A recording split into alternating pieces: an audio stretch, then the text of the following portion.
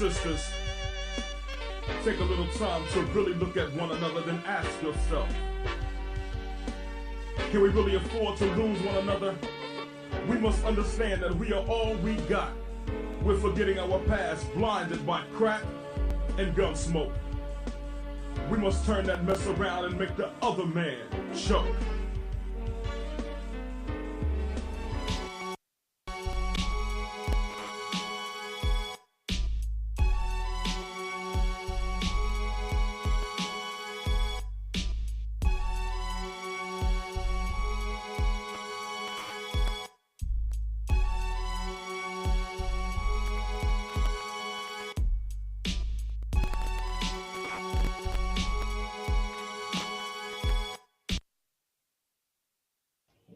I am a genius. My ancestors were geniuses.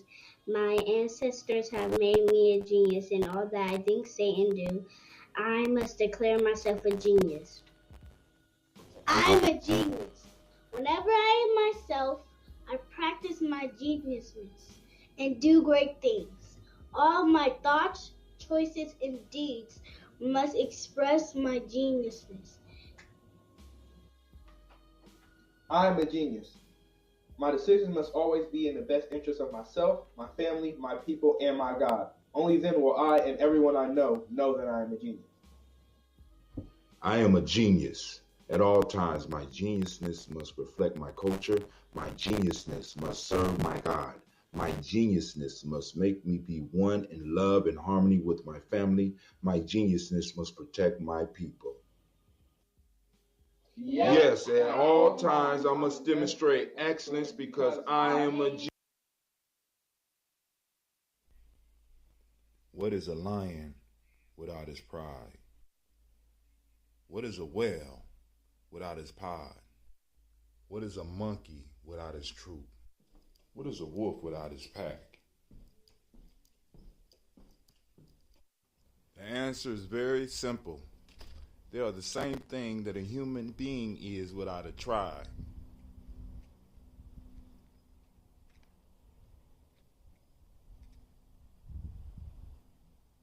Pray.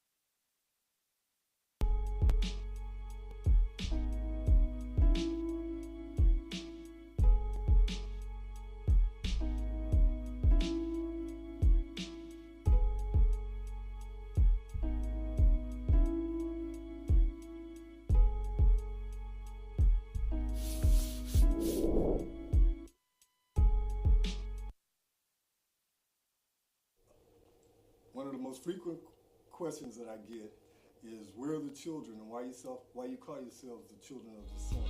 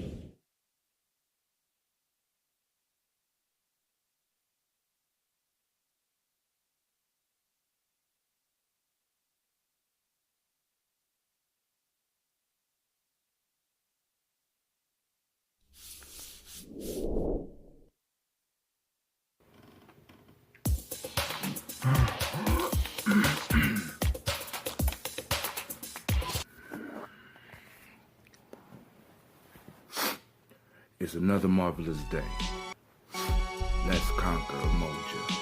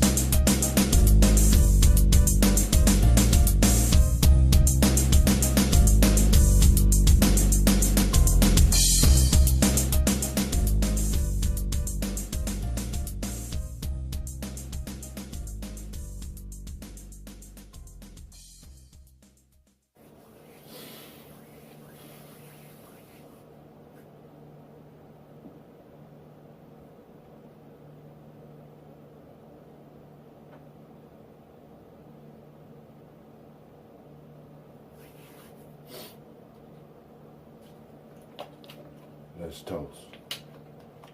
First, we're going to start off with the water.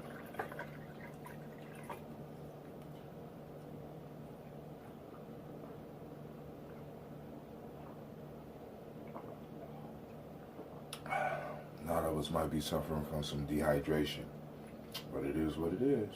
If you're getting with me, regardless of what time you're doing it, do your toast. Whether you got ambrosia or not, do the toast. Drink water with me, okay? Let's do this daily.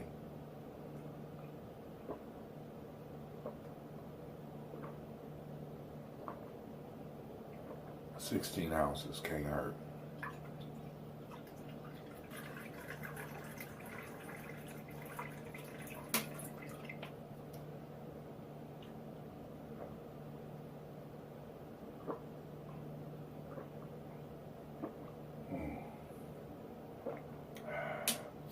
Now we're going to open a bottle. Because I don't think I opened a bottle with y'all toasting on YouTube. So let's do that. I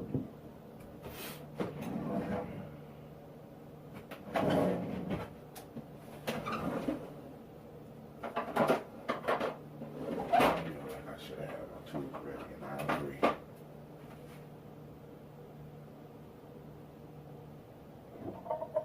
Alright, I got my container underneath, I got my bottle, because I know it's going to be lively.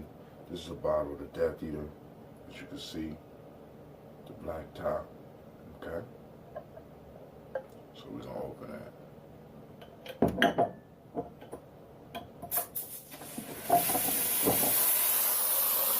Wow. Always have your backup cup. No matter how long I let it sit, a lot of times it still does that.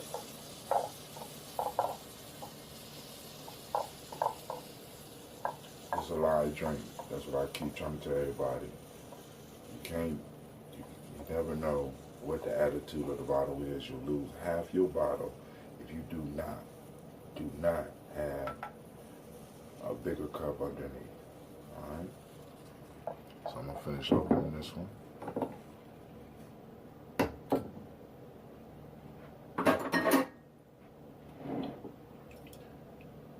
This one is the Death Eater.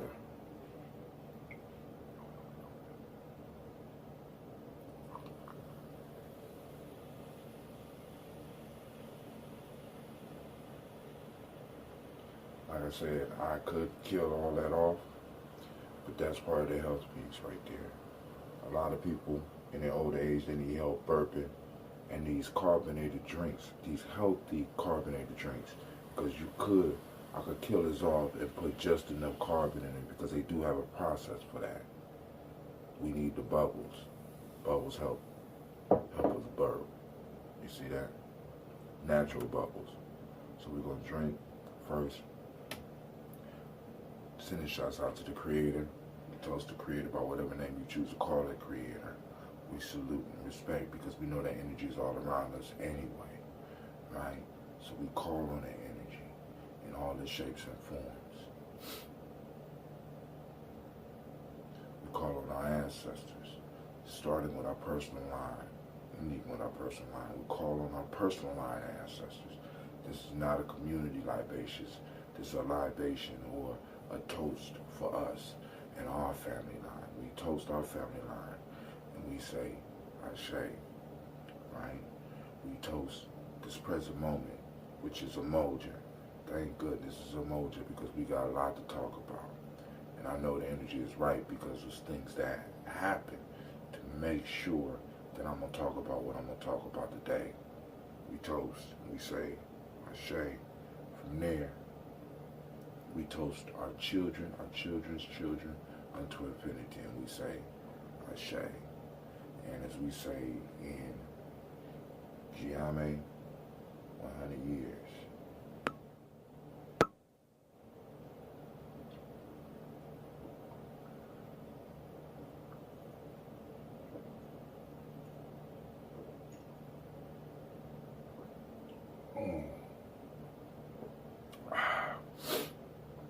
Also, I want you to notice the darker color too. I have to kind of keep these ones in darkness, you know, but these bottles are dark and shaped differently. This is also a thinner glass. I know you probably can't see the difference, but if you look, you can see this one is a little bit more opaque than this one. You can almost see through this one, and it's a little lighter glass. This one is a little bit thicker. You can look at the bottom, it's a little bit thicker.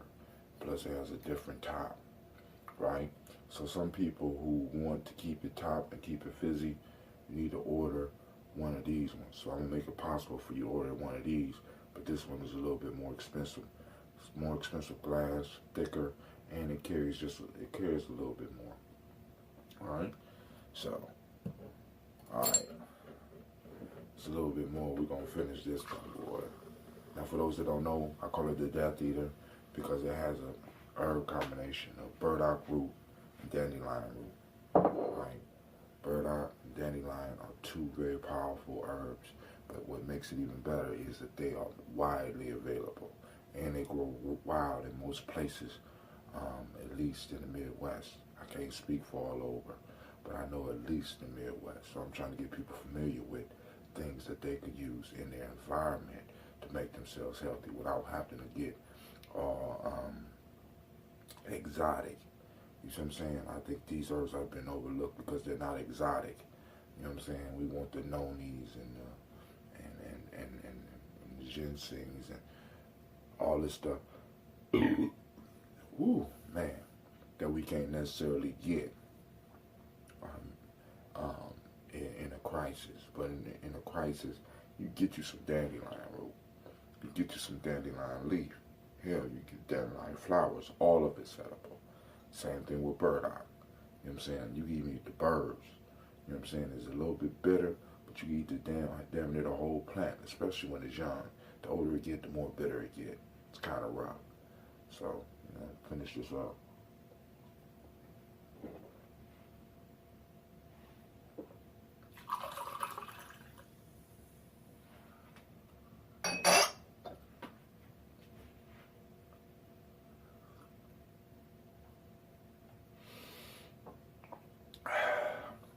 So we got 16 ounces of water and 12 ounces of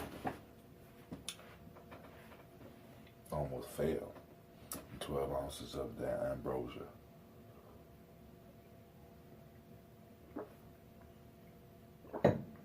Years.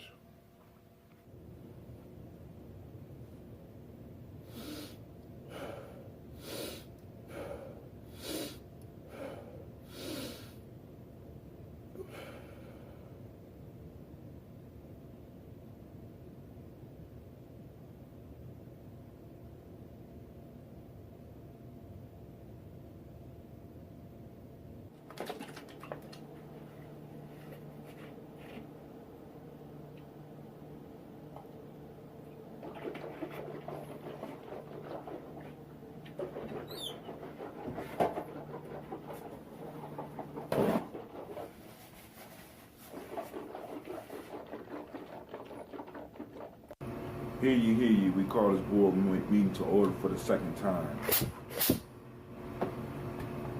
I say the second time because I just finished this tape. My alarm came on and erased the whole goddamn thing, man. I'm upset right now. I'm really mad, man. Because that was I'm at a loss for words. All right, we call this board meeting together to celebrate Umoja, talk about Umoja. Right now, what I'm gonna talk about now. Also, you got to remember that you not only have a mojo on this day, you have truth and you have mentalism. But a lot of the universe is all mental, which we could kind of argue. You know what I'm saying? We kind of argue because it's not. I say it's that life force, and the mental energy can help guide it and shape it and form it. Sort of like if you was Green Lantern with a Green Lantern ring, your ring is your mind, and the universe is the energy that you can form stuff with. You know what I'm saying? Now, let's get to what I'm talking about. Let's talk a little bit about this unity, because in our community there's a lot of disunity. Lot of, you know what I'm saying, and the fact of the matter is that our community has been fractured, right? Our community has been fractured.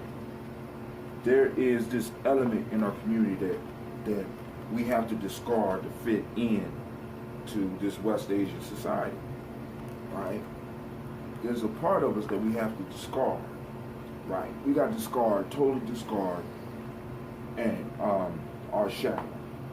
You know what I'm saying? The shadow go by many names, but most of us know it as the nigga, right? In order for us to fit. And a lot of us agree that we need to get rid of the nigga. But I don't necessarily agree. I mean, sometimes the nigga piss me off and I get on my rants and shit. See, because that nigga, that whole negative aspect, the only reason a lot of the practices of the nigga are looked at as negative is because the dominant society, see, let me say this, the dominant society wants us to divorce part of ourselves. Nobody else in history needs to do that.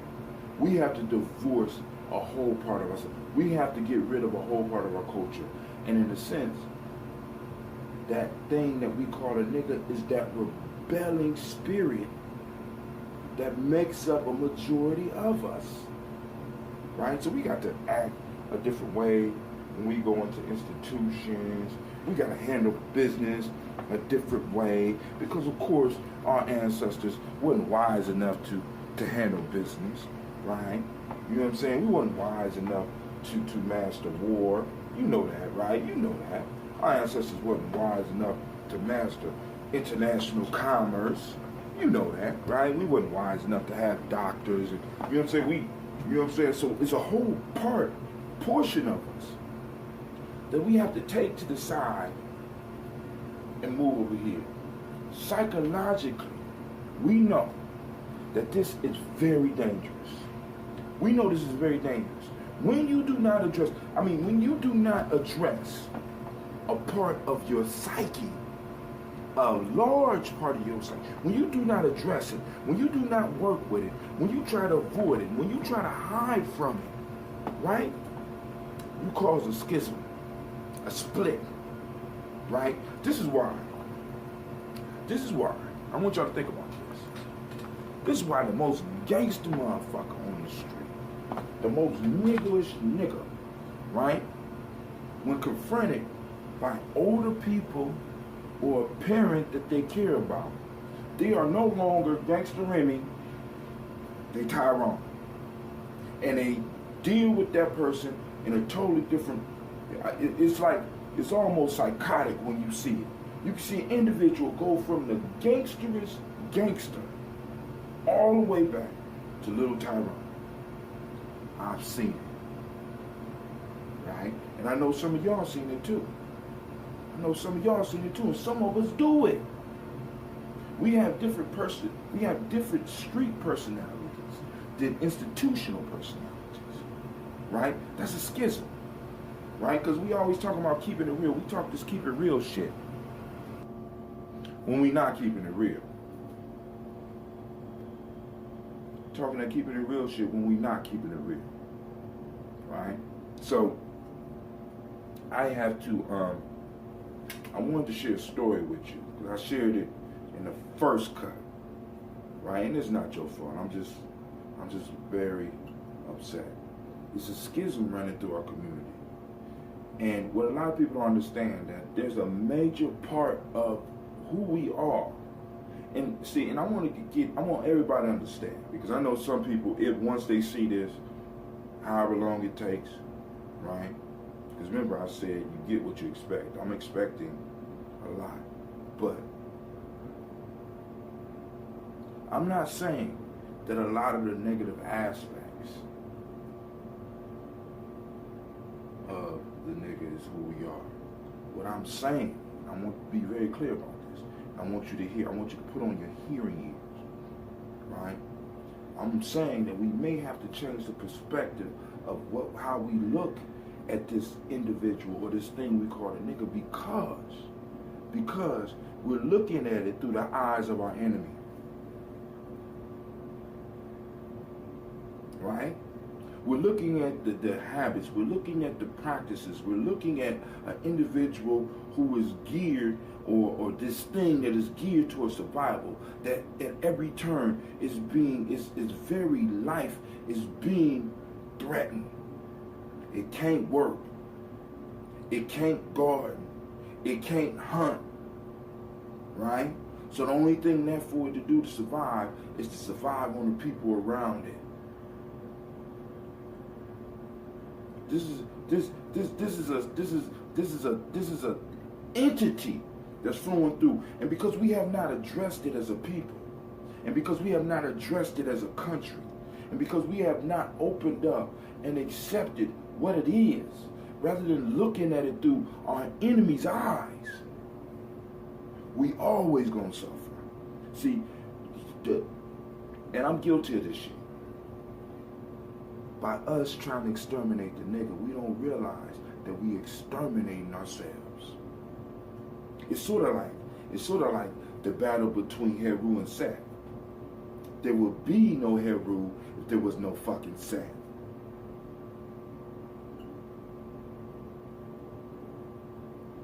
Seth set the whole shit off.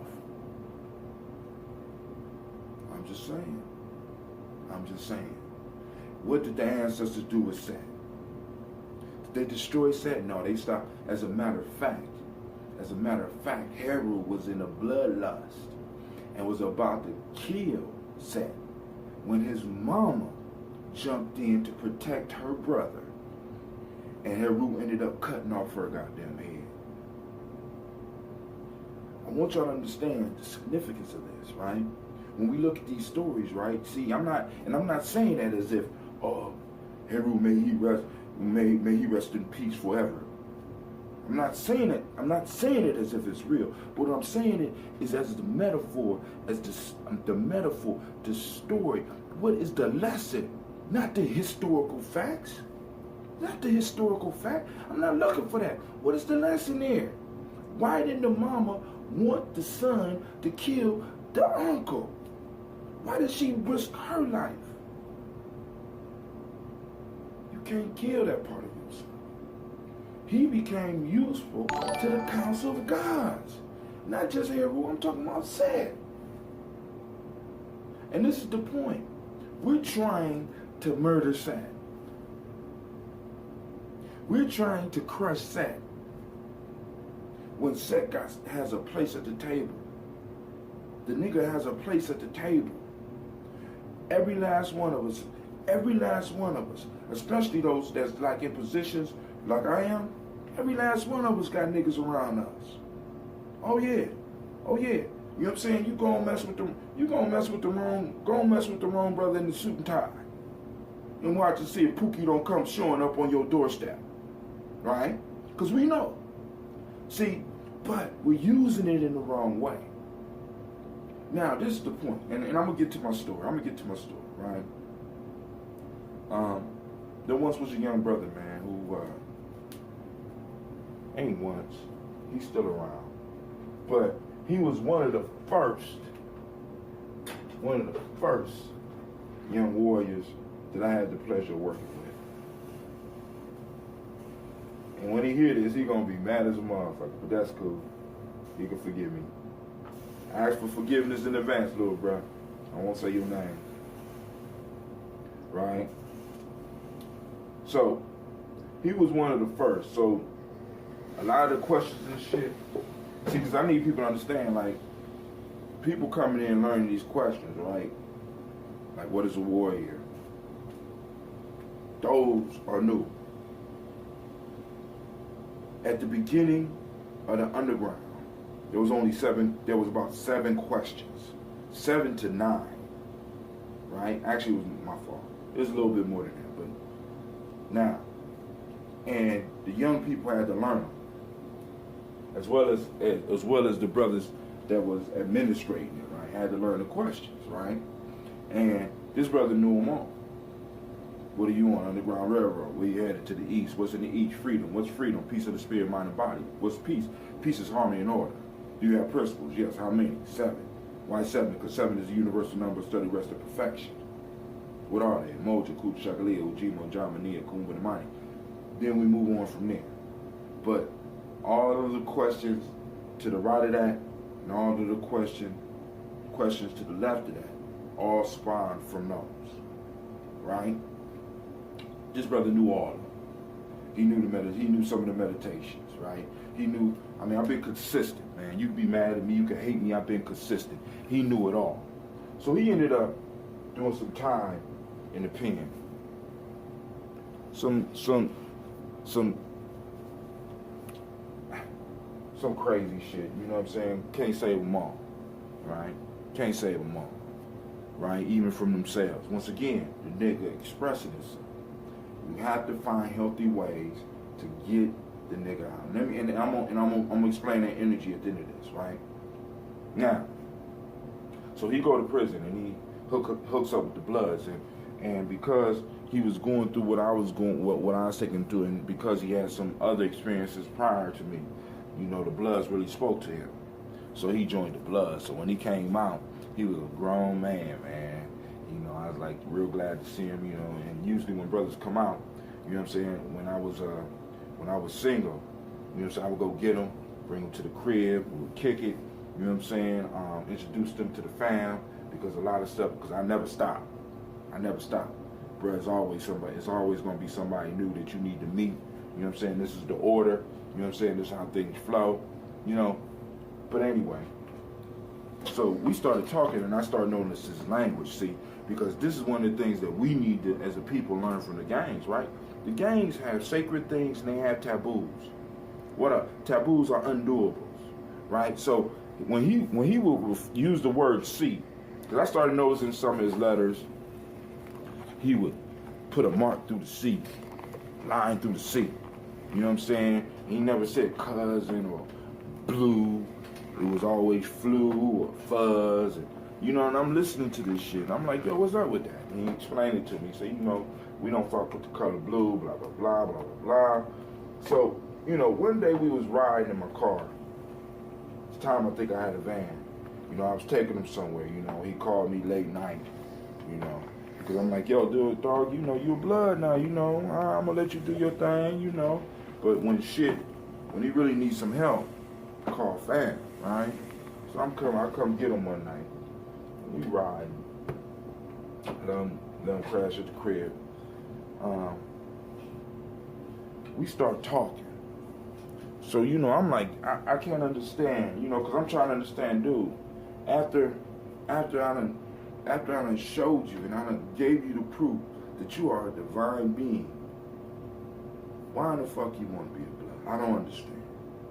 So he started breaking it down, and you know, and I'm like, yo, you know, I'm not trying to proselytize. If it's working for you, all right, I'm cool. But I have one question for you. I said, my brother, you still believe in the crate? Yeah. Still believe in the ancestors? Yeah. All right, cool. All right. if the ancestors and the Creator decided to communicate with you in blue, would you receive the message? Don't fuck with Brother Hatem. Listen, don't fuck with me. Alright? Don't fuck with me. Alright? And he was stunned.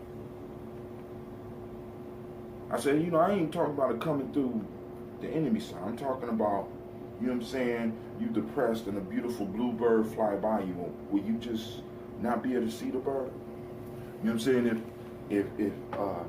If wisdom is lying in a blue book, will you not touch the book? You know what I'm saying?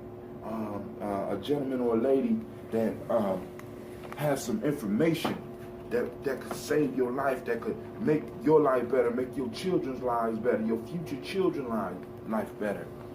Would you neglect it because it was in a blue book? I'm just asking. You know what I'm saying? He said, you know, big brother, I gotta think about that. He went to jail. I got a letter from him, and he discussed the question. Right. So, I won't go into me and his further discussion, but what I'm trying to say is that there's a schism in our community where, and it's being exploited because we all want to belong to something. And there's a lot of things that has been created for us to belong to, that were created for us, that made to look like it was created by us, that are active in our community, that is pulling us all in different directions, which saps the umoja in our community. Because some of our differences are so deep, some of the chasms between our differences are so deep that we can't even hear each other. We can't even see each other. I have erased blue out of my context of existence. I have erased red out of the context of my existence. I have erased Jesus out of the context of my existence. I have erased Haru out of the context of my existence. I have erased Israel out of the context of my existence. I erased Kemet out of the context of my existence. You know what I'm saying? We have taken sides in a battle that will not put money into any of our pockets. We have chosen sides in battles that would not put political power on the table for any of us. We have chosen sides that will not put economic energy into our community, into our families. And we're willing to die. So the lesson on unity is this. Because I'm hearing all these conspiracy theories, and I'm not necessarily, you know what I'm saying, where, you know, in Hollywood, they break the psyche, and in breaking the psyche, they're able to split it into two, and the spirit of the demon is able to inhabit one. They don't need to take black folks through no rituals like that, because we already got a schism. It's between the part of us that wants to be West Asian and then it's a schism. Right? And a lot of us are not realizing that because we are not harnessing this energy, because we're not harnessing Heru, right? Because we're not harnessing Heru, and I'm saying this Heru, because we're not harnessing Heru, because we're not training Heru, Heru is tearing shit up. Right? Set over here having a good time, because Set is winning.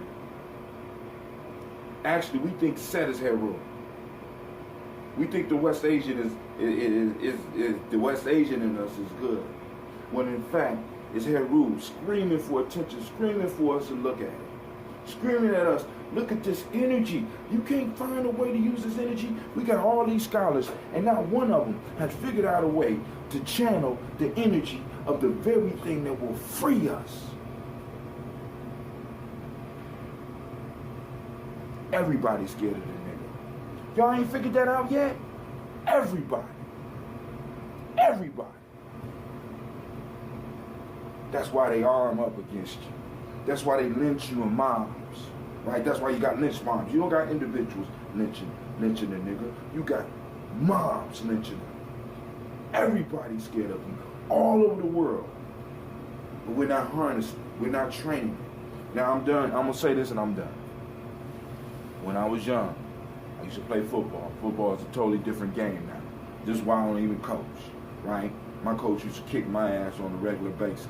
I'm just keeping it all the way real. And I wanted to be on that team so bad, right? I needed, that was my game, right? They took my energy and they harnessed it. And I remember we used to have this thing called the bullpen. I came at the tail end of this. Some of y'all old enough to remember this. Where you would get in the middle of the circle, right? And you would be put into a pen. And the coach would call a number, and that number would come rushing out at you, and you would have to go on and stand your ground up against this dude. I didn't give a damn how big he was, right? They harnessed that aggressive, they harnessed that warrior energy. And those lessons back then have set with me up until now, right? You used to have to use those elbows. When they came at you, you had to use those elbows, right? And that was like once you made it through that, you was part of the team. You was jumped in. There's a lot of shit from these games and from these old school sports dudes that we need to be learning. And there's a reason why all of them have been wiped out. There's a reason. But listen, I'm not going to belabor you, but our unity is dependent upon us unifying within ourselves. Right, and understanding and healing the chasm between Heru and Sam. Between who we want to be in the end. We can't leave this. We can't. We need that energy. That energy will help you with your mathematics. That energy and that grit will help you with your English lessons. It will help you get your doctorate. It will help you maintain your business. It's tearing up because you're ignoring it. When you ignore the shadow acts out. Isn't that what it's supposed to do? This is Brother Hatim, and remember, today is, and I'm out. Thank you for watching the video. I want you to subscribe. Click the bird right there, the fiery bird. And I also have a special video just for you. Right there. And for those that want more information about Gye-Nyame Journey, go to our site. It should be right about there. Peace.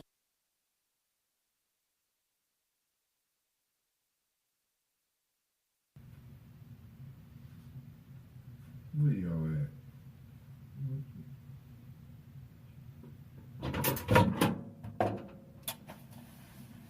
The microwave? For real? The microwave? Just get up. Just wake up. Wake up.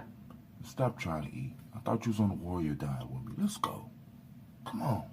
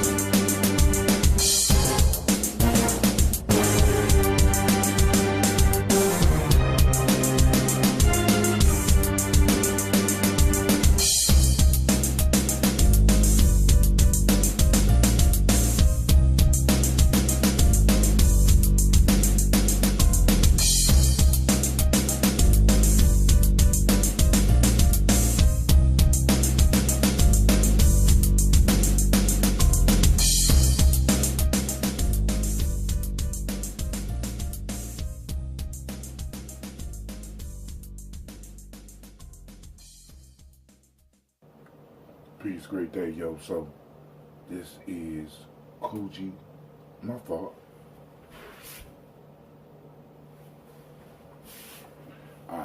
It's Gye Chocolate, great Gye Chocolate to you. Of course, you know we got to jump start today. Get that water in you, yo. Get that water.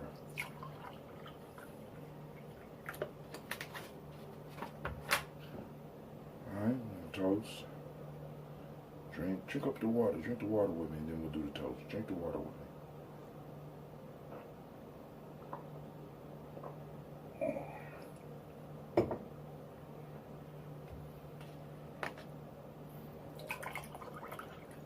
Try to do 16 ounces.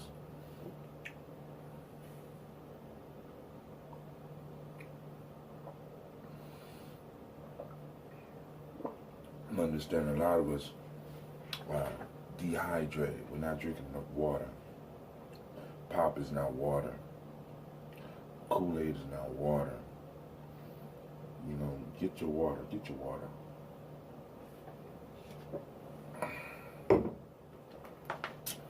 We want to build towards wealth. The basis of all wealth is health. Alright, so we work on it a step at a time. Alright?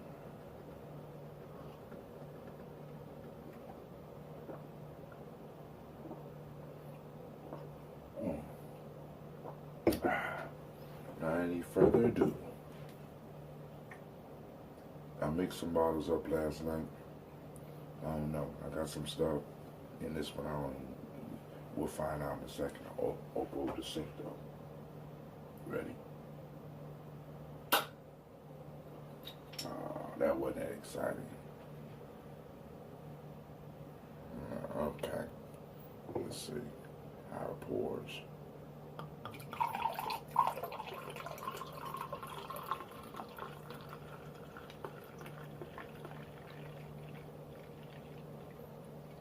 Okay, has some carbonation. It didn't explode. It wasn't that dramatic. I let this one sit for a while. Let's see what it is.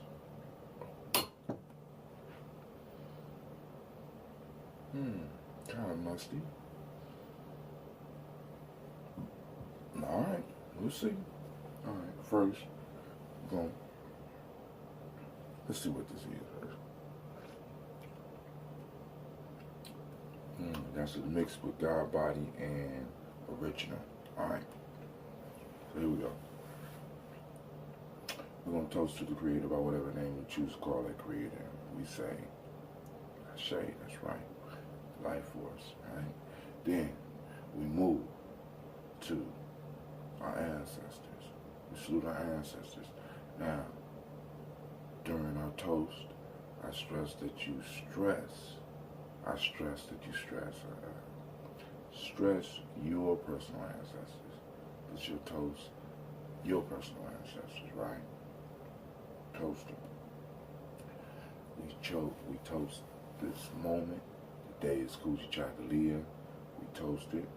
And last but not least, we toast our children, children on to infinity. And we say, Ashe. With that, our toast go 100 years.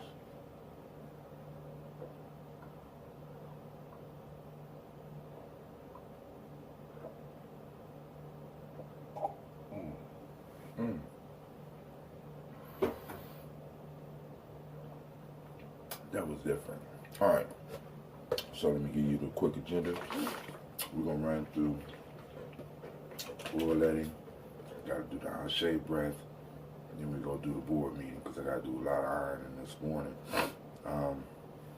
But Gye, oh, my fault. Not only is it just Gye, remember on the list, on the calendar, we have Gye, we have correspondence, which is the Hermetic principle, and we have justice, which is the Maiatic principle, all right?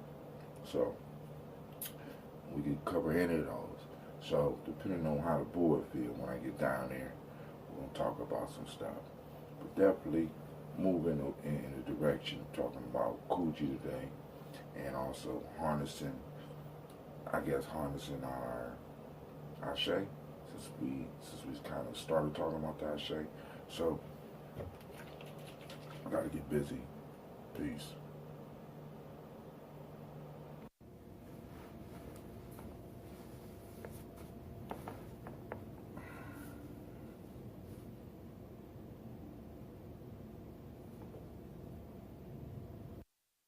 while you're oilating, you don't need to let that time go to waste. You can start cleaning up, you know, do some things like sweeping, mopping, get the kids' food ready, make you some tea, just a whole myriad of things. You ain't just got to sit there and gargle with the coconut oil for 20 minutes. You can do other things while you're waiting.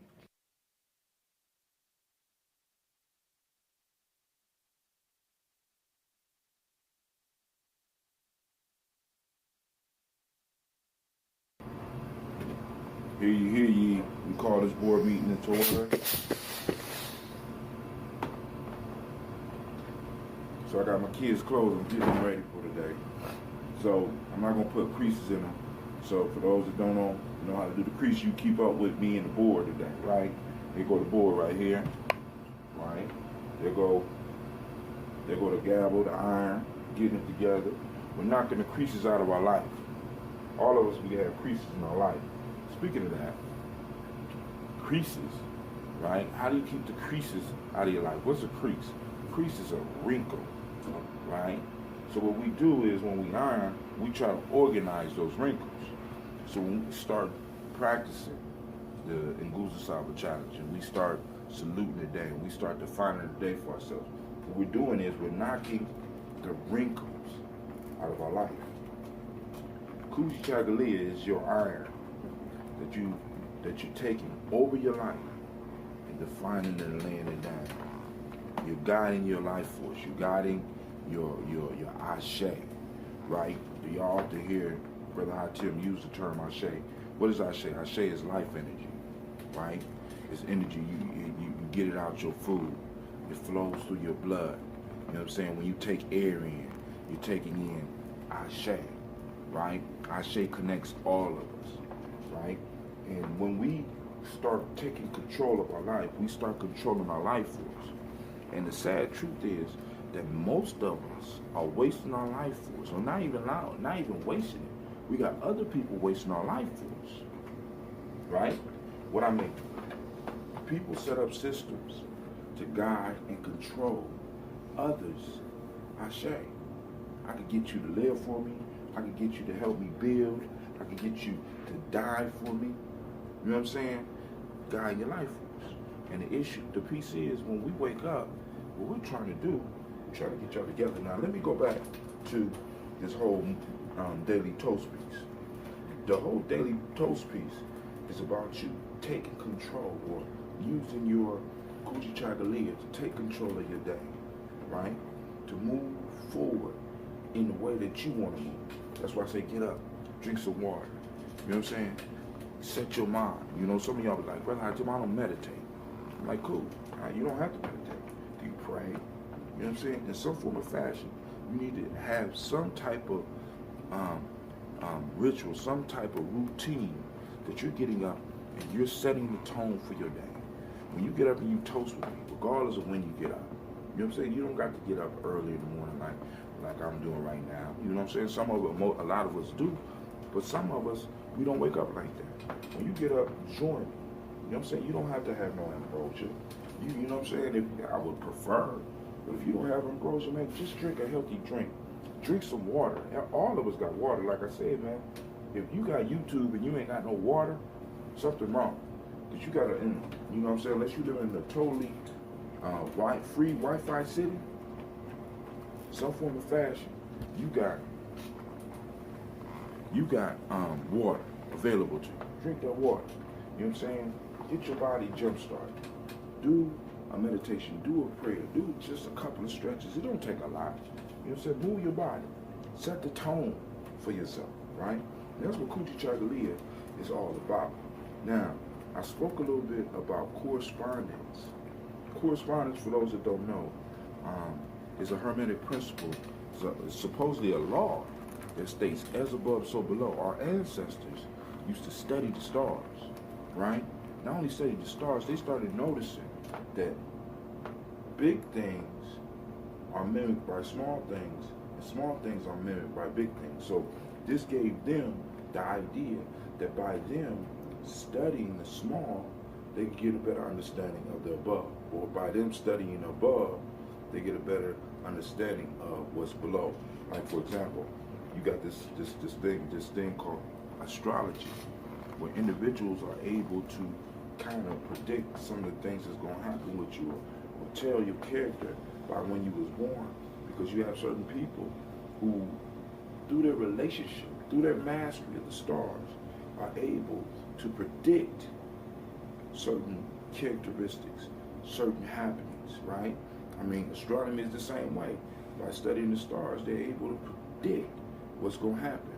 But astronomy stays in the stars. Astrology connects the stars and what's going on here, right? So the piece about correspondence that we need to understand with Coochie Chocolate is that the sun does the same things all the time. The stars out there that's bigger than the sun, because y'all do know a star is bigger than the sun, do the same thing. They have the same orbit. They have the same rituals. And the piece is, you need to set your agenda like the stars. You need to do your thing like the stars. You need to be consistent like the stars. And it's hard, man. I mean, it takes a lot of energy. Getting up early in the morning, getting up earlier than I have to, because I want to make sure that I'm able to put something together for y'all, right? Put something together for us. See, because like I said, I'm legacy building. See, because not only am I setting the tone for my life, one day my kids will see this, right? And hopefully they'll be able to get the lesson that I'm sharing with you, right? I'm not going to belabor the point this morning. I want to thank everybody for tuning in, taking the time, like, subscribe, most importantly, share this, right?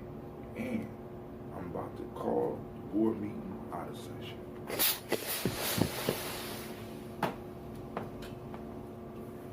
Remember, great days are not had, they're made. Get out and make your day. Make it, right? You set the tone already. You with me right now. Let's go out and let's get it, right? Peace. Thank you for watching the video. I want you to subscribe. Click the bird right there, the fiery bird. And I also have a special video just for you, right there. And for those that want more information about Gye-Nyame Journey, go to our site. It should be right about there. Peace. Man, me and Sasha's getting hyped for Gye-Nyame. Gye-Nyame about to start. It's collecting one of those responsibilities. You're so excited. He's so excited, yeah, because it's Gye-Nyame.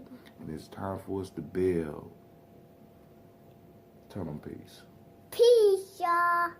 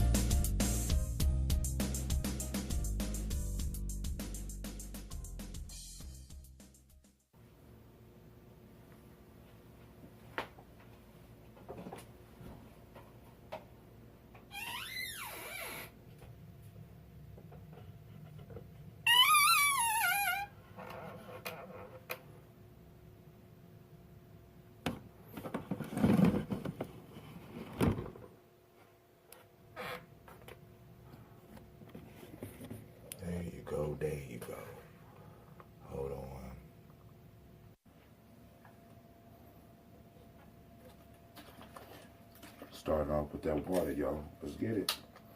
That morning toast. Jumpstart that system.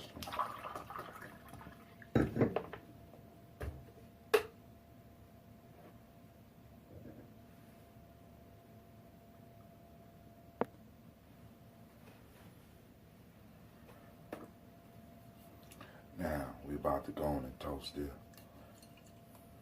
Toast with the ambrosia early in the morning.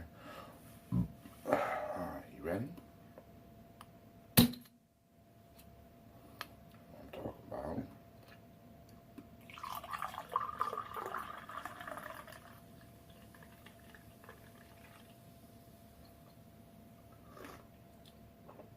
The original. Yes, Lord.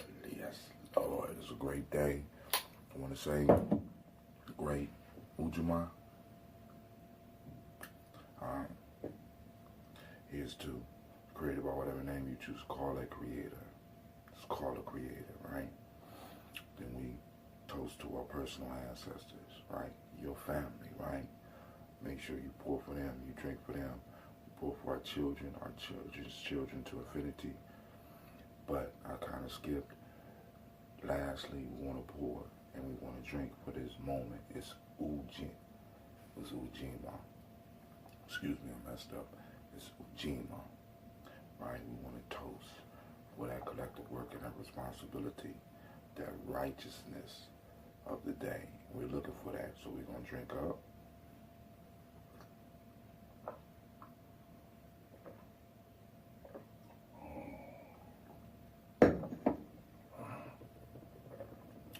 And I know I had to get my one bottle down, y'all. Keep this going as long as we can. We're going to work on the oiletting. Then also we about to do an Ashe breath. Then we're going to go to the board. All right. I want to thank everybody that's been watching. All right. Especially those special little fans that be checking it out. Right. How you do this again?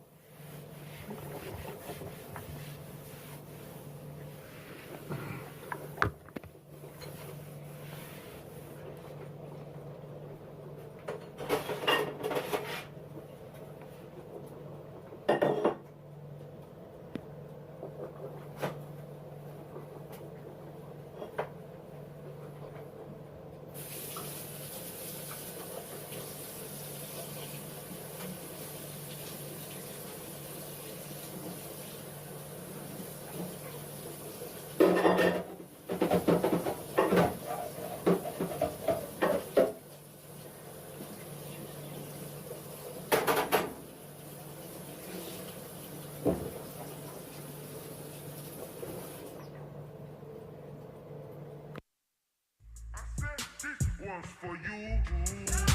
I said this one's for you. I said this one's for you. I said this one's for you.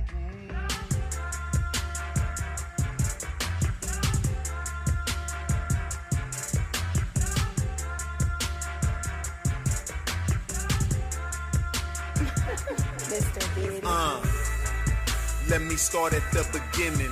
Way before the ratchetness, before they raped our women. Way black in the time. A woman can't come from a man, so she birthed mankind. Through that holy yoni in between her legs, divine. You can't see it from this angle with the Eurocentric mind. You've been trained well, so your future is behind. Take a look around, girl, the truth ain't hard to find. See that white standard of beauty got you bleaching your mind. For 400 years they said you was ugly, but you're fine. Shit, more than fine. Got a beauty they can't match even. Brains too strong and wise like Queen Sheba. Most can't deal with your strength, that's why they steal. Peace is Ujima, and I'm calling this board meeting into session.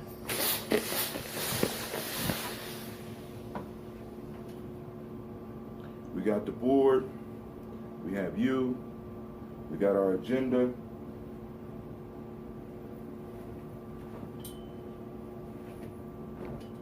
All right, take 3. Good grief.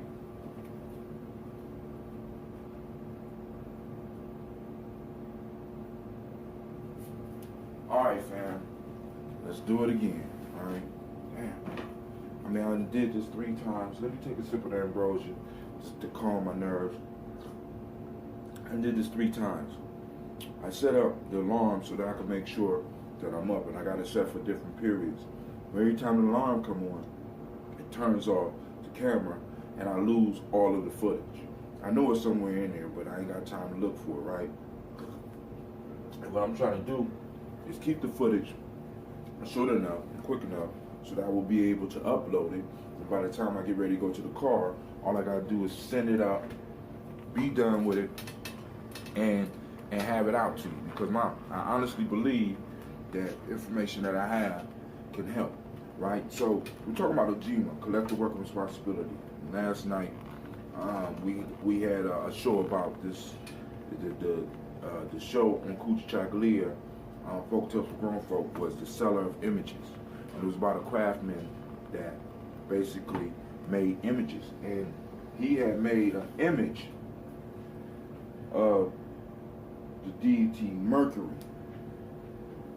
But when it wasn't selling, right, he went out to the market and started yelling and telling people that he had made an image of a benefactor that would make them wealthy.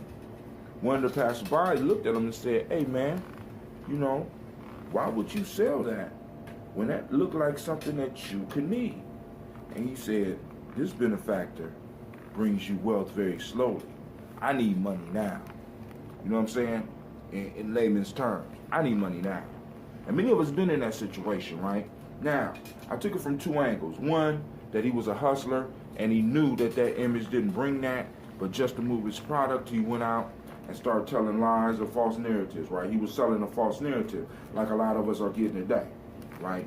But the point I want to focus on this morning, because I want to bring it around to you being part of a generational people, us being generational people, is that let's just take for this conversation that he honestly believed.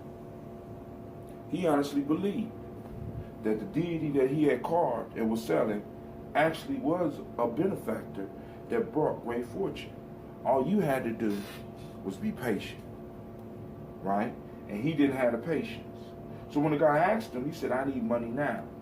That still reminds me of a lot of us.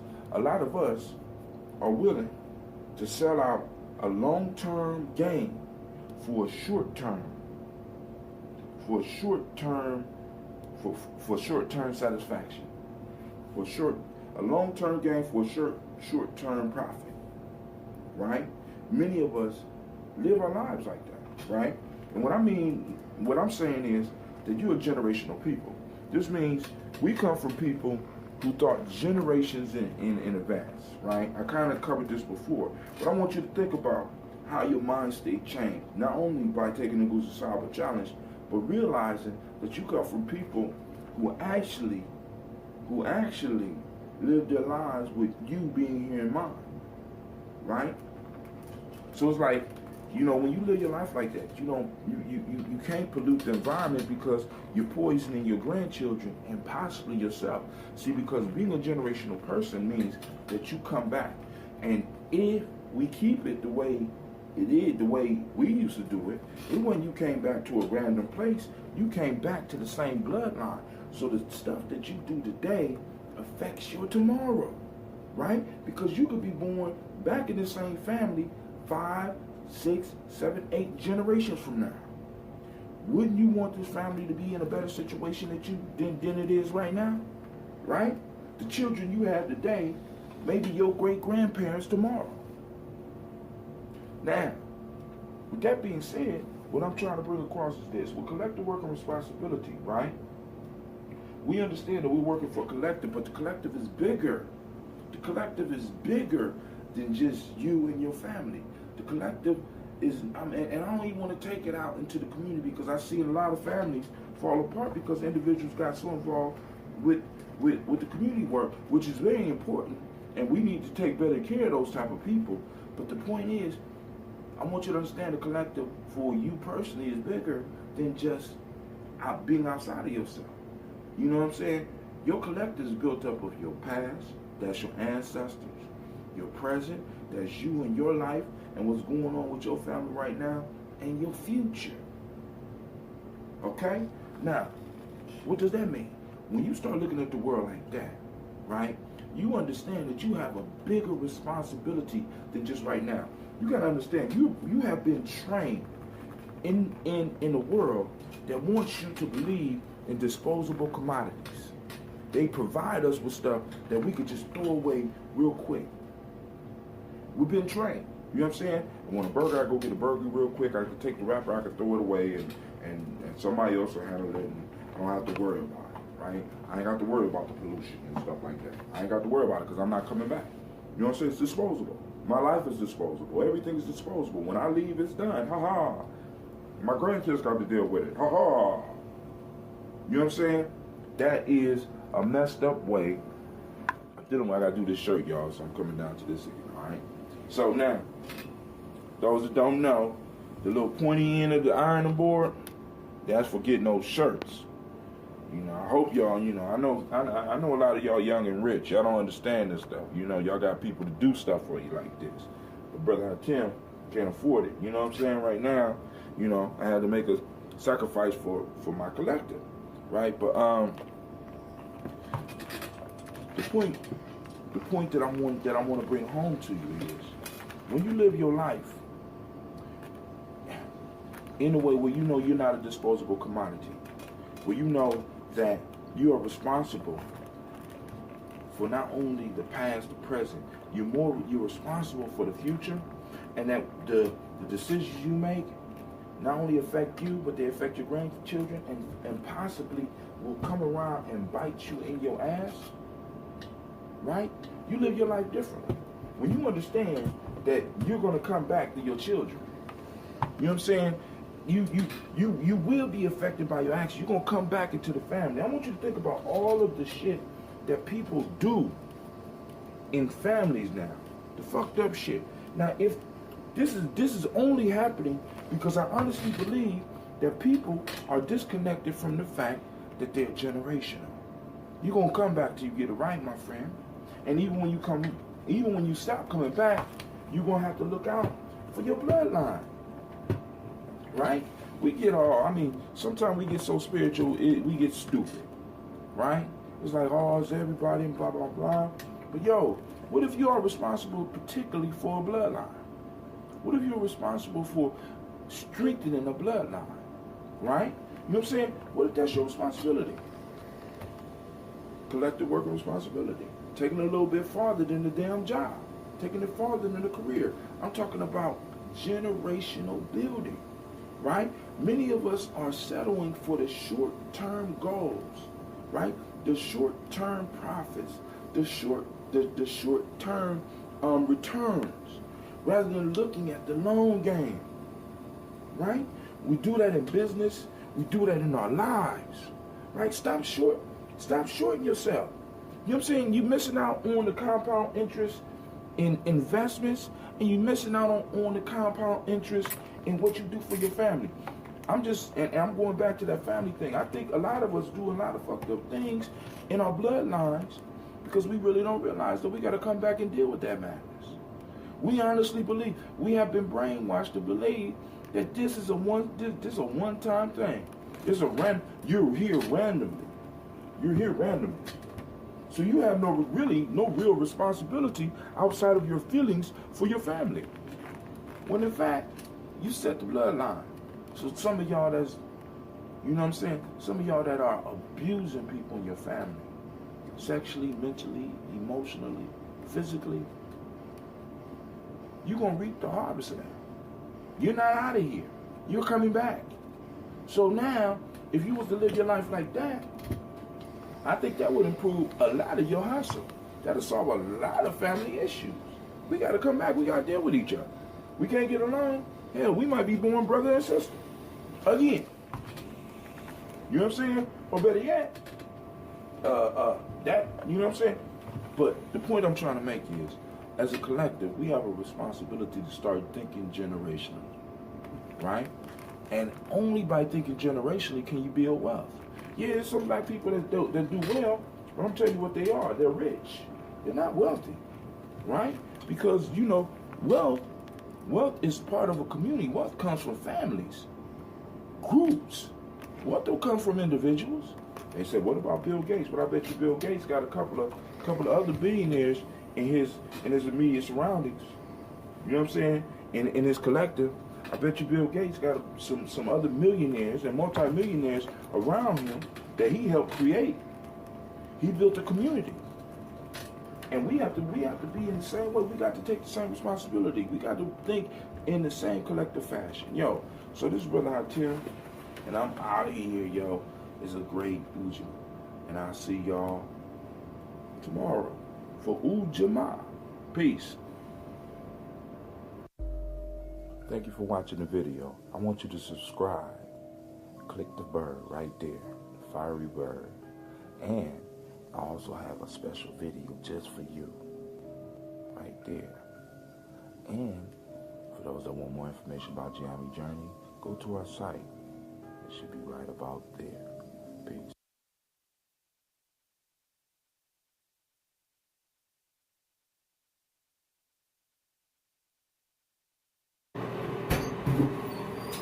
What you doing in here? Come on, get up. It's time to toast, man. Look, I got the package. We're going to open this today, man. I'm so excited. Come on, let's go. Hurry up.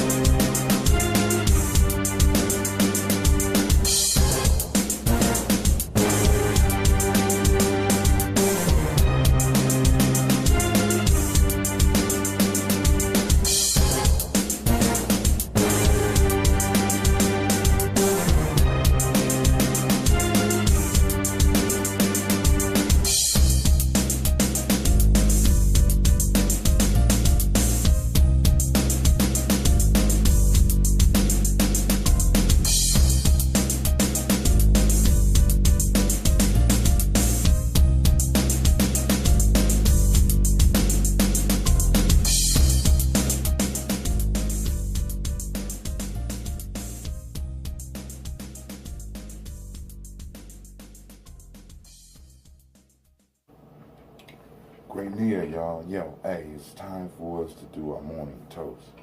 I'm so excited today because I got my book, Freedom Within Limits, and I'm going to open this on purpose. I like that. I'm going to open this on purpose. We're on purpose today. We're going to have an excellent conversation. But first, we got to start the day. Of course, y'all know we start with the water. Y'all see it going into the glass. So jumpstart that day, y'all.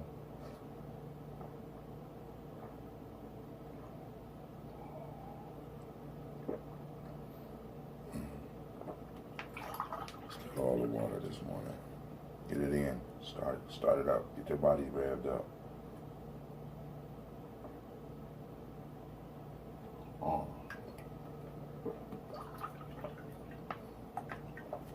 Come on, drink it all. Drink it all. Come on. It's only 16 ounces.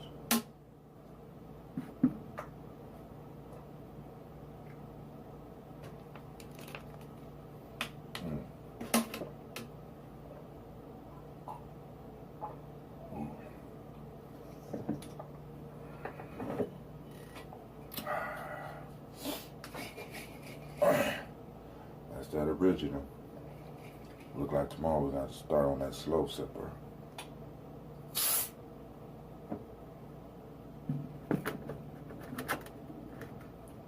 I want y'all to see it.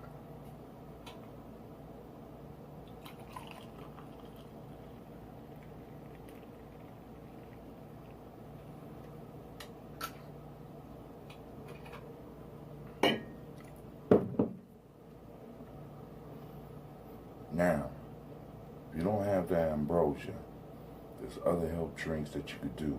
Let's start the day off with putting something powerful in our body, okay? So first, we're going to toast the Creator, or whatever name you choose to call the Creator, right? Whatever makes you comfortable. Just call the Creator. We know that energy is around us. We're asking that energy to be active in our lives on this day of Nia. Now, we're going to toast our ancestors, right? Our personal ancestors, our grandmothers and our grandfathers, great-grandmothers, our great-grandfathers, our aunts, our uncles, and our friends. Yesterday was the anniversary of one of my best friends that passed away. So, today, toasting John Fallard, shouts out, brother. Now we're going to toast this present moment, which is Nia. We're going to drink for that Nia, or pour, you know what I'm saying? Because this is a libation, but instead of pouring it out, we're pouring it in. And last but not least, we are toasting our children, our children's children unto infinity. Go and enjoy your drink.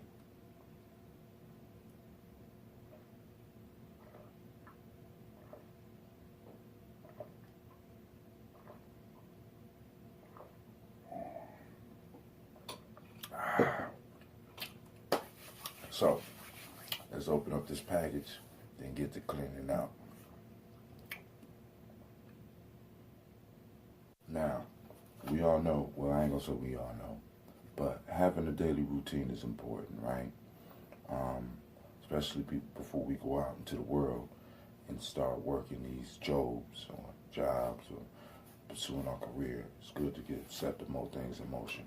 So what I want to do today is share with you something that I've been working on for about 2 years now. And it's a book that I compiled. I took a lot of blogs and I put a book together, right? Some new material, some old material. So we're going to open it and see how it feels and how it looks.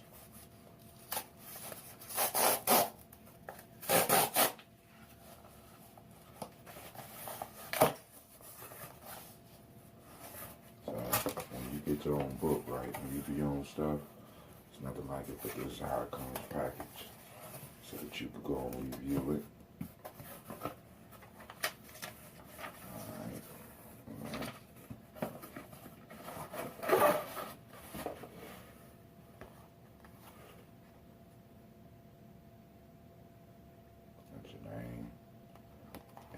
it's nothing like looking at your name, right?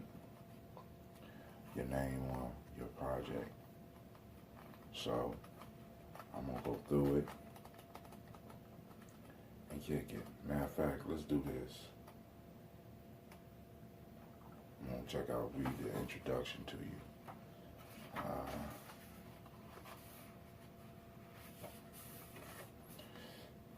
This project took on a life of its own. I had no plan to publish, but who am I to know what the universe has in store for us on our personal journey? It is hard to believe that all this began as a challenge from a fellow poet. I was hosting a poetry show on the north side of Columbus in a cafe called New Harvest. We started the show in basically the same way I created this book. We formed a poet circle that met every Wednesday night and shared our work with each other and whoever would listen. We attracted poets from all over, and one of them was a sister named Tiff. It just so happened that Tiff participated in a writer workshop and other circles. She presented me with a challenge to write a haiku a day for 30 days. At first I was scared, but I figured I'd give it a try. 30 days turned into 60, and 60 into 120, on till I compiled enough to put this book together. It is funny how everything seems to work together, because at the same time that I started this journey with haiku, I also began using Twitter. The short form of haiku appeared to be perfect for Twitter, so I would share what I was writing on. Unfortunately, I got no notice, but this did not stop me. The more I used the haiku, the more I began to see the freedom that the 3 lines actually gave me. I began to use the form to express all types of thoughts that occurred to me. Those thoughts began to take life in my blog, and for a while, each of my blogs contained a haiku, or haiku. I took the ancient form and became proficient at it. I am far from mastery of the style, but I applied enough time to it to call myself a novice. It is incredible how 3 lines and 17 syllables can give you an infinite amount of material to write about, and I figured that was the lesson. A person is not defined by their limits unless they accept them as the fact. We become great when we take what we have and shape it into the things that we need to prosper in this world. The limits of haiku and kujichagulia that I applied to my writing opened up a whole new world for me. The craziest part about this book is that I threw away and lost more haiku than I was able to publish. This book came from a need that I had to express myself in my own unique way. I hope that those that read this work will find inspiration, humor, and mistakes, so that you can see that we all are works in progress. I hope that I move you to give yourself a mission to reach for and accomplish your goals, no matter what they are. Now I need to be honest with you as well. I also published this book to raise funds. I believe you cannot become wealthy if you rely on one stream of income. I'm working toward building 7 streams of income, and hopefully those streams will not only be able to fund me, but fund the organization that I have. I pledge that 50% of all the money that is spent to purchase this ebook will go to Gye-Nyame Tribe, an organization that I have invested my time, blood, and sweat and tears into. This organization is community-based and focused on nation building and teaching others to nation build through their service to others. Gye-Nyame Tribe is my baby, where I locally try to provide activities to fill in the empty spaces in our members' lives. Through Gye-Nyame Tribe, we provide study groups, martial arts classes, camping trips, and etc. to all those involved in the fam. The goal that I have now is to be able to take some of the young people and adults to Ghana. So understand, when you support the journey, you are supporting much more than a little hot Tim. I feel that I have a nation on my back, and if I don't strive every day to do something to build it, I have failed my children. Peace in 100 years. So, that's the book.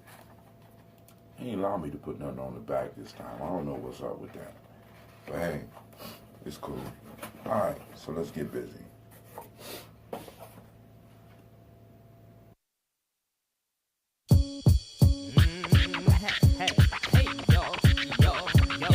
Beware the six-pack coming down your track like that.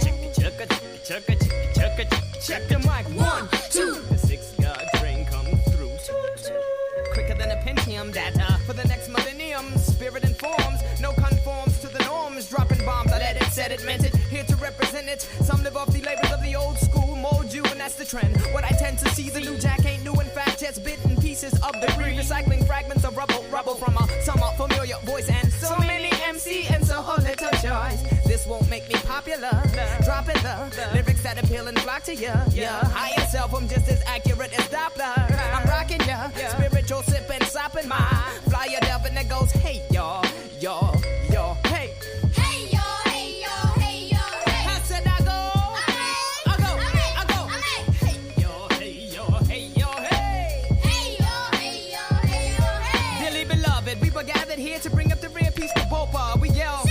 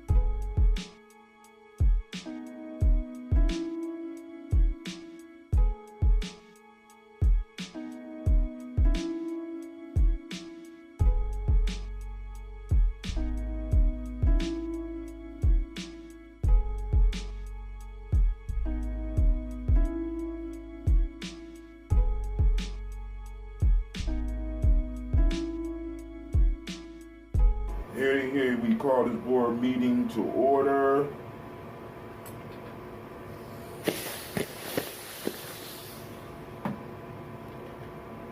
We have our points to discuss. We have our matters on the board. Present to the board. We're gonna go creaseless today for the kids. Of course, I'm putting creases in mine. You know, well, actually, maybe I'm gonna do creases. We're gonna do creases for the kids. All right. So now, here we go. It is Nia, man. And I'm so excited because I got to look at my book. I'm gonna get to carry it around with me. I get to hold it. There's nothing like being able to hold something that came from you, create. You know what I'm saying? That you created, that you gave birth to. There's nothing like it. You know what I'm saying? I encourage everybody to get out there and do it. But one of the things that popped up to me last night is because one of the numbers that come up for Nia, right? Of course, you got purpose, Nia's purpose, truth, justice, righteousness, reciprocity, balance. Today is balance. But also a number that come up for Nia is the number 5. Woo, excuse me. The number 5. What's up with the number 5? 5 for us in Gye-Nyame means freedom, right? Freedom, right? And in order to truly be free, you have to be living on purpose. That's the only way that you can actually move and be free. Because that don't matter, that is not dependent. You moving on purpose is not dependent on your environment, right? When you live on purpose, it gives you the ability to actually exist in a state of freedom, even if the environment is horrible. When you set a purpose to what you're doing, you know what I'm saying? You you provide the fuel for your freedom. You know what I'm saying? So it don't matter what condition you in, it don't matter where you at, long as you set that purpose, right? And we all have an opportunity to do that. We all have an opportunity to start setting a purpose. Now, I ran through the day just a little bit different. I shared a quick glimpse of the Ashe breath, the Gye-Nyame salutation. You know what I'm saying? I showed a little bit of that. None of that is top secret. Like I tell y'all all the time, I appropriate shit. Other people appropriate shit from my people, so I don't mind appropriating from others. But the point that I'm trying to show you is, I set a purpose to my day. You know what I'm saying? I set out to have a great day every day. So in some form or fashion, when I get up in the morning or when I wake up, or when you wake up, set your day. By you checking in with me in a sense and doing a toast, you're setting the day, right? You're setting up the day. You're setting a purpose to your day. You rose, you got up, you drunk, you jump-started your body, you saluted your ancestors, you set a purpose to your day, right? You know what I'm saying? When you pouring, when we sipping, right? When we sipping for the Creator, that energy that's all around us. I mean, I ain't got to walk you through the steps because we just did it, but the point I'm trying to say is that you're laying out a purpose, right? You have an opportunity to continue that day in that vibe, right? Boom. We woke up to salute the day. We woke up to remember what the day meant. Purpose. Now, what are you going to do with the rest of the day? What are you going to do with the rest of your process? So I showed you how I try to set my tone, right? So that when I go and I'm dealing with people, I'm coming from a centered place. And I try to keep the center as long as I possibly can. And believe you me, it's hard, right? You know what I'm saying? But the point is, I set the purpose. Now, I might not make it all the way through the day centered, but at least I started my day with that in my mind. I set it as a purpose. And you don't always have to accomplish the goal, right? The piece is that you are on the journey. That's why we say Gye-Nyame journey, right? You're on the journey. You know what I'm saying? Because fear is always going to pop up. Fear none. You know what I'm saying? That shit sound good. But hey, we all have experiences where some fear come, right? Fear none, unless God. You know what I'm saying? Hey, it sounds good, but it's a purpose. It's an idea, right? And it gives you something to move towards every day. Every day. You got to start it off by setting the tone, by setting the purpose. What is the reason for you rising this morning? I got up a little bit earlier today because I was excited about getting down here and doing this, right? Getting down here and putting this together. Getting down here and opening my book. I set a purpose, and when I set the purpose, getting up early in the morning wasn't an issue. It wasn't an issue.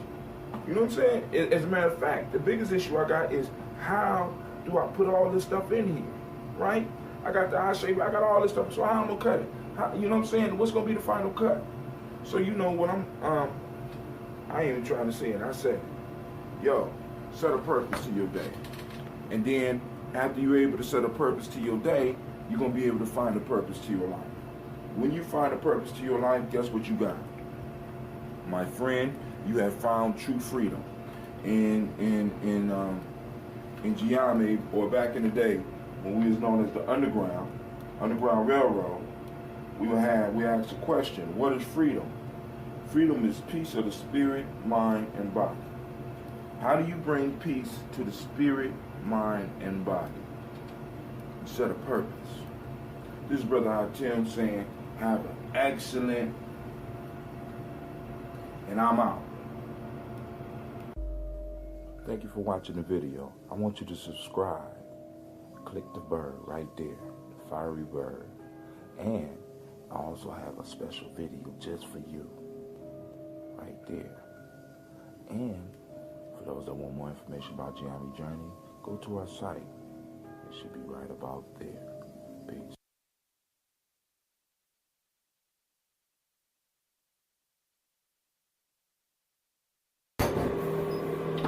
There you go, sitting in the mirror looking at yourself. Hey, check this out. We are on, that's right, Imani, man. Hey, we're going to go a little bit deeper today with the anchors. but I gotta hurry up because my kid's about to wake up. So let's get it together. Let's move, all right? I see you.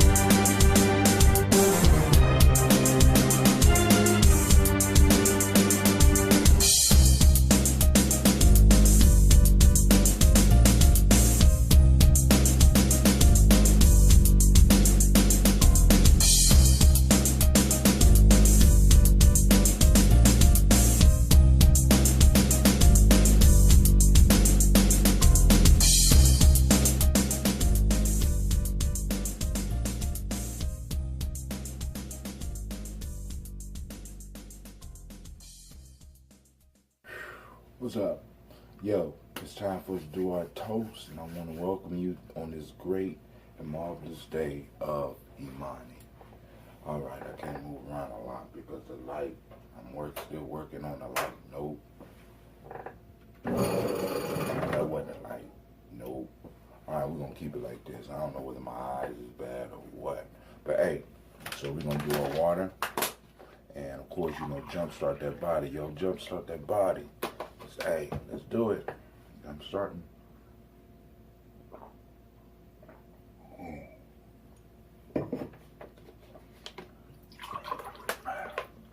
Woke up, my throat felt like I had sandpaper in it. Man.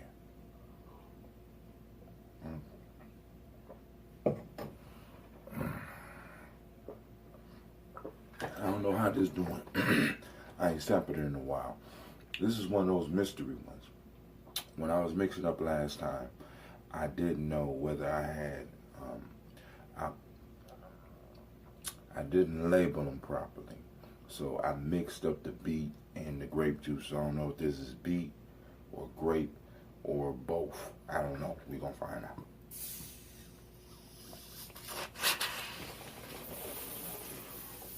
But we know it's alive. Man, all right. That's what I get for shaking it up. All right. All right. Let me. Wow. All right. We know it's alive, so that's key. Because when we're doing these drinks in the morning, I want us to drink life. So find something in your world that is alive and healthy for you to drink, right? Because all drinks don't have to just be dead liquid. You know what I'm saying? Bring life to you. All right? It's been fermenting for a while, so this is, you know, it's going to be new for me like it's going to be new for you. Oh my. I taste the beet. But the strange thing about beet is that beet is the sweetest vegetable. A lot of people don't know that. A lot of sugars that y'all eating right now come from beet sugar. Look at your ingredients. Beet is very sweet. Kind of surprises people. Oh. Let me fill it back up. I just wanted to sample it first. All right.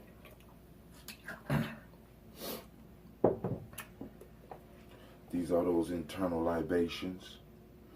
So we're going to pour, of course, we're going to pour. Let me see something real quick.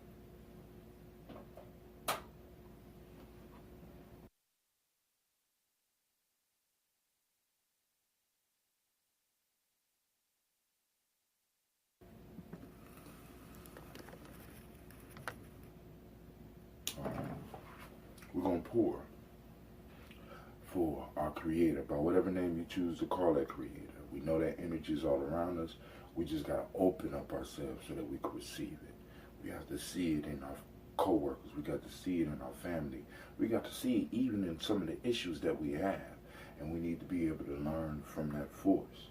So we call on the creative force. We call on the Creator of all things, that dwells in all things, and we salute that. We call on our ancestors. In general, we call on our personal ancestors, because all the other ancestors have people pulling for them. Call on your great-grandmother and your great-grandfather. Call on your uncles and your aunts. Call on those people that you had experience with in life that passed away. Let's drink for them, right? Let's pour for them, right? Let's move toward health and success for them. Let's make this struggle enjoyable for them, right? And let's make our enemies suffer for them. I know some of y'all gonna hate me for that one, but hey, it is what it is.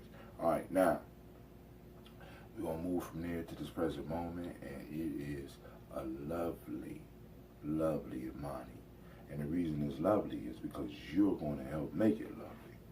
I think that's too much light. How's that? All right, now I think I like it better. Now, last but not least, we're going to pour for our children, or drink for our children, our children's children, on to infinity.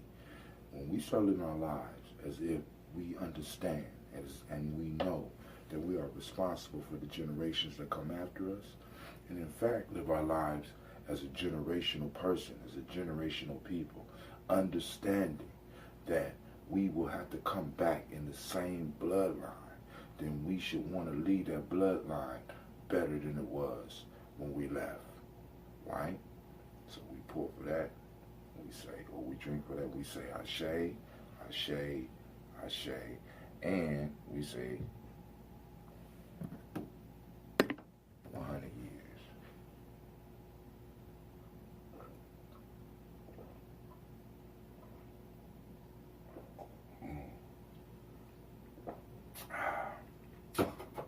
All right, so let me share a quick experience with you, and then we're going to move on, right? So I went to go visit one of the listeners to the show. They sponsored, how can I put it?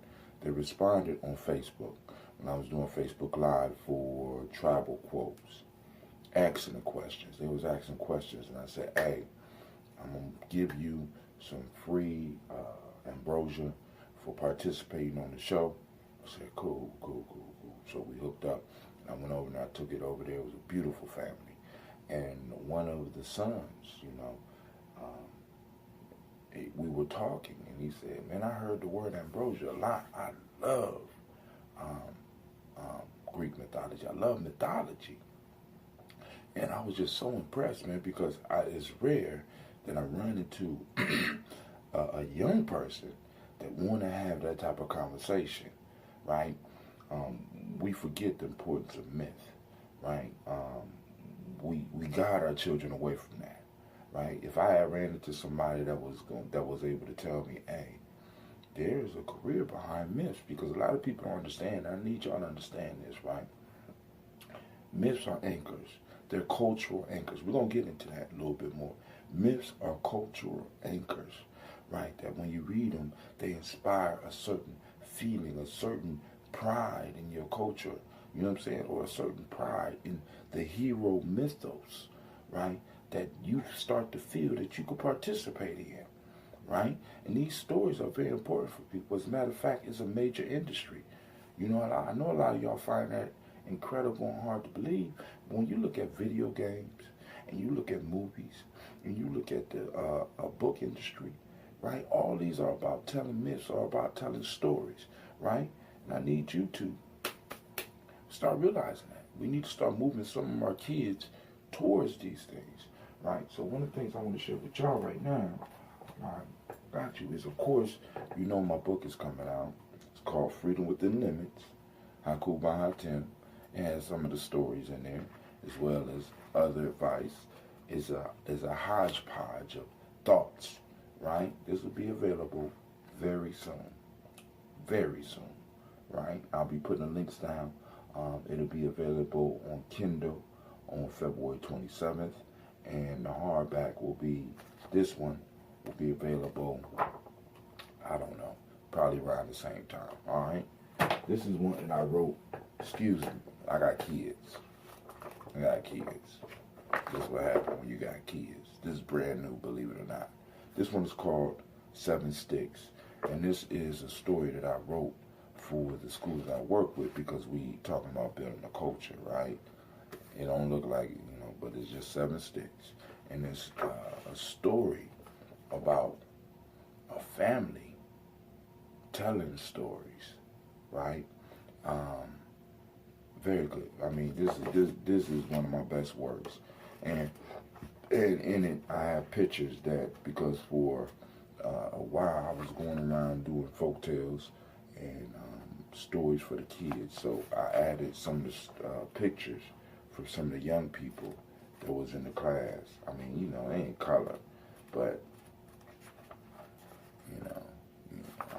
I want the kids to feel that the stories belong to them. So when I told the stories, after I told the stories, I would give them time to draw the pictures, and we compiled the book. I just ain't got permission to sell it yet, because this is a fundraiser for the school. But as soon as I have permission, this will be available.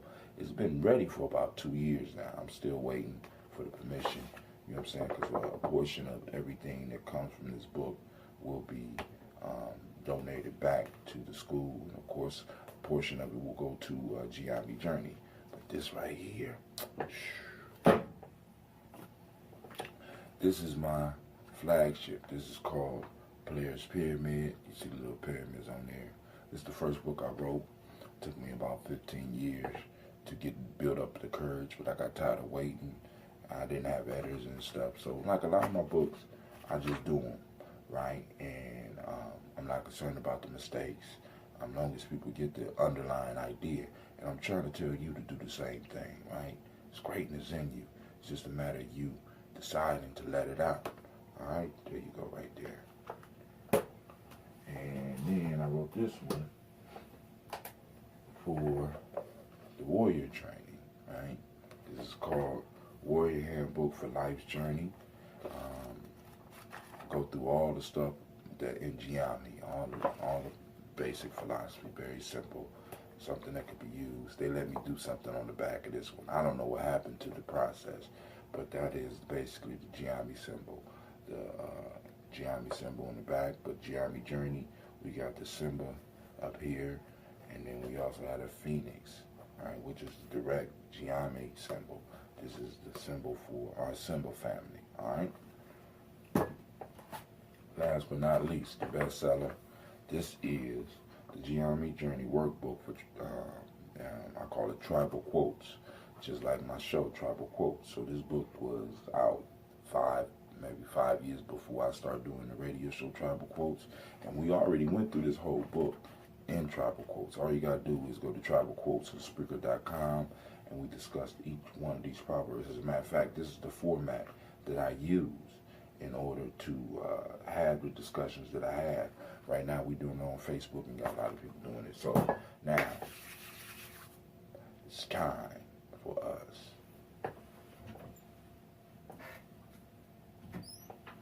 to finish our daily ritual. Those that know, I'm oil-letting. And like I said, now, this is pulling out supposedly a lot of poisons out of my body. I'm putting poisons back in, you know. And plus, I'm on the warrior diet, so I'm going to do a special one on that. For those that don't know, the warrior diet is you eat during a certain period of the day. You don't eat all day. You eat during a certain period. And the philosophy behind that is, if our ancestors were not able to eat 3 times a day, what makes us think that eating 3 times a day is normal, right? I'm dealing from the standpoint that eating 3 times a day is not normal, right? Why do you say that, Hatem? If we go back 100 years, if we go back 150 years, right, when people may have lived longer, may have been healthier and stuff like that, we don't know because we wasn't there. But human beings were not designed to sit around and just eat. we had to get out and get it, right? Even to eat, we had to get out and get it. So this means there was a long preparation time for the food. So oftentimes, we would have to wait long periods of time before we ate. So what what I'm saying with the warrior diet is, let's take a specific time during the day where that's when we eat. You could do like a 4-hour period, right? So rather than eating 3 times during the day, you could eat 3 times within that 4-hour period, right? So if you go all day, like right now, I don't start eating till 5 p.m. So that means no breakfast, no lunch, then I have a dinner. What I started finding out is that I'm not pigging out at that time. You know, yesterday, I ate a couple of slices of pizza and some grapes. You know what I'm saying? And I'm going to make it through the day on that. But right now, what I'm working on is oil letting. Now, I had some issues where my mouth was sore. I had toothache. And I started doing this. I ain't feeling it no more. You just take some oil, about a tablespoon. I'm just going to sip. Can't do it and talk, though. Forgot. All right. I do it for about 20 minutes and allow this to extract the poisons up out of my mouth, right? And it brings the poison from supposedly all parts of your body. So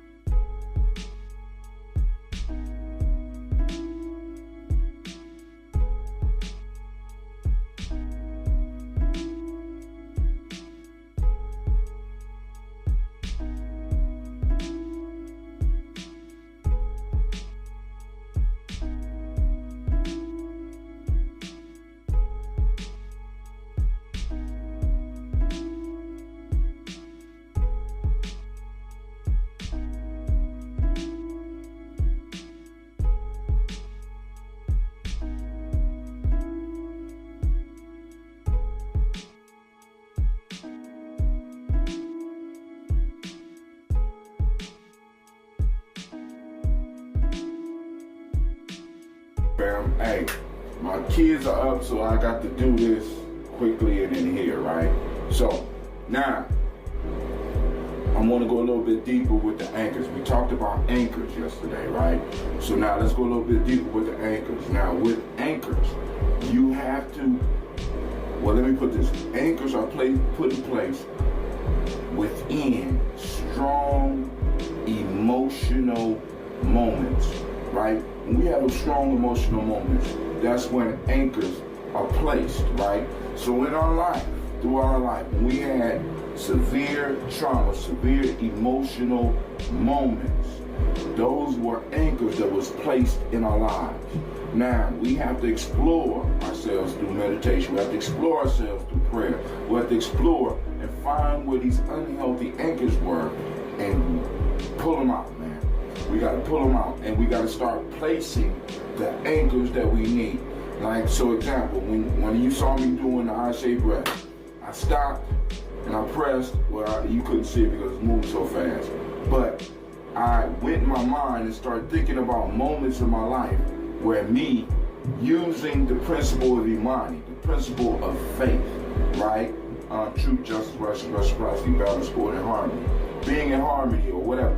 But moments when I used Imani and it worked for me and I felt good. Then I went into my mind and I intensified those so that every time I put my hands like this, I can go into the mind state of power knowing that Imani is successful, right? Because remember, out of life we get what we expect. So we got to start changing our expectation, and this is what those anchors help us do.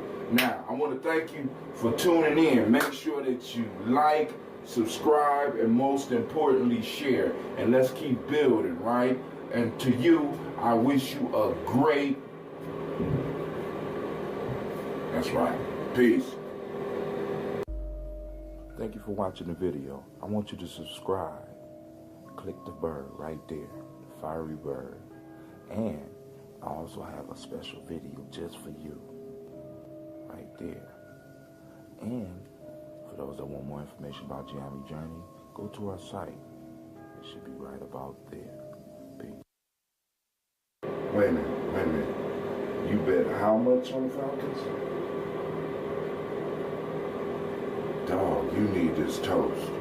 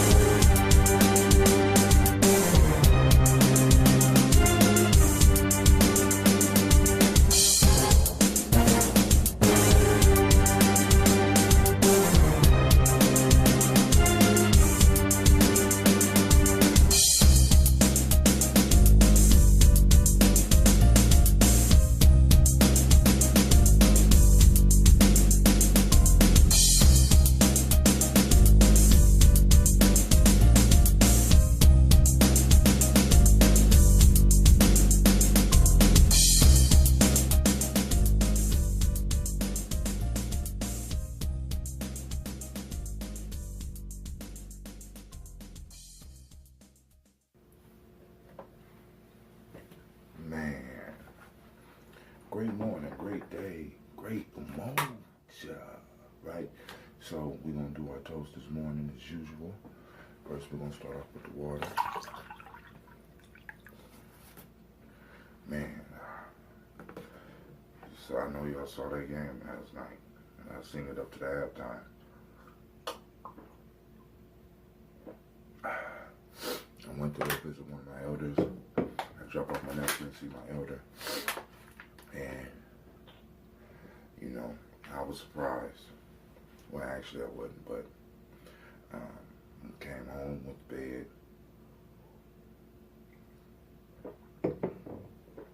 think when I left, it was like 25-0.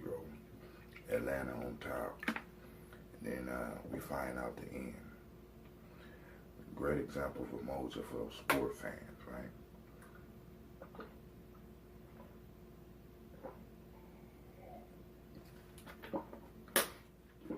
Remember to jumpstart the body with the water. But every time you wake up, jumpstart that body. Mm-hmm.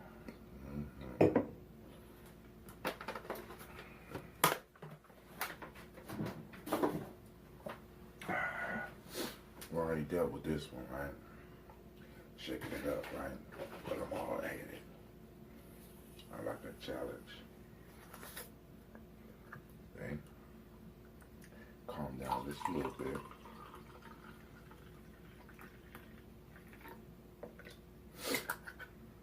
Let's do our toast. It's a great. Alright, so here we go. First, we give praise to our ancestors. Not my fault. We're going to start with the creator, of course. The energy is all around us. We want it active in our life. We call on the creator by whatever name we choose to call it creator. We toast. We toast our personal ancestors. Right? And like I said, I stress the fact your personal ancestors, those relatives that you know of that help you become who you are. So we toast those individuals. Right?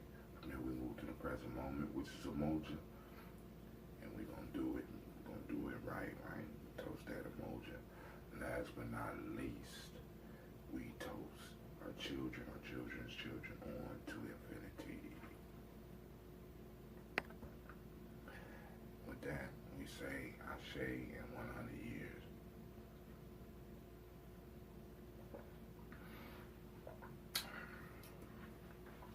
Got a lot of stuff to do this morning and a little time to do it. And we're going to discuss. Of course, you know we're going to go do our daily ritual.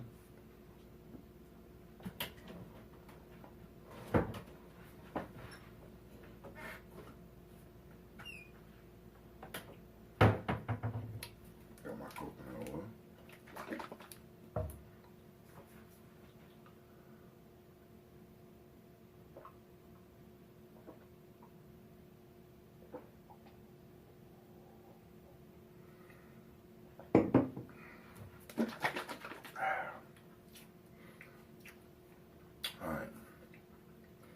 We're going to do an oil letting, but one of the things we're going to try a little bit later on in toasting is I'm going to try to make my own toothpaste using this and some other ingredients. We're going to see how that's going to work. We're going to try that for about a week. This is antibacterial. It helps suck out a lot of the toxins that you have in your body, especially in your mouth. Actually through your mouth. So let's get it.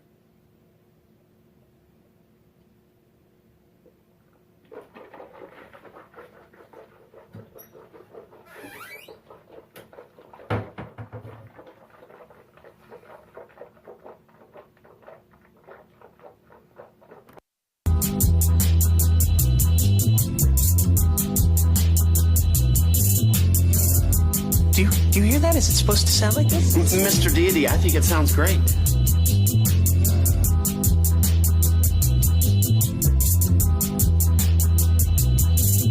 Mr. Deity?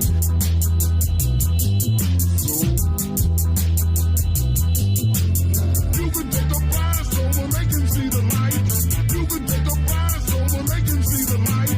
You can take a prize over, make him see the light. You can make a man feel like a king. You can make a man feel like a king. You can make a man feel like a king. You can take a man and make him feel like a king. You can make a man, you can make a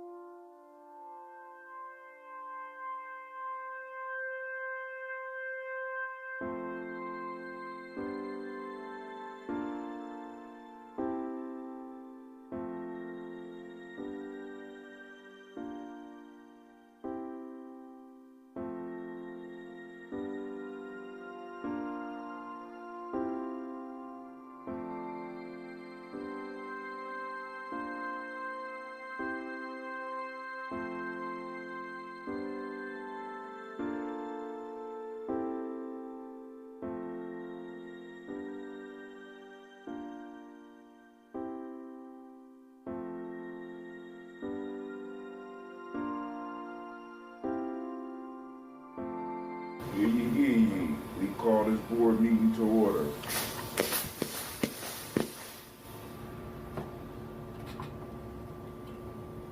Alright, so we got our points of discussion.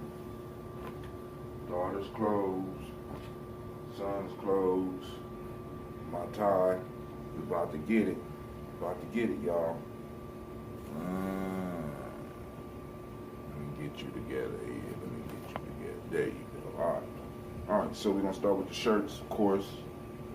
You know what I'm saying? So today is unity, right? So we're talking about umoja. Umoja, truth, mental. All is mental. Alright, so I know a lot of y'all watched the Super Bowl last night. Excellent example of unity. You know what I'm saying? Individuals seeming like they was beat, working together, bringing it all the way back. You know what I'm saying? From about a 25-point deficit. Was it? I don't know. It was a big deficit. But by the end of the fourth quarter, you know what I'm saying, we saw what happened. Now, those of you that don't know about the board, this is the board, this is the gavel, all right? Always make sure the gavel is not too high. You know what I'm saying? So you got to test it on a little piece of material, but you're gonna lose clothes like I do. All right, so now, let's go on and talk about some unity, right? So, we've been focusing on anchors for the last few days. And not only do we set up anchors as individuals, we have, through our history, set up cultural anchors to bring unity to people. And a lot of these anchors have been destroyed through our captivity, right? These anchors are very important, man. They're the myths and the legends and the whole cultural aspect. And because a lot of this stuff is missing from us, it's hard for us to pull together and build. You know what I'm saying? So we got to go on and start working on recreating, resurrecting these anchors. This is why I do that in Google. One of the reasons I do the Google Cyber Challenge, and for all those that's with me, you can understand where I'm going. You know what I'm saying with this. So I had the opportunity, as I told y'all before, to speak with a young man on Saturday. Oh my God! Did y'all hear that? Did y'all hear that? The ghost. It was actually Kuumba. I had an opportunity to speak with the man, a young man, on Saturday. And he was very interested in myths. I was very impressed, right? Because, you know, we started talking, and he was able to answer some of my questions. And the piece that I'm trying to bring across right now is that this unity as a group that we are seeking will come through once we start resurrecting or recreating the myths of unity, right? Unity don't necessarily, it don't start in nothing really concrete. It's more of a mental process. It's more of a, you know what I'm saying?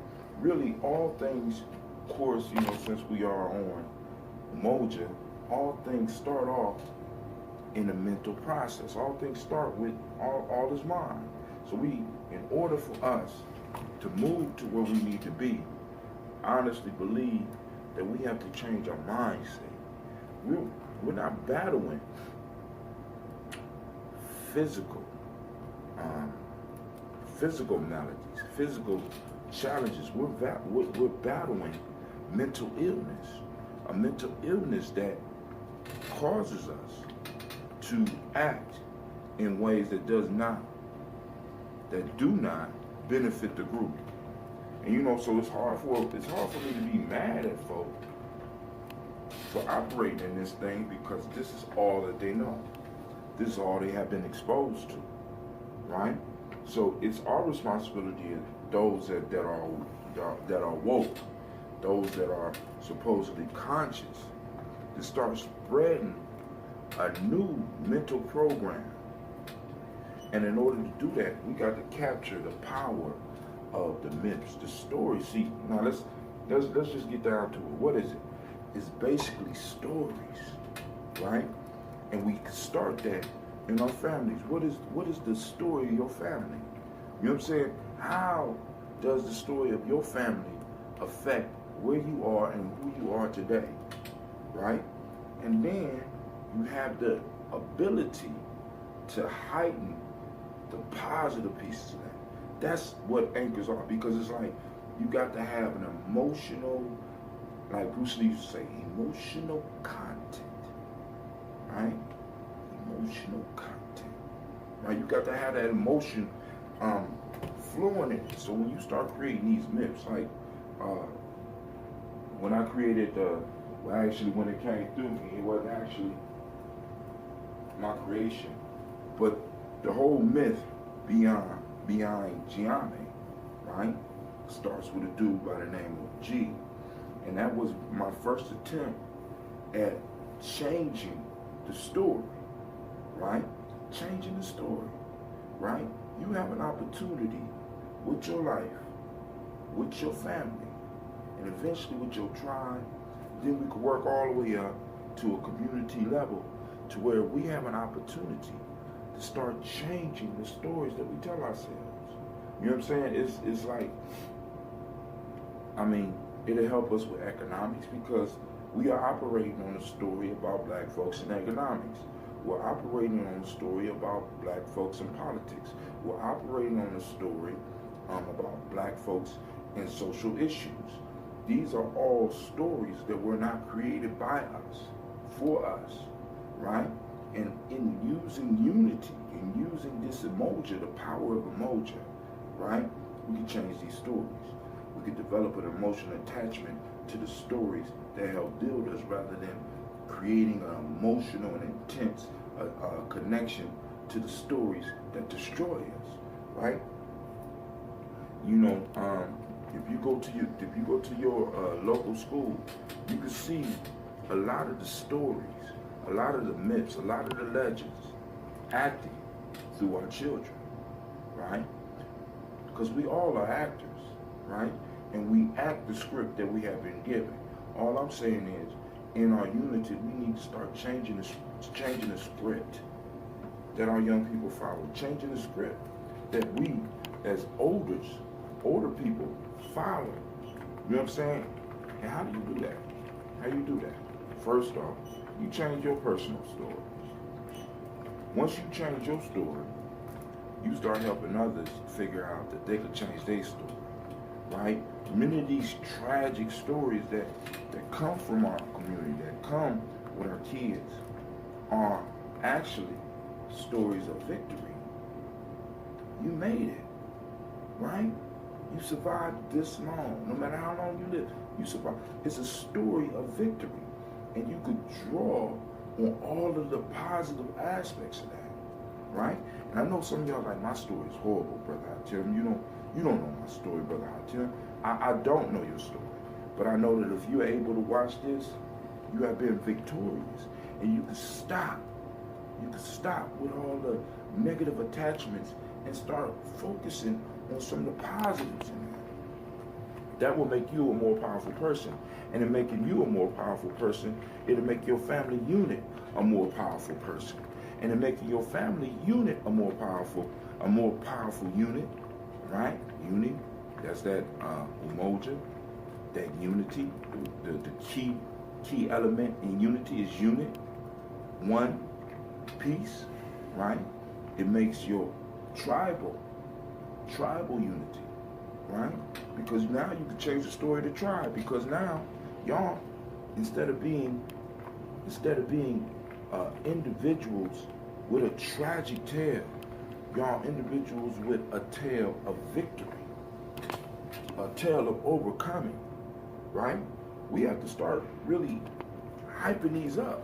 Because, I mean, all the stories that we got right now are not our stories. They're somebody else's stories. There are other people's stories that's been looking from the outside in, or it's stories that have been brewed in sorrow and suffering, right? And as long as we keep telling these stories, and I know you're like, oh, you're falling and you can't get up.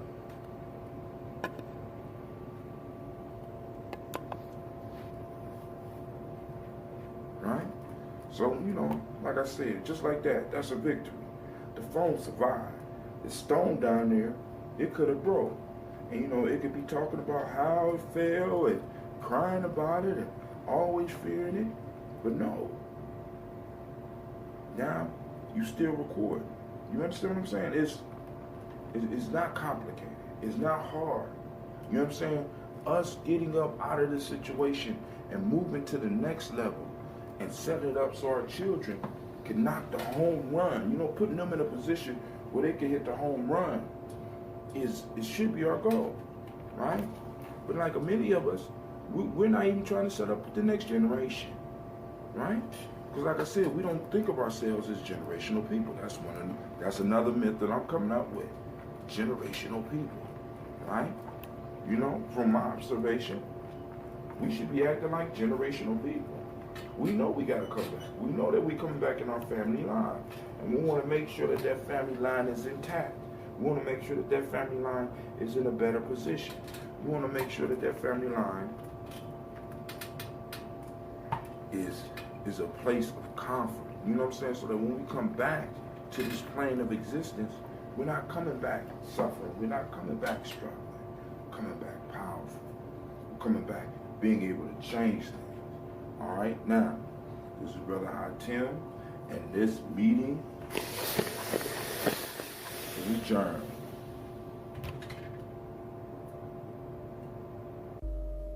Thank you for watching the video. I want you to subscribe.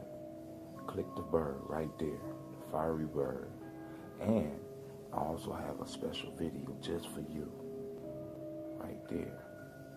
And for those that want more information about Gye-Nyame Journey, go to our site. It should be right about there. Peace.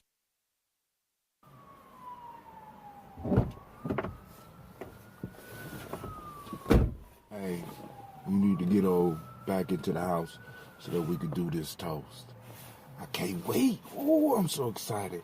It's Gye Nyame, don't you know?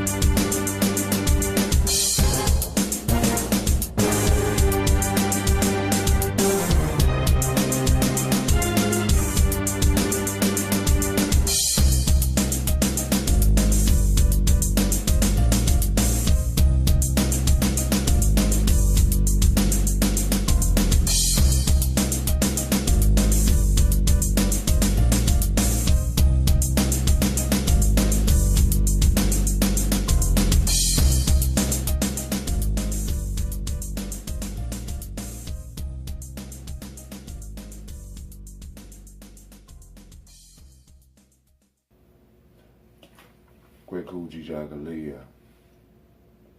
Alright. Of course, you know, let's jumpstart the body. Jumpstart the body. Keep you some water. Keep you some water.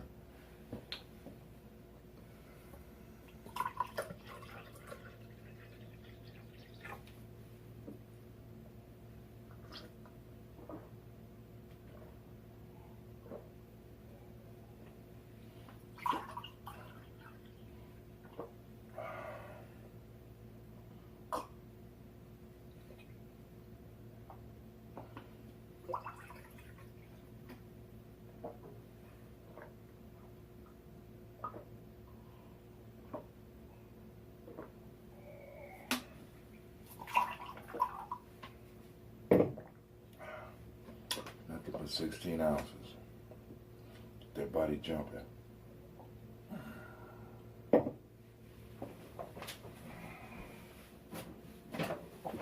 Once again, this is Brother Tim, and I want to say great Coochie Chocolate to you. Day of self-determination. Day of correspondence. Day of justice. Great day. Alright, so now, we're going to need to go on and toast. Using some ambrosia. Got a little bit left in the bottom. I'll finish this bottle up.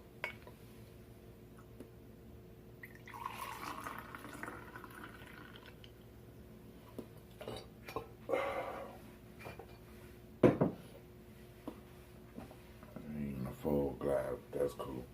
We're going to start off, of course, going to salute the Creator by whatever name you choose to call the Creator. No matter what you call the Creator, just call the Creator. Alright? We're going to salute our ancestors, our personal ancestors. Make sure you remember, build your personal family line. Please, please, build your personal family line. Alright? Do some research on your family. Salute your personal ancestors. From there, we're going to move to the present moment.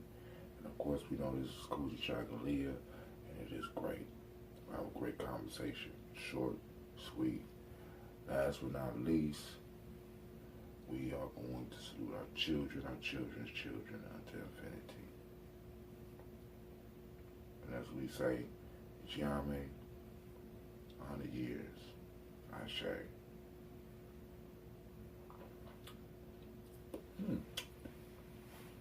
And we were sitting there for about a couple weeks. That was alright. Got a little sourness to it. There's nothing like being able to produce your own drink. Wow. I feel phlegm coming out.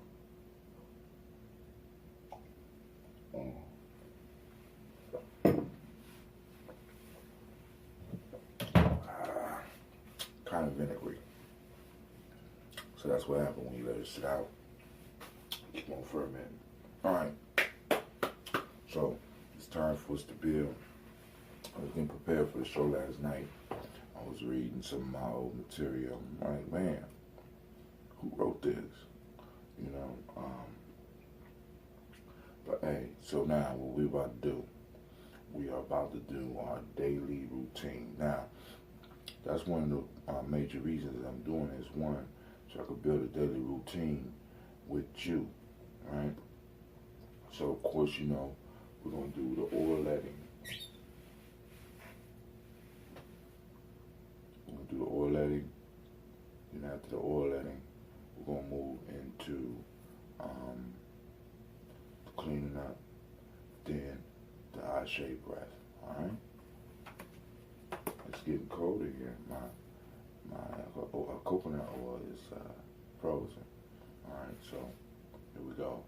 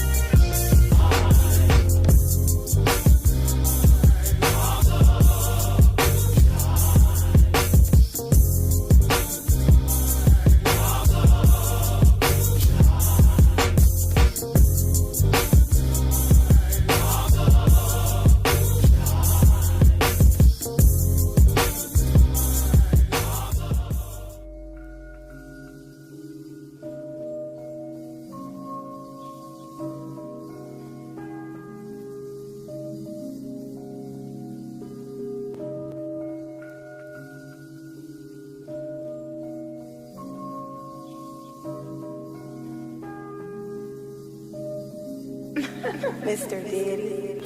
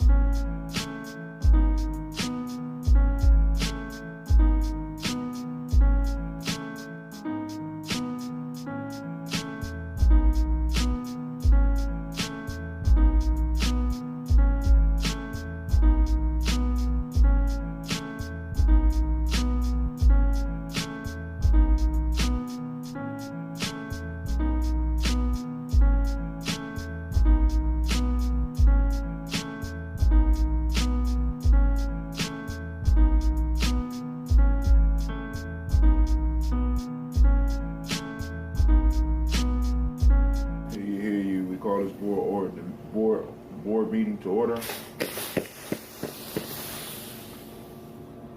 All right, got our points of discussion. We're doing the yellow and brown today. Yellow and brown. Got the kids stuff. Yep. And we got quite a long discussion today. But our Tim was lazy this week, so I didn't iron a lot. Let's get it. Alright, so, of course, you know, I'm in the basement, so y'all ain't gonna see me that well. The heater is going. But I just wanted to, you know, in Columbus, Ohio, man, in February, it is raining. I mean, like, really raining. And I know for some of y'all, in southern places, you won't understand the strangeness of this. This is strange, alright? So, but today, we are on Kuji Chagalia. Great Kuji Chagalia to you. Alright. Now, of course you know, those who've been listening, corresponds with the seven Hermetic laws, seven Modic laws, justice, law of correspondence. So, where we going today, right? Justice. I was thinking about this because I did a report on Emmett Till. I was watching Lovely T. I was going down my YouTube news feed, and Lovely T popped up there with a show about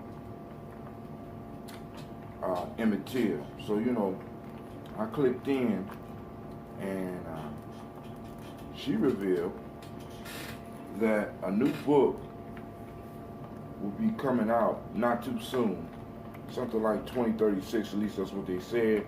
They want to wait till this woman dies before they bring the book out. Right now she's in hiding, but the woman who alleged that she was assaulted by Emmett Till finally states that she was lying. You know what I'm saying? She was lying. And then I started thinking through our history about justice and law.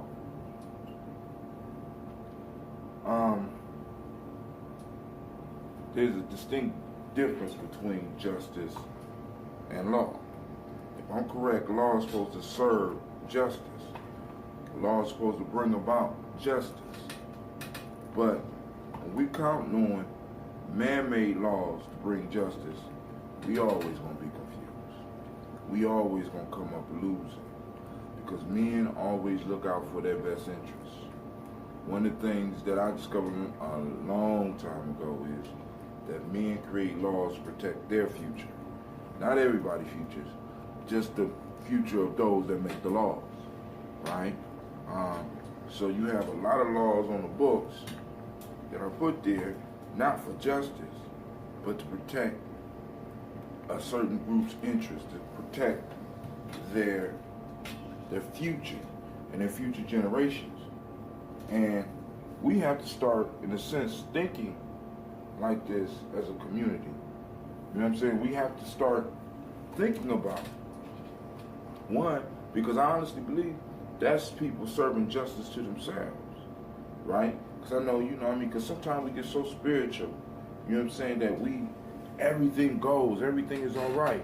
You know what I'm saying? When do we start creating laws for us, creating rules for us that will keep us alive and keep us safe and keep us healthy?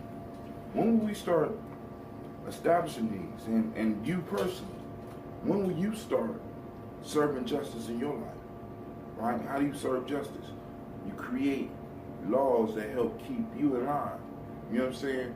Keep you in line with justice. It's just for a group of people to survive. You know what I'm saying? It's just for a person to look out for future generations. To not do so is not just, right? It's unjust for you to neglect your future generations for your masters, for lack of a better term. But really, that's what it is. A lot of times, many of us sacrifice, which is a very important word. We sacrifice, we give up our future for others' futures. Now, if that other is in your bloodline, if that other is in your tribe, then you could consider it just, right? If that other does not increase your future generations' survival, that's unjust, right? We got a warped sense of justice through the Ma'afa. Our whole sense of justice is totally thrown off, because, I mean, it's almost like, in some cases, we have become so spiritual that we are of no earthly good. Let me say that again. Sometimes it seems as we have become so spiritual that we are of no earthly good, right? We have to realize, right? As above, so below. Correspondence, which of course lines up with Gye-Nyame, right? As above, so below. You have solid materials above, you have solid materials below. You have energy above, you have energy below, right? So it takes all those things to come together in order to make life. For you to neglect one for the other, right? It's like, you know, you got people waiting for this mysterious time where justice will be served to you. That's a trick, I believe. That's a trick. That's a mental model that does not benefit you. You need to be going hard in this life, right? And I ain't saying, when I say go hard, I'm talking about practicing justice.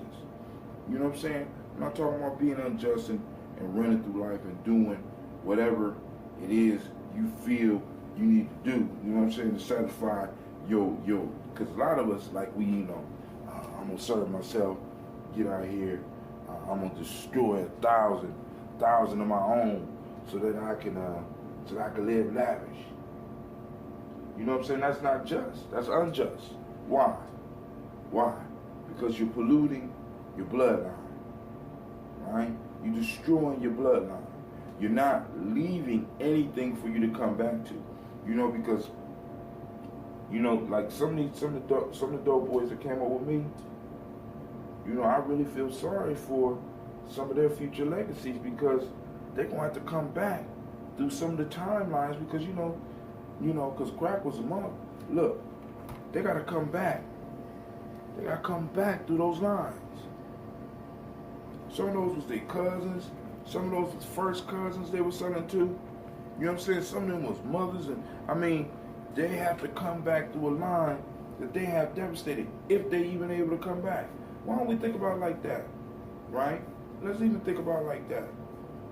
If your bloodline stopped existing, you can't come back. For all intents and purposes, let's just pretend. I'm just speculating. I don't know. But what if, when your bloodline disappears, you can no longer come? See, all I'm talking about is redefining. Back to that cool show. Redefining our reality, right? Because now, I just painted a picture for you. What if you can't return back, right? You no longer exist once your bloodline dies out. How would you live your life? How would you take care of your loved ones? How would you take care of your children? Huh? You know what I'm saying? Coochie chocolate, man. I love this principle, man, because it's like when you start getting into defining things, and you start getting into really looking at things, because you got to use coochie chocolate for every last principle, right? You got to look at it, you got to define it. You got to flip it around, you got to play with it. You know what I'm saying? When we going through these days, right, and we are on these principles, you're supposed to wrestle with them. You're supposed to wrestle with them until you get what you need from them, right? Now, it's like we didn't just do away all of the stories, and you know what I'm saying? We don't look at the stories of the struggles. I mean, we look at the end. Like, it's sort of like the kids looking at the rappers. They look at the end of the rapper, right? They don't look at the years of development, the years of work. You know what I'm saying? We look at the end of the athlete. We see the ones in the Super Bowl. You know what I'm saying? But we don't see the years of working, the years of tears. We don't, you know what I'm saying? We blank all that out. You know what I'm saying? We blank out the struggle, right? And it takes Coochie Chocolate to make it through that.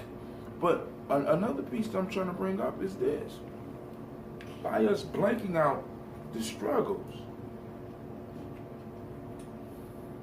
we develop a wimpy mythology. You know what I'm saying? We develop a favorite mythology. And what I mean is that we have a higher power that picks favorites. And if you wasn't picked, if you didn't win the birth lottery, you shit out of luck. We can't allow our children to come up in a universe like that. We can't allow our children to come up with a mind state like that. You know what I'm saying? That's truly a slave mind state. That's a whole reality that has been defined for you by another people for their benefit, which is just for them but unjust for you. Something can be just for you and unjust for somebody else. You know what I'm saying? Because people like justice is the same. Nah. Justice for West Asians might not be justice for Africans. You know what I'm saying? And justice for certain Africans might not be justice for other Africans. Let's keep it real. You know what I'm saying? Because we have to be honest. That's one of the things that we don't like dealing with, right? We don't want to hear emotion. We don't want to hear truth, right? We want motherfuckers hearing a harm to us. You know what I'm saying? About astronomical terms that we could never achieve, rather than just the basics, right? We are responsible for the survival of our people. If your bloodline dies, you die. So you need to do everything you can to protect your bloodline, now and in the future. And this means going back and getting the stories so that you can tell the stories to your children, so your children feel good about the bloodline and don't bring in no foolishness. You know what I'm saying? You want your daughters looking at me and being like, I can't bring him to, I can't bring him to my family. You know what I'm saying? You want dudes looking at young lady like, nah, I can't afford to mess with you. Cause I have a baby with you. You know what I'm saying? My family gonna kill me. You know what I'm saying? I polluted the bloodline. You know what I'm saying? Now, I'm not just talking about race. I need you to understand, right? Because some of us that look like me are polluted, right? I'm looking. I'm gonna shut my mouth on that. I'm gonna shut my mouth. But yo, I'm about to call this board meeting to an end. I'd like to thank you for checking us out.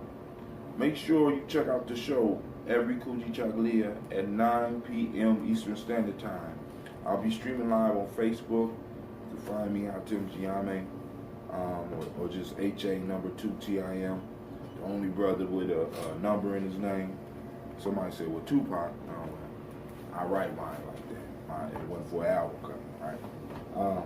HA2TIM. You can find all my stuff. You know what I'm saying? Make sure you subscribe to the Spreaker station. Make sure you subscribe to the YouTube channel. You know what I'm saying? We're trying to grow slowly but surely. Make sure you like our Facebook page. You know what I'm saying? And let's build. Matter of fact, start your YouTube channel. Start you Spreaker. Once you get it, let me know so I can follow you. All right? Put out some good information. Let's build. Oh, this meeting is adjourned.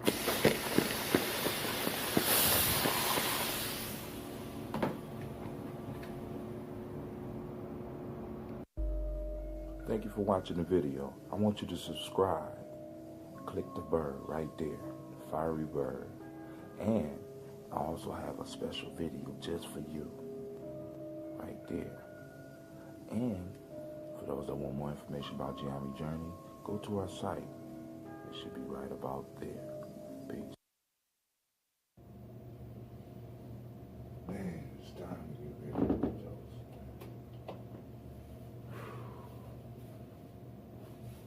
Wait. What you doing down there? Man. Hey, it's time to get ready for the toast. You ready? Let's go. It's on you today. All right. I see you in the kitchen. Man, how you get all the way down there? Ouch.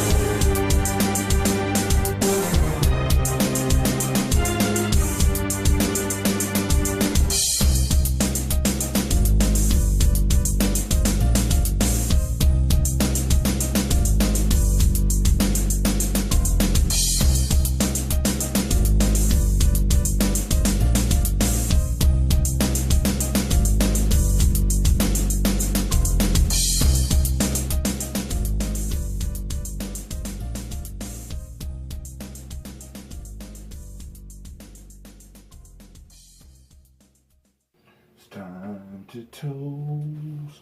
You ready? Get your glass, get your glass, get your glass. We about to do it today. Alright, of course you know we gotta start with our water. Start with your water, fam. I ain't talking about the sink water. You know, try to get as close to distilled as you can. To get this purified stuff. You know, but hey, get your water.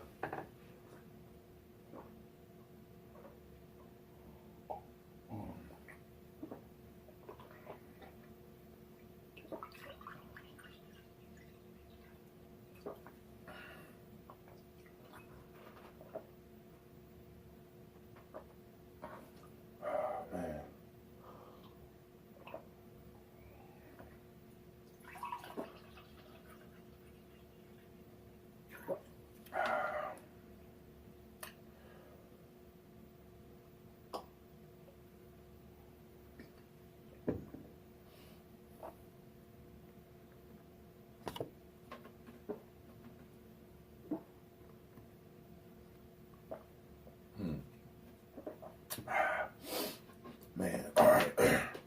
So, time for us to toast today. I got the big bottle today. This stuff is gonna be strong because it's been, y'all been watching it ferment with me, alright?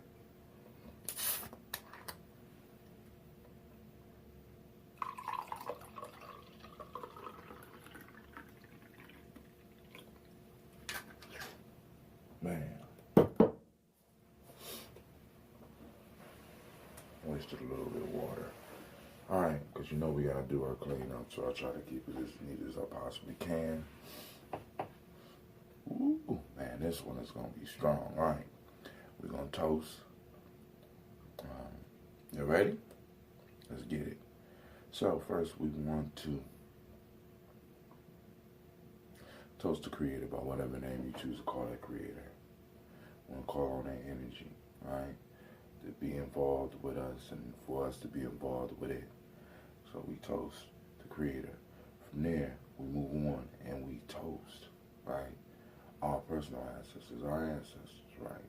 Our grandmothers and our grandfathers, our great-grandmothers, our great-grandfathers, right? In some cases, our mothers and our fathers. You know what I'm saying? Our uncles and our aunts, our friends and our cousins. We toast those who help make us who we are. We celebrate them, right? And we move on from there. We toast this moment, which is Ujamaa, right? We toast Ujamaa, right? Cooperative economics. What a powerful day. We toast it, right? It's going to be a great day. It's already a great day because you are up in it, right? And now, last but not least, we toast our children, our children's children on to infinity. Everything that we work on today, everything that we're building today is for them. So with that, we say, Ashe, toast.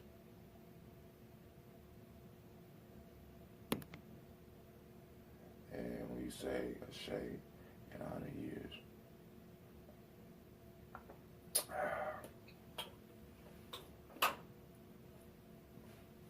That don't help or take away.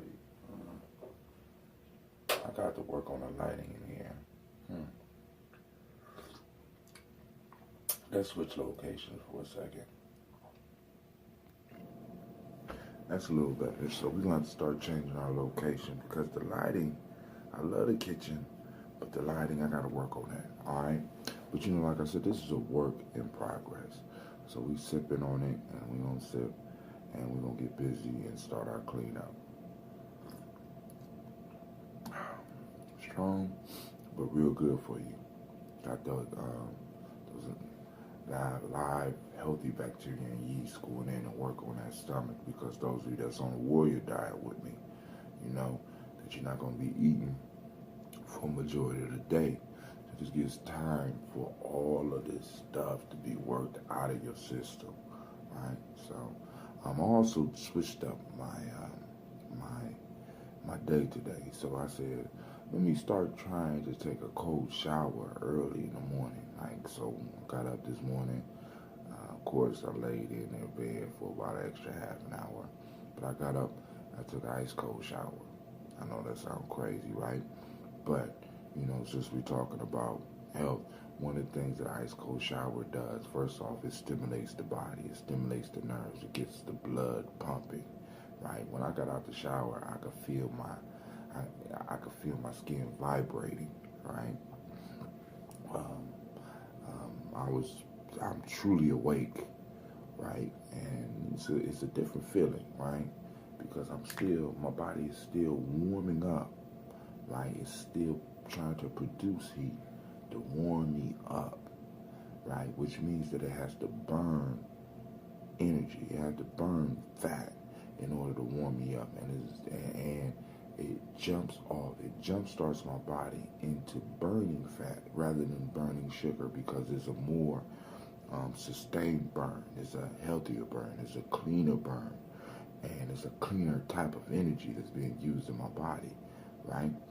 Then on top of that, it's made from old stuff. So some of the old fat in my body is being burnt up as we speak right now, and I drink on this. So those that want more information about the Warriors Diet, I'll be doing something about that. I think I'm going to have to do something about it this weekend. Because, you know, the cold showers, because we want to keep the blood circulating, because how does the eye shade move throughout our body? And since we're speaking of Ujima today, cooperative economics, right? The proper use and measurement of resources, right? Let's talk a little bit about Ashe. I'm going to share some information with you about Ashe, but of course, first, you know I have to do this.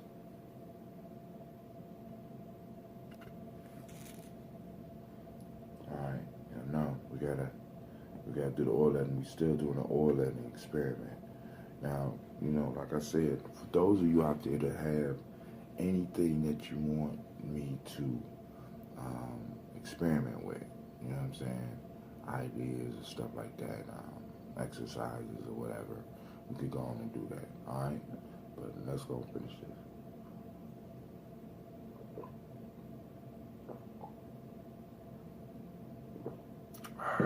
Hundreds of years.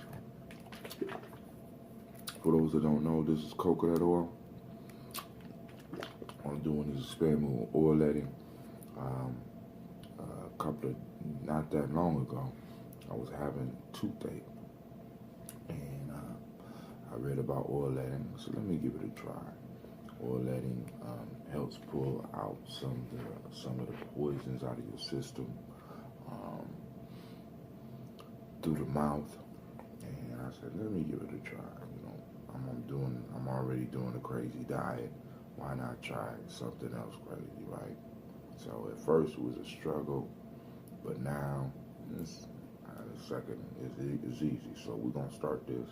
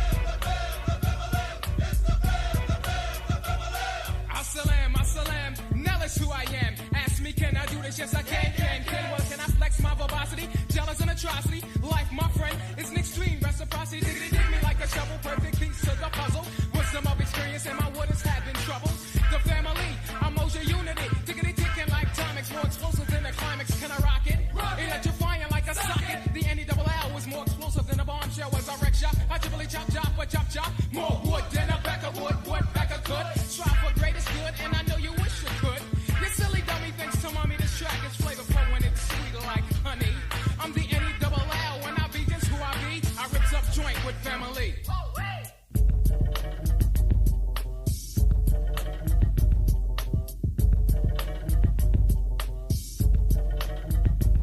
A unified collaboration, soldiers, boys, making noise as little boys, playing with ghetto toys, and no lyrical, spiritual, ethereal material.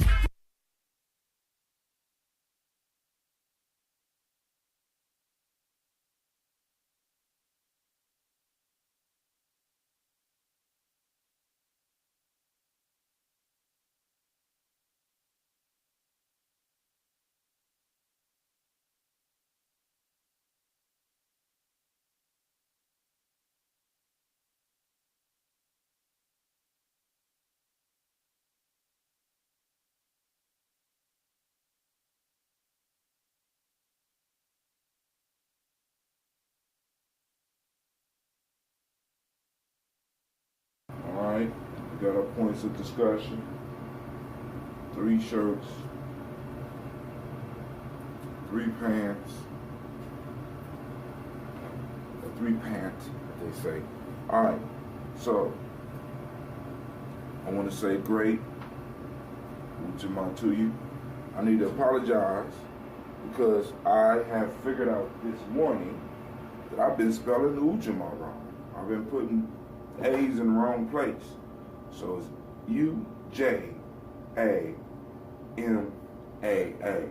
So I will correct that on this video. Day of Cooperative Economics, right? And this morning I said we would talk a little bit about Ashe, because it's like right now I'm looking at a lot of neglected resources in our community. What's Ashe? I spell it A-X, like a apostrophe E. You know what I'm saying? Not even an apostrophe, is a dash after the E, right? Ashe is that life force, that all-prevalent life force that's around us, that energy that vibrates in every being, the thing that causes the vibration that we talk about in the Hermetic law of vibration. Alright? It's that life force known as prana in India, known as chi in China, known as ki in Japan, right? And all over the world, you hear people talking about this life force, right? And this is one of the things, see, because it's like, because you can't see it, although you experience it. You can't measure it, although you know it exists, right? That we waste because we think we got plenty of it, right? Ashe. You take Ashe in with your breath. You take Ashe in with the food you're eating. You take Ashe in with the water that you're drinking, or whatever you're drinking. You take in positive Ashe as well as negative Ashe. Ashe is, well, actually, Ashe is a negative or positive. Ashe, like a lot of things in nature, is neutral. It's all in how you use it, right? A very, very powerful force. Those of you that's in the martial arts world, y'all know, y'all done seen Ashe in action, right? Those of you that are not in the martial arts world, you wouldn't know. Hold on. Well, I ain't gonna say that. You might have seen it in different forms. Hold on. Sorry, fam, I had to get the incense flowing, right? I'm trying to get my state of mind right. So, that whole Ashe piece, right?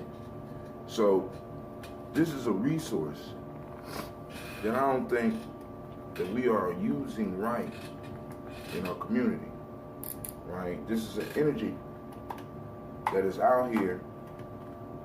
What's going on? Oh my God, it was all the way down. This is an energy resource that I think we really need to start getting back into learning how to harness. Now, what do you see Ashe apply, right? When you see people marching, that's a combined Ashe going up against a force, right? When you see people praying, that's Ashe energy. When you see people watching football games and break out in cold sweats and shit like that, you know what I'm saying? Because their team is losing.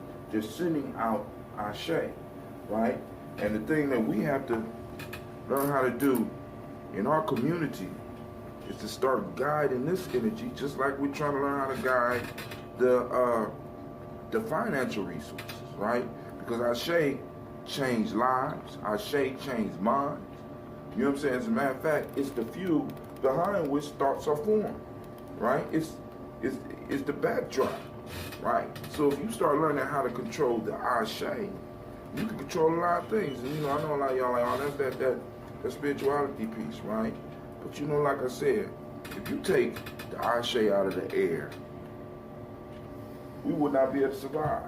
Took Ashe out the food, which they are slowly but surely working on. You know what I'm saying? They slowly but surely, you know, all this refined sugar and all that. You know what I'm saying? They slowly trying to figure out how to get all of the Ashe out. You know what I'm saying? And suck all the life out, right? But we need to learn how to guide that energy, right? Because we allow our Ashe to be channeled and guided in a direction that is not working for us, right? We have a personal responsibility. Cooperative economics. We have in our cooperative economics, we have to really learn how to start using our resources properly. The Ashe, the mental energy, the spiritual. We need to start learning how to guide this and focus this as a group. I mean, all of us don't have to learn it. See, that's the problem. Many of us think, because like I said, we got to get back into this mastery piece. We got certain individuals that's learning about these things. Then we got other people that's learning about the economic. And you don't have to learn everything. You know what I'm saying? The era of you having to learn everything is gone. You don't have to know everything. You know what I'm saying? But you just have to build up a tribe of trusted individuals, but you got enough of them around you where everybody is mastering something. We need circles of masters. You know what I'm saying? Guided resources. So we need somebody mastering the whole concept of Ashe and how to use it. You know what I'm saying? And I'm not saying just going into the Yoruba spiritual system or religion or however you want to look at it. I'm not just talking about that. I'm talking about learning how to guide it, because you see, if you ever been to a football game, you've seen Ashe, you know what I'm saying, and you got a team, you've seen and you have felt Ashe being guided, right? It's not a complicated thing. It's just a matter of us being able to focus. You know what I'm saying? If you have been to a concert, right, you've seen Ashe guided. Our entertainers are able to pull on this whole Ashe energy and guide and direct it. You know what I'm saying? Throw your hands in the air and wave them like you just don't care. You know what I'm saying? That's guiding Ashe. You know what I'm saying? Nothing complicated about it. You know what I'm saying? But the issue is we need to find people that are masters at these things, right? And start guiding some of our Ashe. You know what I'm saying? Because, you know, like, right now my mom not feeling well, right? You know what I'm saying? It'd be nice to, you know, and I do it myself, but it'd be nice to be able to guide some of that Ashe energy as well as some prayer energy over to her, right? When one of us is in a difficult time, it would be nice to be able to guide some of that energy that we know is real. We know it's real because we experienced it, right? To help guide some of the energy over there. You know what I'm saying? People could feel you, right? You walked in the room and felt you. Some of y'all are better detectors at Ashe than others, right? So this is just a resource I think that we need to really, really sit down, focus on, and start learning how to harness. Start guiding. Stop giving it away. You know what I'm saying? Stop giving away the Cleveland Browns or the Atlanta Falcons or the Detroit Lions. Stop giving it away for free. You know, as a matter of fact, you paying them, and start guiding it towards you and your family, your tribe, your community, so that we could build, right? So this is Brother High Tim, and I'm saying, y'all have a great Ujima. Let's build. Peace.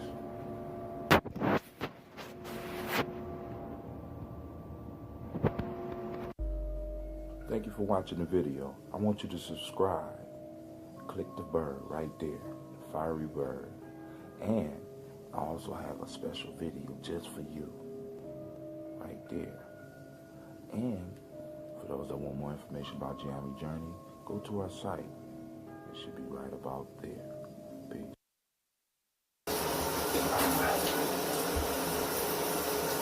Alright, fam, I ain't joking when I'm saying cold showers. I'm not fucking around, right? Cold showers, that's exactly what it is. Ooh. Alright. Hey, you doing it. Gye-Nyame journey. Listen, I'm Daily Toast. I'm trying to get up and do the cold shower. Get the bloods. Now, if you look at it, you know, shit, I'm a dark-skinned dude. I'm kind of red right now. I'm saying all that blood is rushing to the surface, you know, I'm cleaning myself out right now. So we're going to do this for about 30 days. See how it works out. All right, peace. Now to the toast.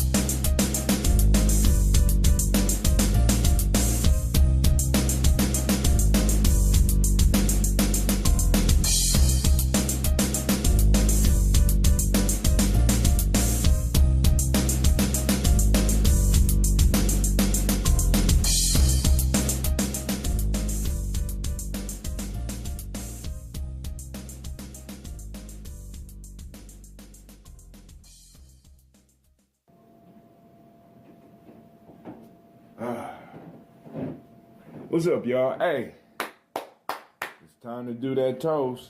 But before we get into that, we first have to get into this, the water. Get your water, yo, get your water. All right, we're going for 16 ounces today. Come on now. Yep, 16.9 fluid ounces. Let's get it.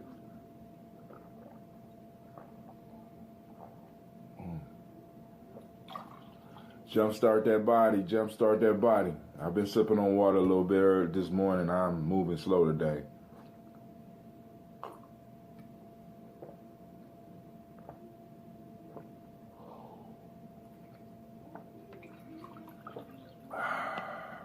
Get that water. Jumpstart the body is important, right? Right now, what we're working on is getting our bodies together. Hold on. I'm still learning this video game. Sometimes too much light is bad. All right, so. Man, all right, so get your water.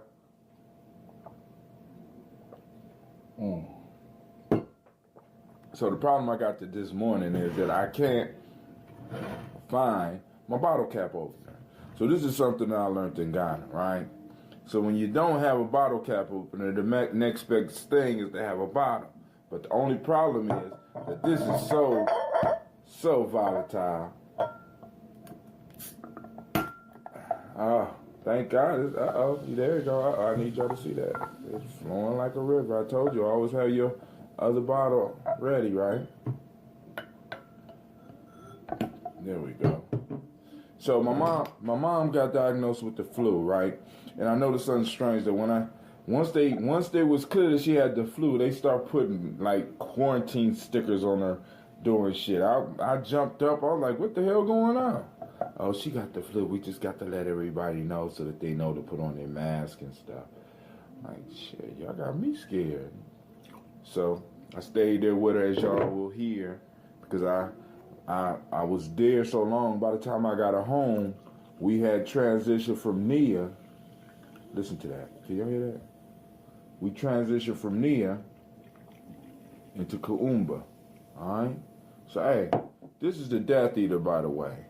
Death Eater. You see it? That green is that bladderwrack and that sea moss. You can taste the sea in it.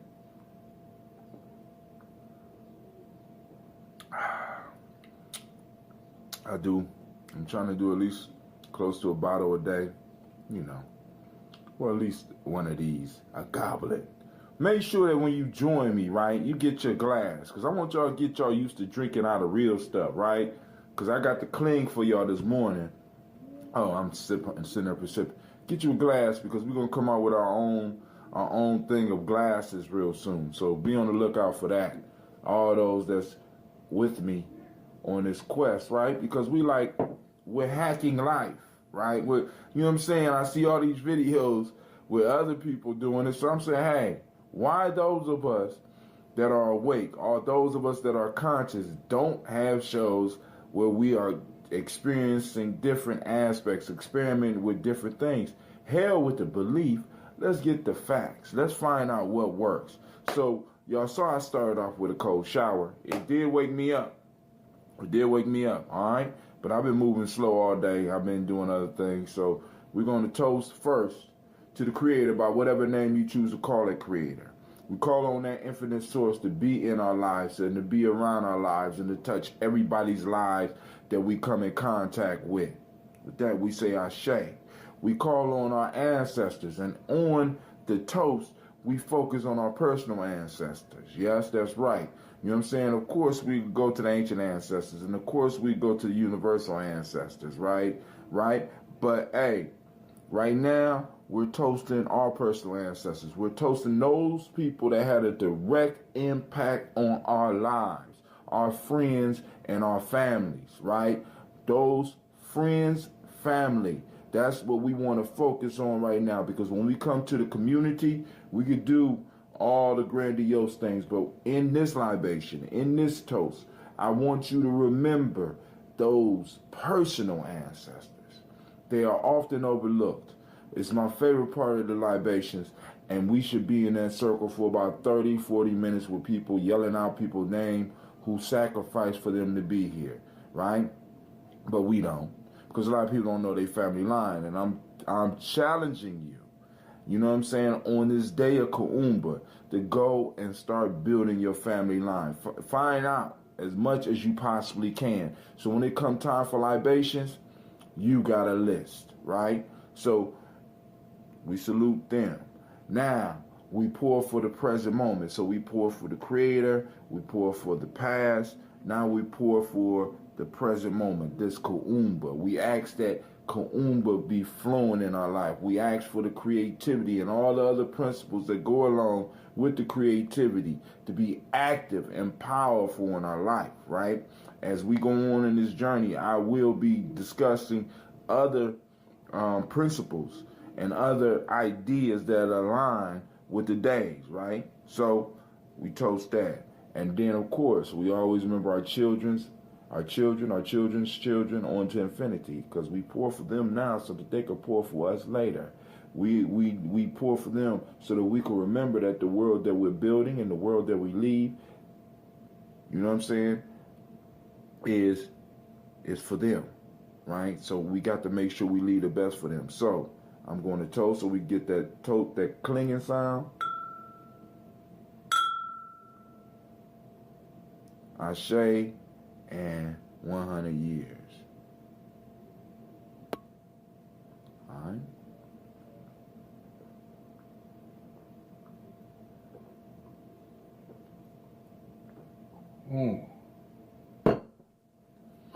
Woo!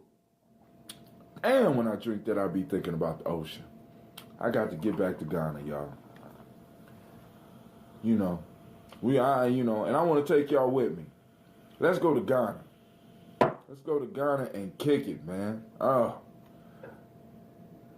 I'm going to finish this bottle, that's for sure.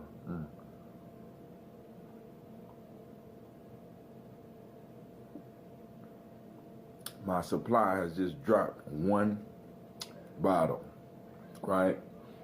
I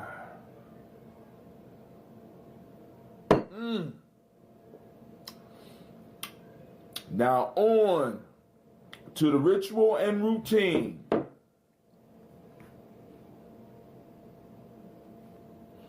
I'm almost out. Second bottle we done went through. We're gonna get a big bottle next time, right? Oil letting. I have not had any problems with my mouth since I started doing this, right? And I know I'm taking in a lot of poisons, but I'm thinking this is helping get some of them out, all right? So we're gonna do this. We're gonna start this. We're gonna run through our cleanup. We're gonna run through our light workout and our Ashe breath, right? So let's see. Let's chart. What are we doing? We're taking a shot of the ambrosia on a daily basis. We're oil letting. We're doing an Ashe breath. We're doing a light workout. You're going to see me change it a little bit. I'm going to show you some stuff that we're working with. As a matter of fact, I'm going to show you one of the workouts that we're going to pull out from today. This right here, this book is the truth. I want y'all to look at this. This book right here is the truth. It's called The Art of Shinku. You get it offline. I just happened to stumble on it when I was going through my book phase. Well, I'm always in the book phase, but I used to go to Barnes and Nobles and just go through before all the Audible books start coming out. And this book right here is a graphic book. It teaches you how to, let's just say, it teaches you about life. I mean, anybody can send in. If y'all want to, we could do a Shinku test.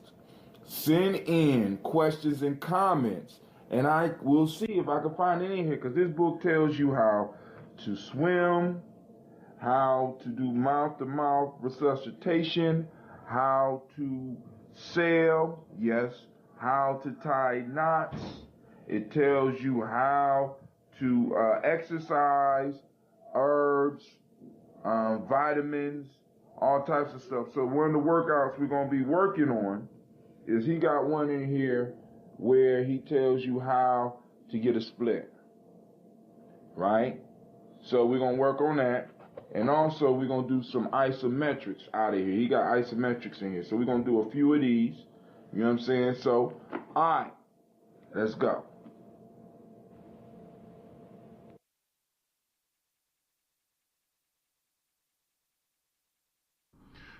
You are now listening to Gye-Nyame Journey Radio. Don't eat, don't work, you're not a man. On my own too, I got to stand. So lots of grams come out of pots and pans. Lots of money seen, lots of hands. Lots of scheming, lots of plans. I grew up with him, not a nigga stitching, no helping him. You are not my fan. Believe nobody was there for me, not a helping hand when I got it in. Got it out the mud, and I came from the dirt. Now I'm so fly, I don't got a land. Raised poor, but I love my mama. She taught me not to ask for no one help. Got disciplined when I acted up. She knew I had to get the belt. Without no father, I was hard-headed, always getting into extra shit. Found out niggas wasn't real out here. These haters faker than a Pegasus. Yeah, I came from the ground up. My name etched in a sediment. You ain't getting it like me. Only get it in excrement. On God, I'm gifted and optimistic. My level rising on elevate. I'm so fly, I can levitate. He ain't real, I can tell he fake. Locked up with crooks and thieves. I seen a nigga get his celly raped, and I ain't trying to go back to that. But this nigga wanting me to sell him 8. The weight of the world on my shoulders. The weight of the world on my shoulders. That's why I'm standing out in the kitchen. Water whipping up overs. The weight of the world on my shoulders. The weight of the world on my shoulders. My heart pump blood that's frozen. My heart can't get no colder. The weight of the world on my shoulders. The weight of the world on my shoulders. I do this shit for my life familiar and all my fallen soldiers. The weight of the world on my shoulders. The weight of the world on my shoulders. But damn, I can't give up. I'ma grind until it's over. The weight of the world on my shoulders. My youth can call me Atlas. Mama's oldest out of 5, and there's piss stains on our mattress. Got roaches swimming in the bathwater. Guess they wanna take a bath too. And I ain't trying to go back to that. So I'ma do what I have to. Bills coming, rent due. My little cousin had another baby. Loyalty is an understatement. I'm too street, my heart beat the concrete. I mean the pavement. Nickel plated and underrated. Adding up with my calculation, no Kool-Aid in my palpitation. So pussy nigga don't fuck with me. You niggas stand in the way. Break your necks and see who I am. What are you niggas, some type of game? I don't trust near another nigga. I don't even like to share my plate, but I won't eat just to feed my folks, just as long as my people straight. I go out my way for 'em. Think about 'em, even pray for 'em. If it get down or lay down, I'll get down or lay for 'em. I guess I'm Jesus to my fam, cause their sins I'm gon' pay for. For my sisters and all my cousins, those I grind every day for. The weight of the world on my shoulders, the weight of the world on my shoulders. That's why I'm standing out in the kitchen, water whipping up overs. The weight of the world on my shoulders, the weight of the world on my shoulders. My heart pump blood that's frozen. My heart can't get no colder. The weight of the world on my shoulders, the weight of the world on my shoulders. I do this shit for my La Familia and all my fallen soldiers. The weight of the world on my shoulders, the weight of the world on my shoulders. But them I can't give up. I'ma grind until it's over. Get it?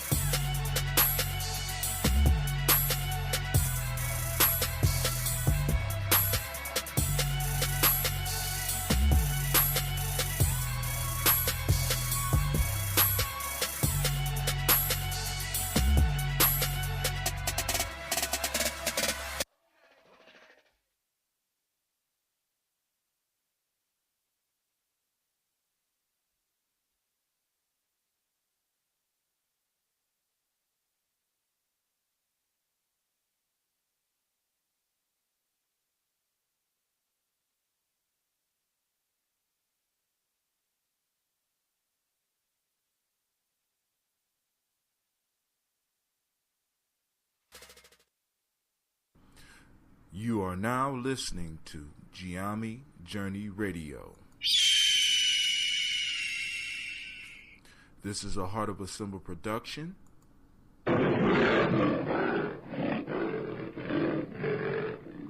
Where we strive to blow up your old paradigms.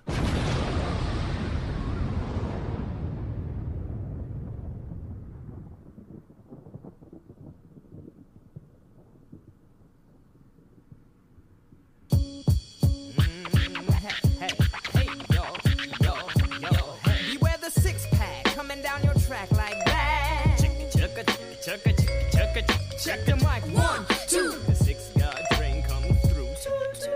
Quicker than a Pentium data for the next millennium. Spirit informs, no conforms to the norms. Dropping bombs, I let it, said it, meant it. Here to represent it. Some live off the labors of the old school, mold you, and that's the trend. What I tend to see, the new jack ain't new. In fact, just bitten pieces of debris, recycling fragments of rubble from a somewhat familiar voice. And so many MC and so little choice. This won't make me popular. Dropping the lyrics that appeal and flock to you. Higher self, I'm just as accurate as Doppler. I'm rocking ya, spiritual sipping, sopping my flyer delving that goes, hey y'all, hey. Hey y'all, hey y'all, hey y'all, hey. How said I go? I go. Hey y'all, hey y'all, hey y'all, hey. Hey y'all, hey y'all, hey y'all, hey. Dearly beloved, we were gathered here to bring up the rear piece to Bopa. We yell. We shed no more tears for fears when I'm chucking my spear. I'm that spook who sat by the door waiting for the big score while you're trying to get yours from the capitalist whore. And the red, white, and blue halter stacks and minis. She shimmy, you follow, you swallow. Losers, non-producers, consumers, consumed propaganda's got me fuming. My people are doomed. Power to the people, power to the seekers. Instead, we're reduced to amps and speakers. $200 sneakers, acquisitions of blue designer suits, Benz and Lexus, battle of sexes, sport utility trucks and such. We're slaves to a quick buck. We run amok. How far can we run when we're stuck? The race is won by wisdom, not muscle. Still, we all struggle. Should we excuse the hustle for instant gratification, perpetuation of cultural mutilation? Y'all, hey. Hey y'all, hey y'all, hey y'all, hey. I go.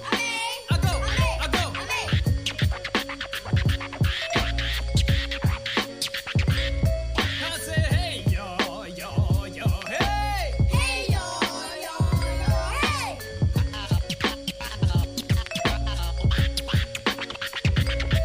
We should be reaching for Orion. Instead, we have a love affair with dying. Getting drunk till we fold and old till we blowed. Does the superficial high suffice for the lows? No time for idle. Introspection and life lessons are everyone's Quran, Torah, Bible. Gluttonous eats, defeats the true purpose of eats. The temple falls off from foreign chemicals, toxins, and meats. You call food enriched when it's stripped of nutrients and bleach. I'm not meant to be reached when flesh tone band-aids are bleached. Every native / European contract was breached. What will Ebonics do for the disenfranchised? Mumia gets no justice cause Mumia is despised. Reverse discrimination versus racism will never be tied. English, the bastard language of the so civilized. The gift of spliced tongues is what the Western language is. So isn't broken English like a double negative? Yo, yo, hey. Hey yo, hey yo, hey yo, hey. I go. I go.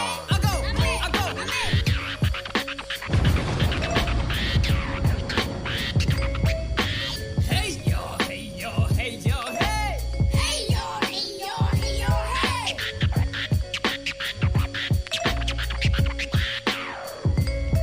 Peace, fam. This is Brother Hatim coming at you. So I have to talk to you about some changes, and I guess Nia is the most. We moving out of Nia into Kaumba. So I got to kind of do the show like this because I'm leaving late. I had to take my mom to the hospital. She okay. Well, not she. She got the flu, but the piece that I was thinking about all day while I'm going through purpose. We did our conversation about purpose. Now we on Kaumba. Now, I thought this would be the most appropriate time for me to talk with my fam about the direction I'm moving with Daily Toast, Gye-Nyame Journey, radio and stuff. Because for a long time, my podcast has been able to be uploaded onto my YouTube. Now, I'm going to start uploading my YouTube videos to my podcast. So it's going to be a little bit more verbal, a little bit more music. I'm trying to creatively find a niche, build a niche, and get people to listen in. Now, what does that have to do with Kaumba? I have to be creative. Because one of the things that we have to start doing is, one, using our talents and our skills to our advantage, to come up with new things, new ideas, new ways of doing things. Because as we live and exist in the 21st century, technology is taking us to a point where eventually the jobs that we have now will be more easily done by computers. We have now, they just announced that H&R Block is using Watson to do taxes. They are now using robots or technology to diagnose certain patients. For example, patients with cancer, skin cancer. They have machines now that can predict whether or not you have cancer just by looking at you. I mean, you know what I'm saying? They could actually look at the skin compared to thousands and thousands of images that they done had before and determine whether or not you have skin cancer. You know what I'm saying? So even some of the jobs we thought wasn't going to be taken over by machines are slowly but surely moving into the hands of machines. And we have to be creative in where we guide our young people and how we move into the future. We have to really, really rely on our Kaumba to move us to where we need to be. All these principles are working together perfectly to align us with the future, to creatively use the energy, the ashe within us and the ashe of our ancestors and the ashe of our future generations, because they all are cheering for us. They all are working for us.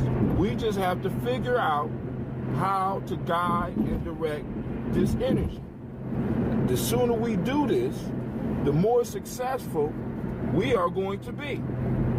So now, the challenge is to pull together small groups that are able to harness this Ashe energy. And that's going to take creativity. This is why.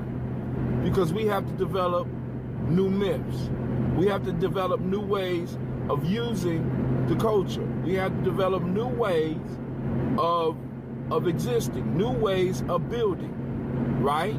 Of course, having a strong foundation in what has already been done, but being creative in how we do it, like podcasts, like YouTube videos, being creative and being able to reach out and touch people in places where other mediums have not been able to touch them, right?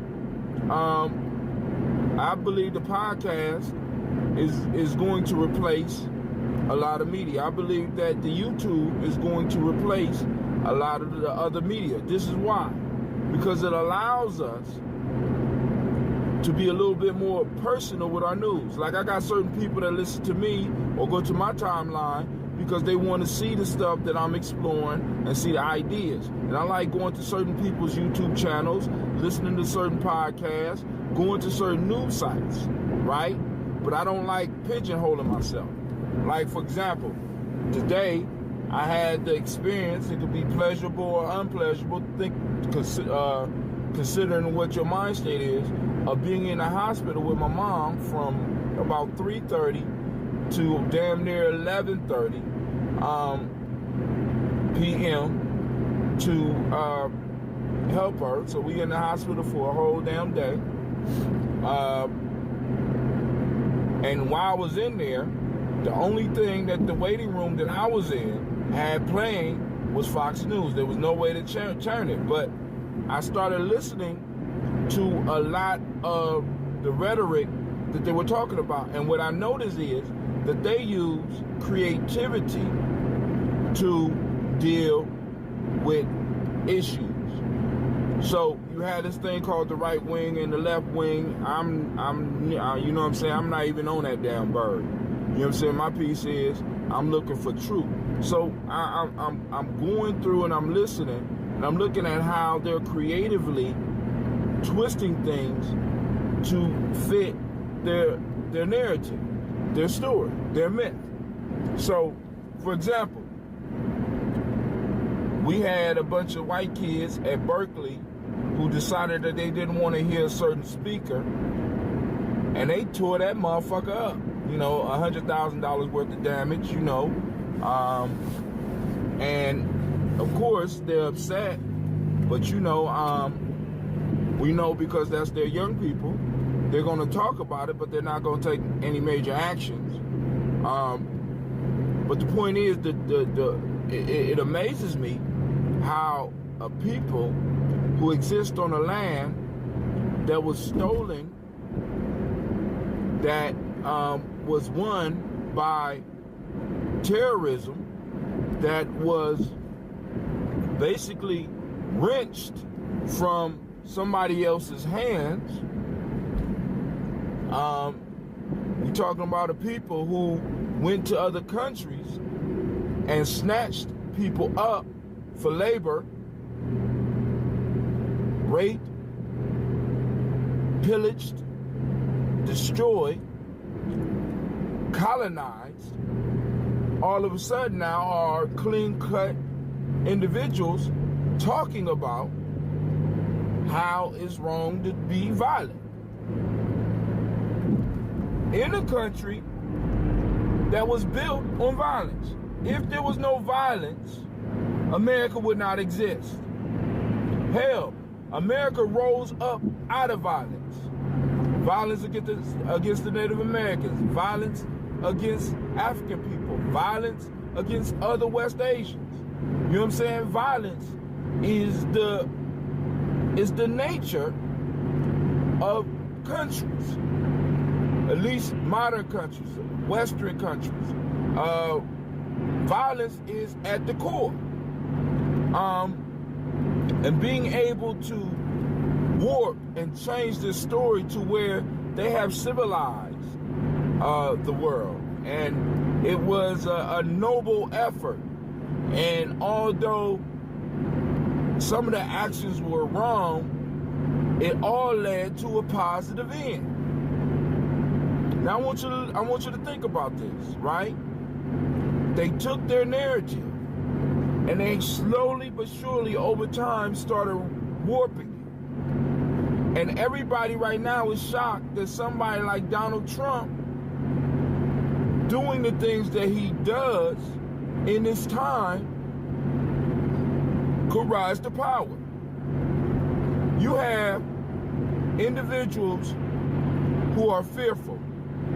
You have individuals who are in economic stress. You have individuals who have been programmed in education systems. And all the promises that were made to them are not being kept.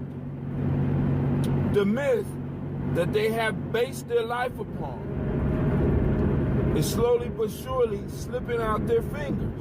So of course, they're going to gravitate to someone or something that's going to tell them, hey, I could make this better.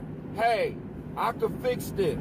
Hey, we have to start doing A, B, C, and D. It's worked for me. You know what I'm saying? Everything else before me was stupid. Right? So, of course, this is where a majority of the population that wanted to benefit from the fruits of their ancestors' labor is going to go. It's not hard. It just takes you a little bit of time to sit down and look at it. Right? The narrative has changed and they have bettered the world. The world is better because they have done what they did, they believe. Right? So they need to continue doing that. And they need to continue having the resources. Right? So when we are sitting here on this great day of Kahumba and we're sitting around hopefully thinking, we need to start thinking about how to creatively change our narrative, right? We need to move from victim to victor. We need to move from sad to joyous.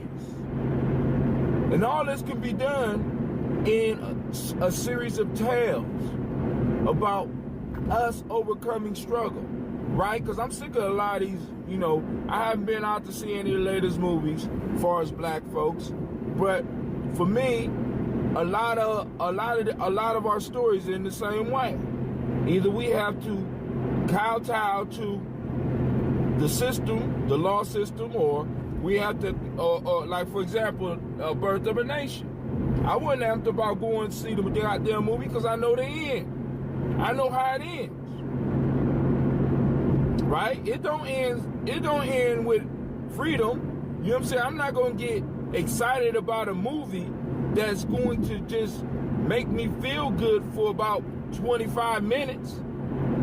You know what I'm saying? For 25 minutes or for that period of time that turn of this band was running around, that was the freest that they had ever been in their life, and that shit was snatched away.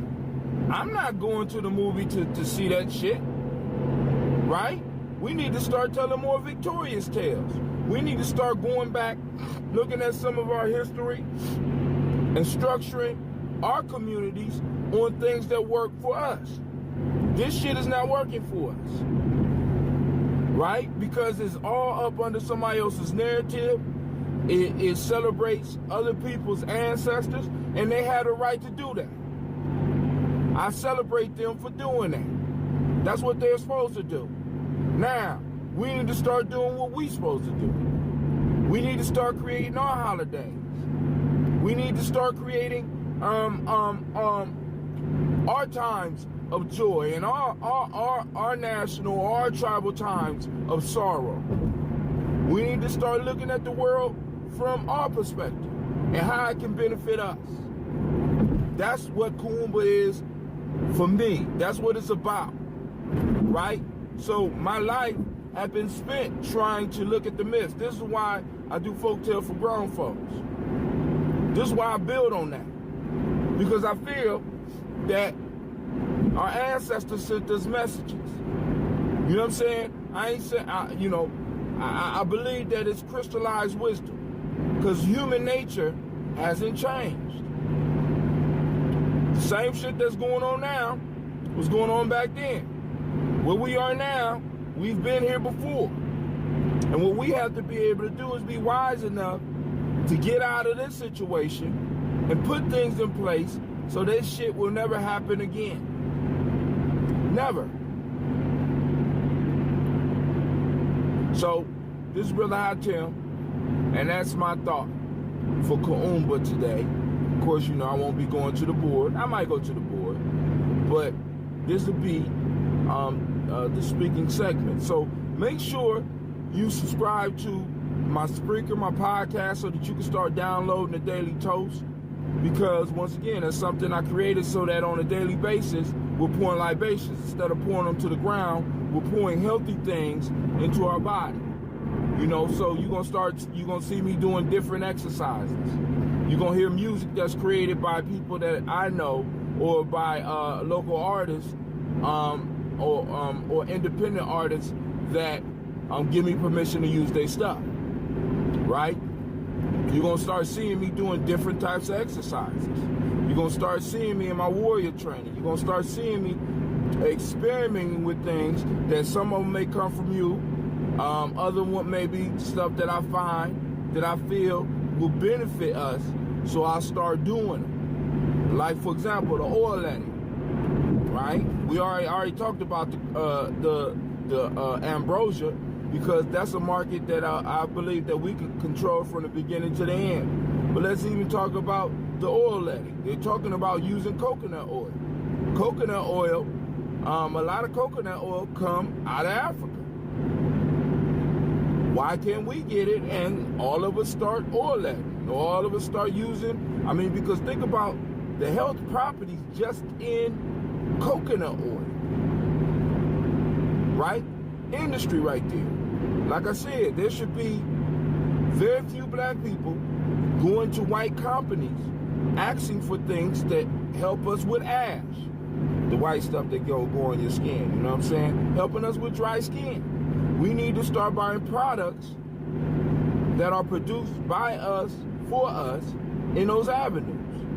You know what I'm saying? Because we have to start creatively moving into markets that we need.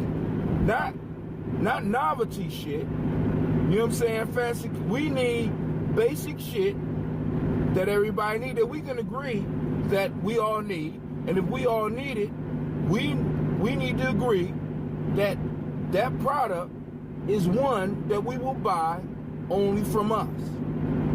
But that means that on the other end, far as the person selling it, you have to have a quality product. You know what I'm saying? Quality service.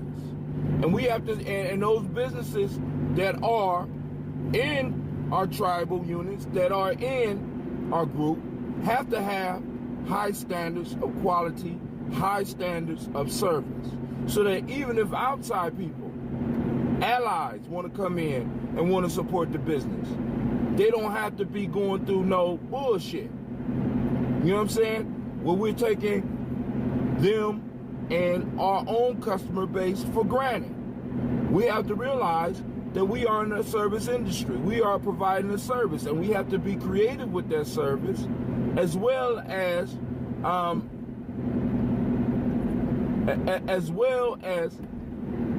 creative and focused with the service, so that we can give people the best experience. You know what I'm saying? We have to realize that they don't have to choose us, even if they are like us, even if they look like us, even if they're in our tribe. We have to understand that they don't have to do that. So, yo, this is Brother Hatim saying, yo, I want to thank everybody that's been listening and that's been tuning in. Make sure you like, subscribe, and more importantly, share, because we have to start doing this. And if you're doing your own thing and you're listening to me, give me the opportunity to help you by subscribing to what you do. You know what I'm saying? If you do a blog, you know what I'm saying? Let's cross-pollinate. You know what I'm saying? I write. I have some blog posts that I can share with you. You know what I'm saying? I have some information I might be able to share on your podcast or your YouTube channel. And if you want to come on mine, let's do it. Let's build. You know what I'm saying? And I'm going to say this to all of my family, my allies out there, right? Please, listen deeper, okay? I want you to listen deeper. I don't want you to get caught up in the fact that I focus on my people. I want you to listen to the overall message, because I believe that the only way this country, America, is going to improve is if African Americans improve. Once we start rising, I believe this country will rise. We are an intricate part of this culture. We are an intricate part of this place. We're part of the soul. And as we all know, when you ignore a part of your soul, when you neglect a part of your soul, your whole life suffers. So part of America's issue is that part of the soul of the country is being ignored. Now also, on the creativity tip, I said I was going to end. I'm sorry, I lied. Also on the creative tip, we need to come out with how-to videos, how to work with young people, how to raise young people, how to provide lures to mastery, how to get them prepared for the future. You know what I'm saying? How to creatively discipline. You know what I'm saying? Because in the environment where I'm at, I work with a lot of young people in poverty, that come from poverty homes, that don't know it, that feel that life is a game. Not a serious game, but a fun game that they could play and they got plenty of time. We need to start making sure that our children understand their responsibility. We need to get out of the West Asian trap of this carefree childhood, because the issue is our children can't be carefree. I have an 11-year-old son who soon will start developing hair on his face. His body will start coming into a man, and he's going to be looked at no longer as the young, intelligent young man in school, to where he's going to be looked at as possibly a threat to somebody. And I have to make sure, as a father, you know what I'm saying, that I get him prepared, and I get my daughters prepared, right, for the future that they're going to be dealing with, right, job-wise as well as social-wise. I know a lot of us want to act like the racial divide don't exist. I know a lot of us want to act as if we're in a post-racial society. But the fact of the matter is that we're not. And we have to creatively, using our kuumba, prepare our children so that they could become productive members of our families, productive members of our tribes, productive members of our nation and the nation that we are in. So this is Brother Hatem. This is part of my daily toast. We are now in Kuumba, and I want to thank you for listening. I want to thank you for subscribing. I want to thank you for looking at it. And by the way, if you like it, comment. If you don't like it, comment. Help make me better, right? Tell me when I'm doing good. Tell me when I'm doing bad, so that I can start mastering my craft. That's the only way that I'm gonna get good. Let's help each other. I could take some criticism. My feelings might get hurt a little bit, maybe. You know what I'm saying? But maybe you might say something that might bring me an awareness that will catapult me to a point where I'm able to, with this show, take 50 youth on a train trip across the United States of America so that they can see this country. Be able to take 50 youth to Ghana and Senegal and Ivory Coast, to take them so that they can see the pyramids, and to take them to different places, because that's the goal, right? You know what I'm saying? You know what I'm saying? If I'm doing all right, all those around me is going to be doing all right. You know what I'm saying? I just got to make sure that they're productive, and I got to make sure that I have a business for them to check out. Also, go to Gye-Nyame.com.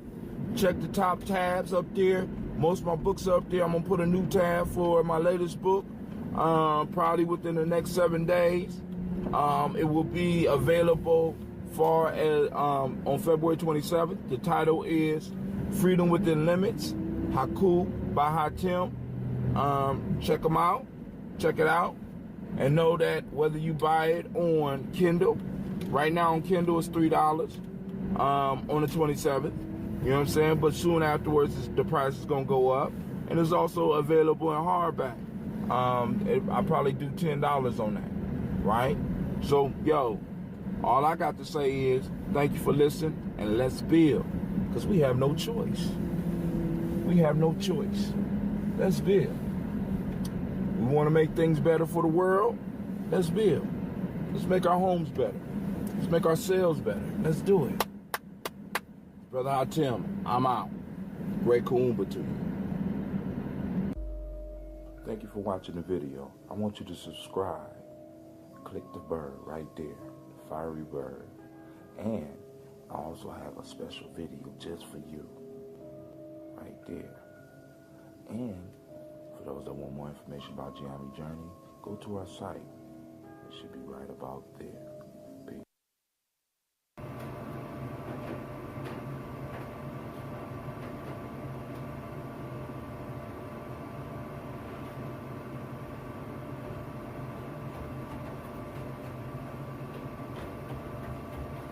Oh, man, you scared me to death. Hey, what you doing down here? You know it's time for the toast. Let's go toast, man. Great emotion.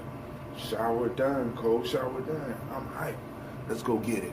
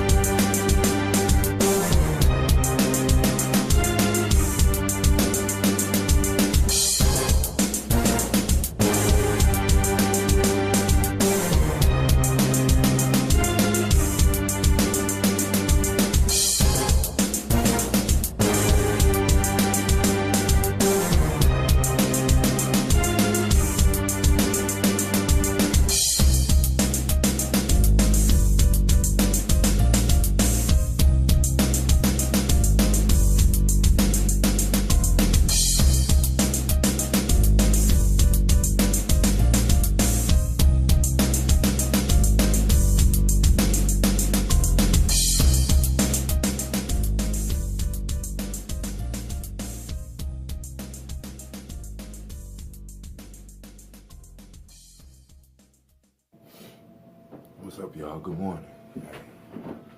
Time for us to start the day. Of course, you know, we got the toast.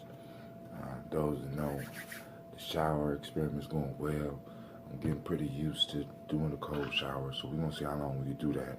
We try to do that for at least 30 days. We're still working on the isometrics. We're still doing the oil letting, so we're going to keep it up.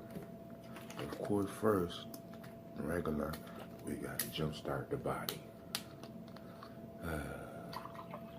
Try to get that water in you first thing in the morning.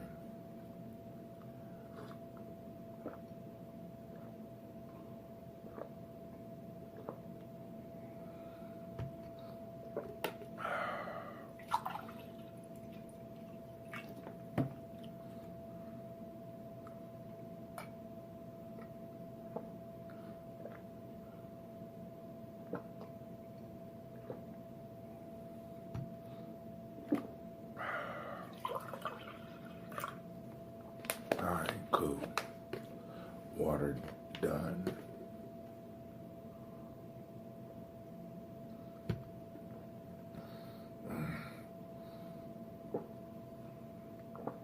I found some ambrosia. I think my wife might have opened it and it wasn't the flavor that she wanted. Just left it. So I'm going to finish it. It's guy body. I'm gonna mix it with some of my adult sipper because it didn't have a cap on it, so we're gonna get it a little bit lively. Alright. So of course y'all know how this goes, those that's been joining me. And I want to send shouts out to my speaker fam, right?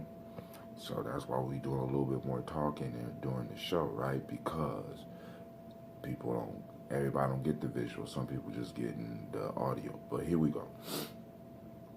We sending shots out to the creator. We ask the creator, which we know is all around us and within us.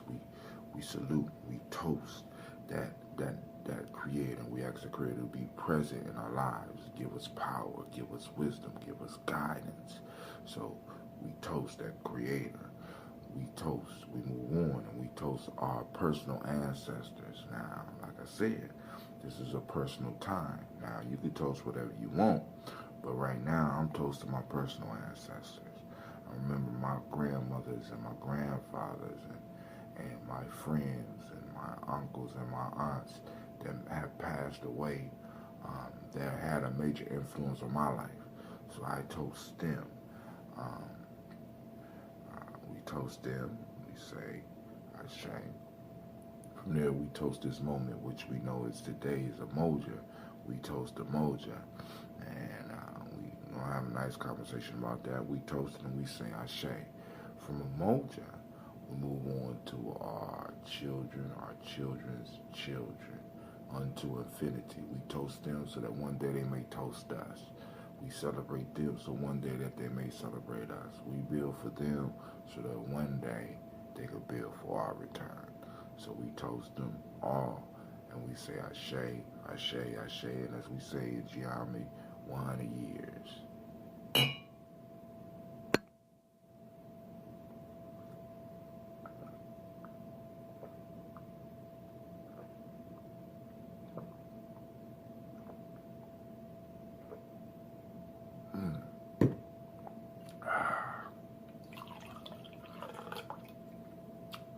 Set open all night, still got a little kick.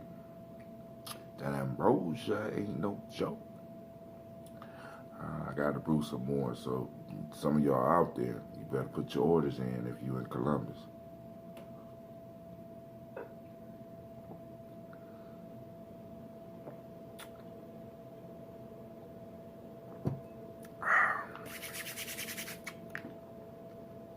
Man, so now, let's run through the agenda.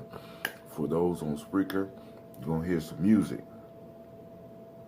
So I'm about to go through the cleaning aspect of my daily routine.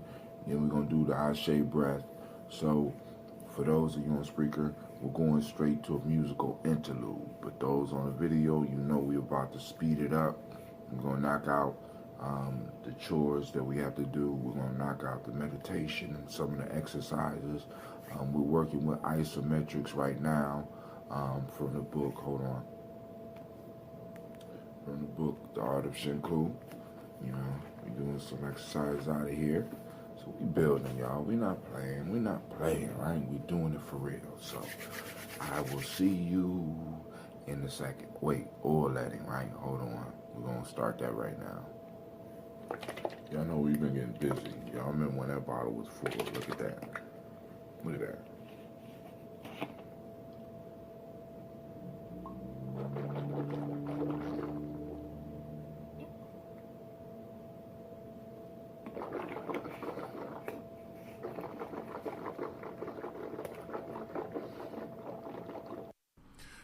You are now listening to Gye-Nyame Journey Radio. This is a Heart of a Symbol production.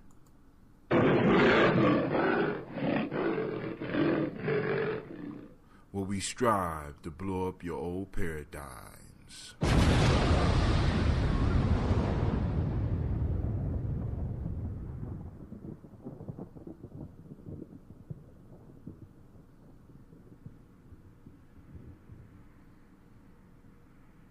So with no further delay, let's give him our undivided attention and let's receive Brother Minister Nuri Muhammad with a warm round of applause. All praise is due to Allah. Assalamu alaikum. Thank you, family. In the name of Allah, the Beneficent, the Merciful, I bear witness there is no God but Allah, and I bear witness that Muhammad is indeed his messenger. I'd like to greet my brothers and my sisters in the greeting words of peace of Assalamu alaikum. How's everybody today? All praises are due to Allah. I'm doing well myself, striving in Allah's name to make my word my bond. Thanking Allah to be able to celebrate a Savior's Day. To actually have met a Lord and a Redeemer for the black man and woman in the whole world if they only but understood. And I'm talking about the greatest black man that has ever lived other than God himself, the most honorable Elijah Muhammad. All praise is due to Allah for the most honorable Elijah Muhammad. Yeah, Columbus Most Dangerous up in here for the year 2014. Yeah. Grime Life Entertainment.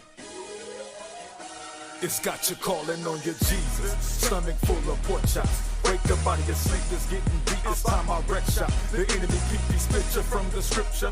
Blood you didn't decrypt you. He put you with devilish ways. He got you to spray. You see the picture, vision it clearly. Man, you too near me not to hear me. Chastisement divinely coming from Allah so severely. Rain, snow, hell, and earthquakes. The world will shake. Let's watch these white devils fall. Death is your fate. Vanilla killer, cause it's judgment day. Ain't no escape, ain't running high. It's about time you pay for slavery. Look what you did to me and other black people. Made us to live inferior. Treat us like we ain't equal. Tricked us with Christianity. Taught us about a trinity. Plans to lead us to hell. Blind with no unity. If you and me wanna break these chains, united we stand tall. Let's go, you hear Elijah's final call. We must follow his teachings. Let's make it through Judgment Day. Black woman, black man, unite, white folk gon' pay. For the way she did her, black slaves sent the Lord in a rage. Look, read the front page. A lot of devils filling up the graves. Vanilla killer, it's the Judgment Day. Ain't no hiding, ain't no running, ain't no getting away. Nope. Vanilla killer, it's the Judgment Day. Ain't no hiding, ain't no running, ain't no getting away. See what's wrong with the way we living? Crazy spending and fornicating with crazy women. It's crazy ignorant, you programmed and made me ignorant. Just sit down, have a seat, homie, and pay attention. BT wants you to see the cars, clothes, and bling. That's what they show you to program you just to want these things. To make it worse, they even show you how to go and get it. Get you a pot and some water, jump on the stove and whip it. Guess you don't understand the reason why you wear a chain. Cause you still enslaved, it's different, yet it's still the same. They blowing up our buildings, they poisoning our food. They poisoning our mind, we sick and we ain't got the flu. But you don't got a clue, cause you addicted to Jerry Springer and Dr. Who and whatever they got for you. We killing each other thinking it's what we gotta do. The end is near and it's coming soon. I'm dropping jewels. Let's make it through Judgment Day. Black woman, black man, unite, white folk gon' pay. For the way she did her, black slaves sent the Lord in a rage. Look, read the front page. A lot of devils filling up the graves. Vanilla killer, it's the Judgment Day. Ain't no hiding, ain't no running, ain't no getting away. Nope. Vanilla killer, it's the Judgment Day. Ain't no hiding, ain't no running, ain't no getting away. You are now listening to Gye-Nyame Journey Radio. This is a Heart of a Symbol production.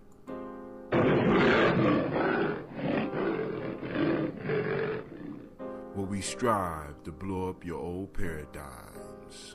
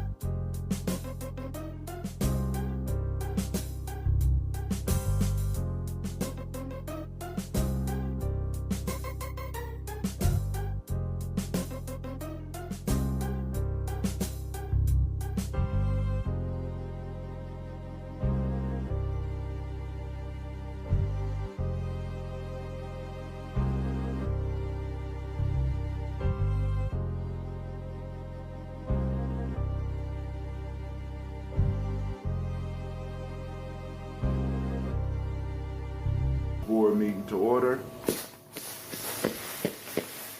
Alright, let's get it. So, y'all know I want to say, once again, great emoji. Alright, we're going to lay it out. I got the points of meeting. You know, it's about fits. I was hustling this weekend, so I ironed all my kids' clothes for this week. So I just got to iron my pants. I ironed most of my shirts. But I still got to do my ties and stuff, even though some people say you shouldn't iron your ties. I've never been like everybody else anyway. But today, we know that it's emoji. Now, with emoji, so what I'm going to try to do is I'm going to try to keep better, I'm going to keep better track of the other principles. But we got emoji, which is unity. We got mentalism, or all is mental, which is basically law of mentalism, that the whole universe is based on the thoughts of God type thing. It's a thought energy out, you know what I'm saying? And then we have truth, which is the biotic principle. The mentalism is from the hermetic principles, all right? So the piece that we need to focus on is the unity with the truth. And one of the things that I think we need to really start working on, of course, I always say what I think, because it's all my opinion, but I would love to hear your comments, your ideas as well. We need to really start working on developing a foundation of truth, because truth and unity go hand in hand. It's hard to talk about having unity when truth is lacking, right? Now, one of the places where I'm seeing is, because actually it kind of goes to some other principles. Being able to distinguish the real from the unreal, being able to distinguish the real from the unreal, right? Because it's sort of like we're trying to build unity, but we got a lot of people putting up illusions or false realities, right? Because I'm running into a phenomenon where I have a group of people that believe that just because they or their children, just if they are able to explain why they do what they do, then that makes it okay. Now, how are you supposed to unify with somebody that's living in a reality like that? It don't matter what they do, just as long as they can explain why they did what they did. You know what I'm saying? That's called justifying. You know what I'm saying? We got a whole generation of people that's learning to justify fuckery, right? So now, how can we build unity on something like that, right? So how do you deal with these individuals? Now, this is my suggestion. You know, this is just Brother Hatim. You know what I'm saying? I'm saying, like, for example, we have to be clear on, I don't want to burn my pants. These are my favorites. I already burnt them a little bit. You know what I'm saying? For those that's new, the board is the ironing board, okay? You don't want y'all thinking I got a group of people in here meeting. The board is the ironing board. This is the gavel, okay? The clothes are the points of discussion, okay? It's a metaphor, all right? So, Brother Hatim suggests, right, that in some ways, because everybody's not going to make it. I ain't even talking about an end of the world scenario. Everybody's not going to make it. Everybody's not going to make it to happiness. Everybody's not going to make it to joy. And if there is an end of the world scenario, everybody's not going to make it through, right? So what we have to do is, once again, start building unity, not on a mass level, but we need to start building unity on a smaller level, because really a lot of crazy people, they got some unity, right? They got a whole clique of crazy people, right? So now those of us that believe that we're sane, I think we better start forming some cliques too, based on truth, right? You know what I'm saying? Based in truth, not just on truth, but based in truth. The truth of the matter is, everybody else is working together. We're the only ones that's not doing it, right? We are the only ones not doing it. Now, where is your tribe? Because, because a lot of people is like, we need to move away from tribalism. I'm like, oh, hell no. You know what I'm saying? Because America hasn't moved away from tribalism. You know what I'm saying? Groups in America hasn't moved away from tribalism. Hell, tribalism, through the concept of tribalism, wealth is passed from one generation to the next. Y'all say that's family, okay? Yeah, but those families what rest in tribes, right? You best believe that Rockefeller ain't just passing money down through the Rockefeller family because other people's marrying into that, and they got a whole tribe. It's a whole community of people that are wealthy, right? We the only ones that believe that we could do it all on our own. You know what I'm saying? I'm not on that.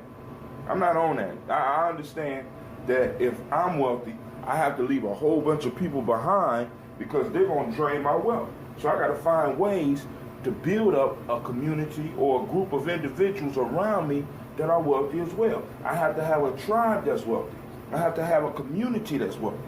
You know what I'm saying? Not just an individual. When we talk about unity, right, we talking about it as a unified group, building up. See, because this is what's going to happen.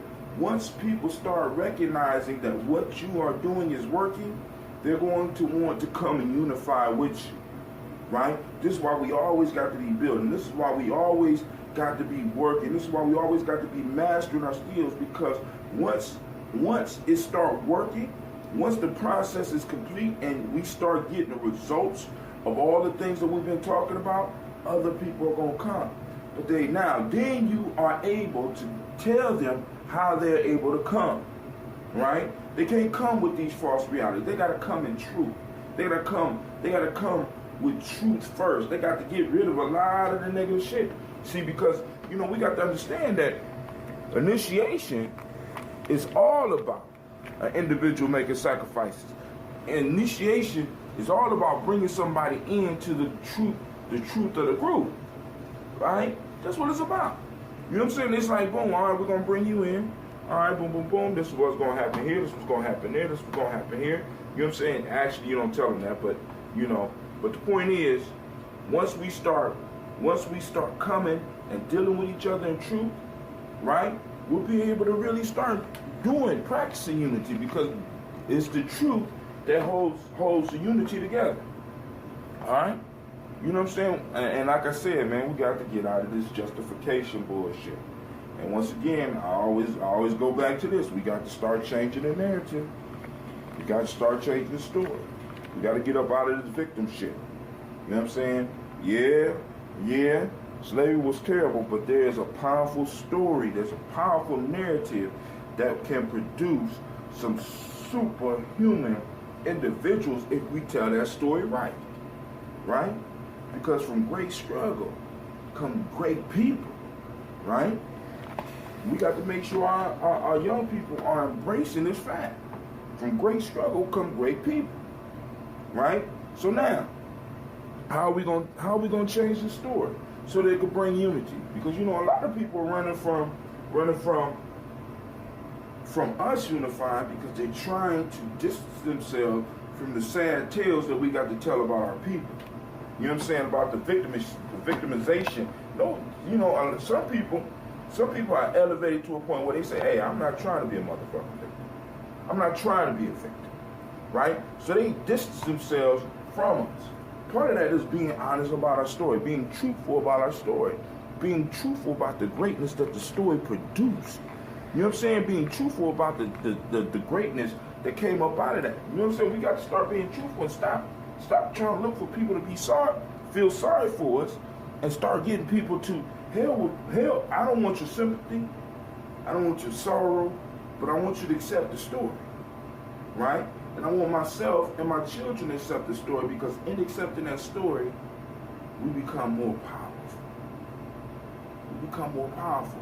Because I want you to think about the struggle that we made it. I want the truth of the story. I want you to think about that. Your ancestors made it through that. Nobody else's. Your ancestors made it through that, so that you can stand right here, right now, and listen to what I'm talking about. That's a powerful truth. And that's a truth that could bring unity. Right? That's a powerful fact. It's beyond a fact. It's a powerful truth that can be used. But we're just telling the story wrong. That's all I'm saying. All right. So now, this is Brother Tim. This is Unity. Umoja, right? I'm going to let it go on right there. Put it right there. It's going to be right there. And we done. All right. I want to thank you for tuning in. Those of you on Spreaker, thank you for listening. Give me your comments. You know what I'm saying? Like, subscribe, and more importantly, right? Share. This is Brother Tim, and I'm out. Peace. Thank you for watching the video. I want you to subscribe. Click the bird right there, the fiery bird. And I also have a special video just for you, right there. And for those that want more information about Gye-Nyame Journey, go to our site. It should be right about there. Peace.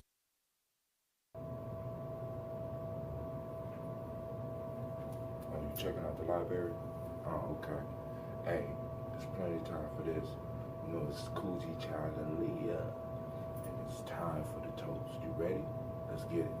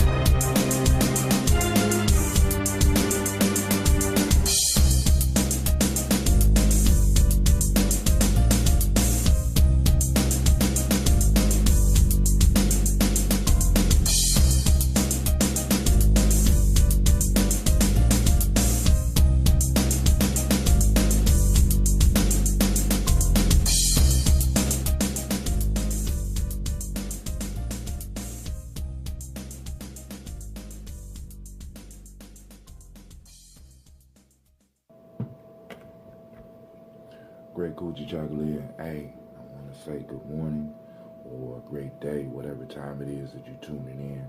I want to thank you for taking the time for chilling with us on Gye-Nyame Journey's Daily Toast. I want to send a shout out to my brother, the Traveler, Brother D, for the recent loss in this life, but the gain of a powerful ancestor. So this goes out to you, my brother. We're going to toast our ancestors. We're going to toast the creator our ancestors. But first, we got to start off our day with a shot of water.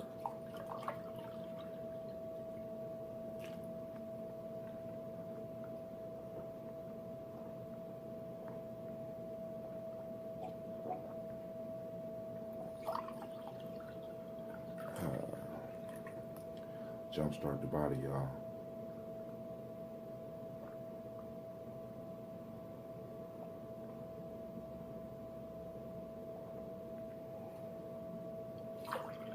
Come on, drink your water, drink your water, drink your water. Get it started.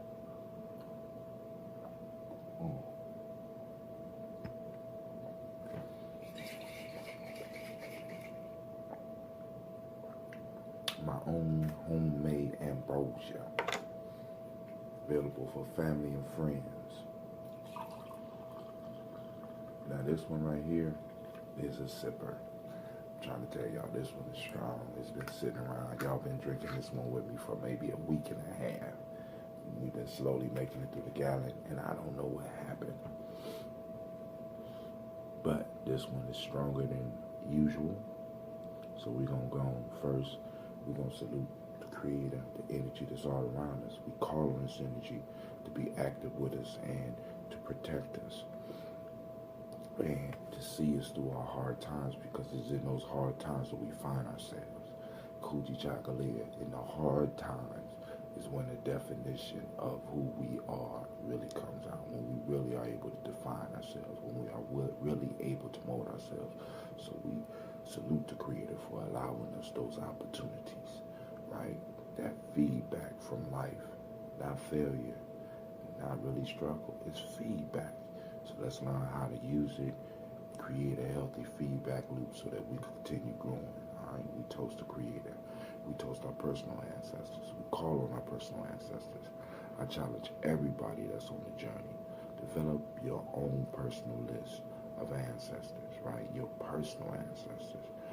You know, if you need to, develop you an altar, whether it's on your bookshelf or it's in a little private space where you got pictures of your friends and family around, so that you can always salute them. You can always have a toast with them, because it's important that as African people, we start plugging back into our traditions, right, and moving forward, right? We're in a modern time now, so we have to go and start learning how to adapt what we are. One of my elders always talk about resilience, right? And the resiliency of our traditions and how they're able to mold and shape no matter what situation we are in. So we need to learn how to call on our personal ancestors, because they are your guardian angels, whether you know it or not. Your grandmama's looking out for you. She had passed. Your grandfather's looking out for you. And when you drink with them and you drink for them, it empowers you, all right? So we salute those ancestors. Last but not, this ain't the last. We're going to salute the day. So we started with the past, and we started with the Creator. We moved to the past, right? Now we're moving into the present. We toast today, which is Coochie Chocolate. We drink for the day. And then from there, Coochie Chocolate is self-determination, which is also lines up with correspondence. As above, so below. It also lines up with justice, you know what I'm saying? Which a lot of us are screaming that we want, but we're being tricked and we're falling for. We're not getting justice, we're getting laws, you know what I'm saying? We're getting man's laws. So we need to really start defining that type of stuff, right? The color that goes for today is orange. No, my fault. Is indigo, dark blue. So that stuff. Like I said, I'm going to try to get into that a little bit more as we move on through the toast. So we move on, not today, but as we move on into the future. And then last but not least, we toast for our children's children unto infinity, because everything that we're building, everything that we're working towards is for a better future for them. If not, then why are you doing it, right? If you're not doing it, because really, you can do it for yourself, but eventually you fade away and your children will come, or others will come and take over. What will be your legacy? What are you leaving? What are you building for the future? So we toast. And as we say in Gye-Nyame, 100 years. Ashe, ashe, ashe.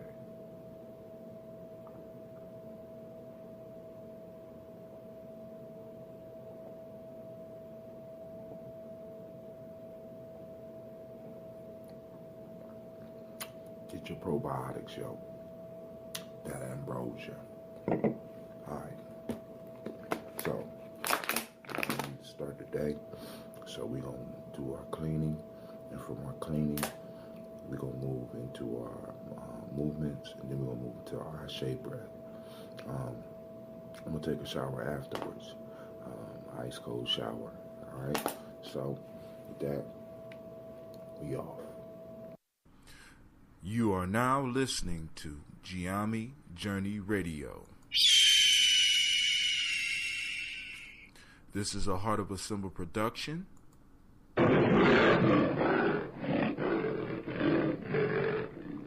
Where we strive to blow up your old paradigms.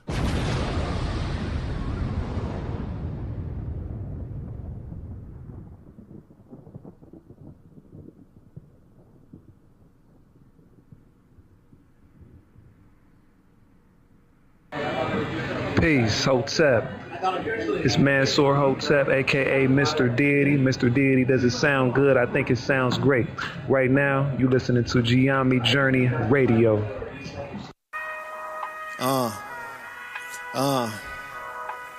Verbal delegation. In that society, Dr. Brown, Mr. Deity.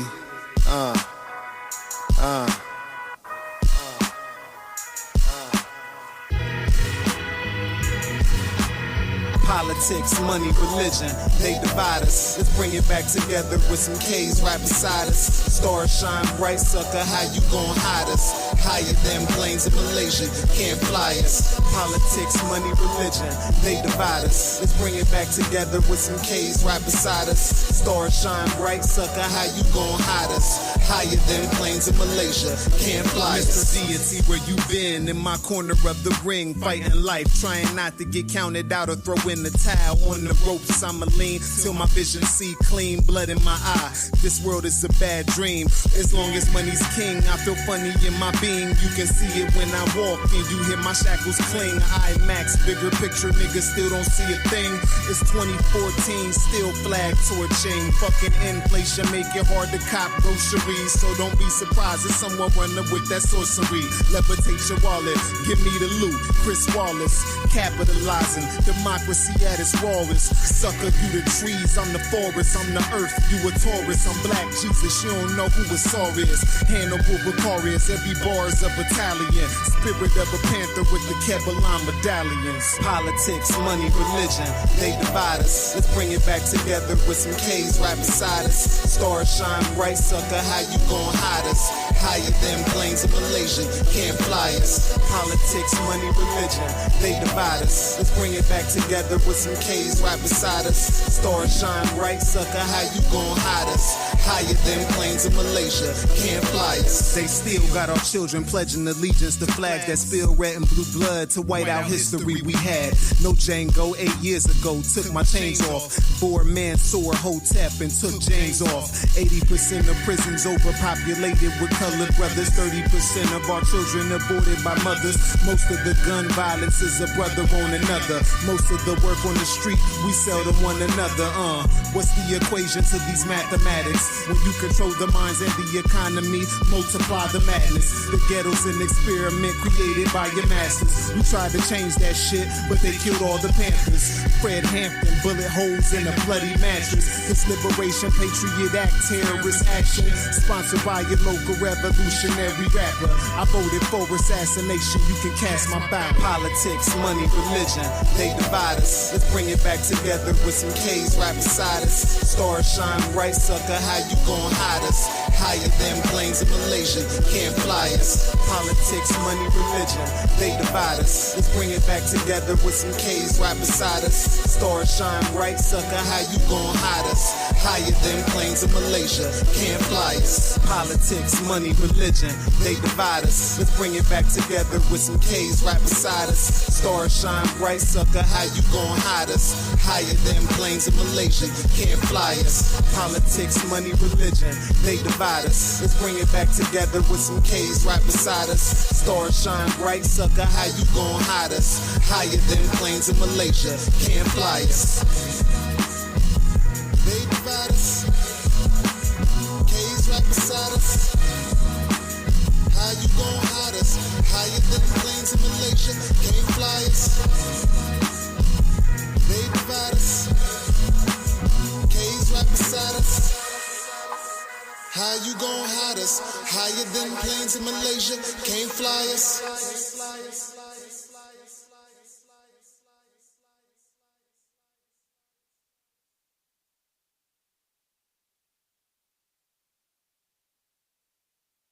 Do you hear that? Is it supposed to sound like this? Mr. Deity, I think it sounds great. Mr. Deity?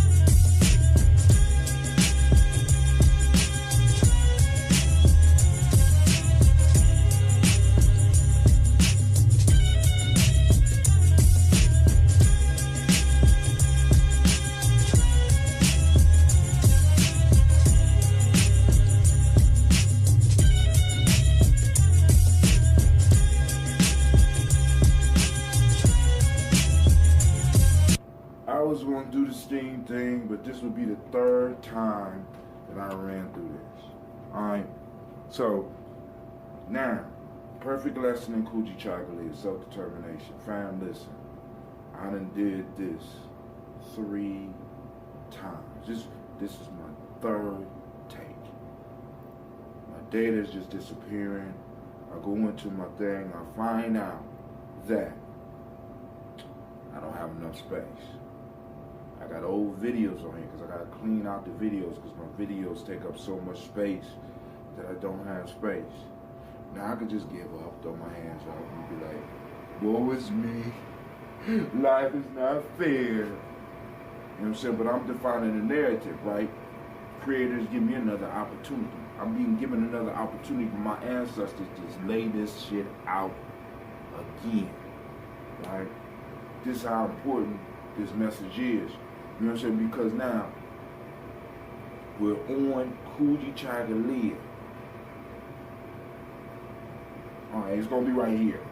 I ain't know whether to put it over here, but I'm gonna put it right here. Alright? Gye-Nyame, it's floating right there. I can touch it. I'm touching on it right now. Right? Okay. Alright. So now, self-determination. Right? Self-determination. It also shares the day with justice. It shares the day with correspondence. It shares the day with the 3rd eye. This is where the Gye-Nyame point is, right? My elder, Dr. Marie Kelsey, used to tell us, he said, no, this is not the 3rd eye.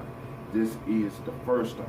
Now, what you mean? He said, this is the first, that's the 1st eye that is formed. And the rest of your body is formed around that 1st eye. That's an eye. So long before these 2 open up, that 1st one is already active. Right? Because we learned, because we don't use it, because we forgot how to use it. Now it's sitting inside of you, waiting for you to awaken it. Right? And I'm honestly starting to believe the stories we tell ourselves, or the stories that we are programmed with, shut that down or wake it up. What story are you telling? Right? And this is the point, man. Yesterday, I had somebody send me a correspondence, and it was a victim-based correspondence. And this victim-based correspondence virus, because it's like a virus. Being a victim is like a virus. I need you to understand that, right? Because it spreads, you know what I'm saying? Because now you're looking for people to blame, you're looking for other things to blame, you know what I'm saying? Boom, it's a victim, you know what I'm saying? Boom, boom, boom. And most of us are victims because of the stories we have been told or the stories we have accepted about ourselves. Fam, we have to change that. As a matter of fact, we have to understand that the narrative that we allow to fill up our lives, fill us up, and spill out into our children. So if I'm constantly having a story of woe, if I'm constantly having a narrative of woe, if I'm constantly having a tale of woe, guess what type of tales my children more than likely will tell? Most of us, right, don't understand that stories aren't just told, narratives aren't just told like how I'm talking to you right now. Narratives are told in how we walk, how we have conversations, not what we say, how we deal with situations, and how we deal with others in relationships. That's telling a story. And it spills over into our children. Our children start becoming us. Some of our story is transmitted through the genes. So now, in our conscious state, when we start waking up, we have the power to change our story. Why is it important to change our story? Because it is the Gye-Nyame, the self-determination, that moves us towards justice. See, because we got to understand, justice is not given by men. It'll never be given by men. Why? Justice is about balancing out the scales. If I am winning over here, this means my scale become heavier than yours. I'm lifting you up, and I'm going down because I'm getting the burden of all your wealth. For us, for me to supposedly give you justice, that means I have to give you back all the stuff that I work to steal from you. And that might be justice to you over here. But that's a crime to me. I worked hard to steal on that. I killed a lot of people. I raped and pillaged. I'm not giving up my shit. Justice is something that we have to take. Justice is never given to a people. Justice is like liberation. Actually, I'm starting to think they're related. And then justice is distributed amongst a people, right? By the people. Now,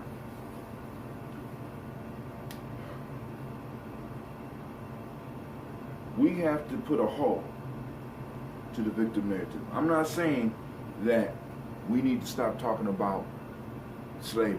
I'm not saying that we need to stop talking about the effects of slavery. But the narrative that we bring with that, we have to start changing, man. It's horrible. It's saddening. I don't want to hear this shit. So I know my kids don't want to hear this shit. I know my kids is running away from it. So we have to figure out how to change the narrative. Like, for example, I didn't rush out to go see Nat Turner. I still ain't seen Nat Turner yet. You know why? Birth of a Nation, you know why I ain't seen it? Because I know the fucking end. I don't give a fuck what he did within the first 150 minutes. I know in that last 10 minutes they're going to kill him. That's not a story for me. I know the story, right? We need to come up with a mythical character that escaped. Develop some type of secret underground organization and is waiting for a chance to come and take back what's ours. What's wrong with that? They do it all the goddamn time. We got to change our narrative, right? We got to be bold enough to change our narrative and don't care who it affects outside of us. We got to build. We got to be bold enough to build. We got to be brave enough to build. We got to be... See, having a narrative requires you to be brave, bold, strong enough to protect it. See, because we're trying to shoot for wealth. We're trying to shoot for material wealth. But we haven't even looked at the intrinsic wealth that's in us. And that intrinsic wealth is translated through stories. Right? What stories are we telling our kids? Right? I have situations where I have families that are raising children to be victims. Whether they were victimized by God or victimized by the system, rather than looking at the opportunity to give these young people a challenge.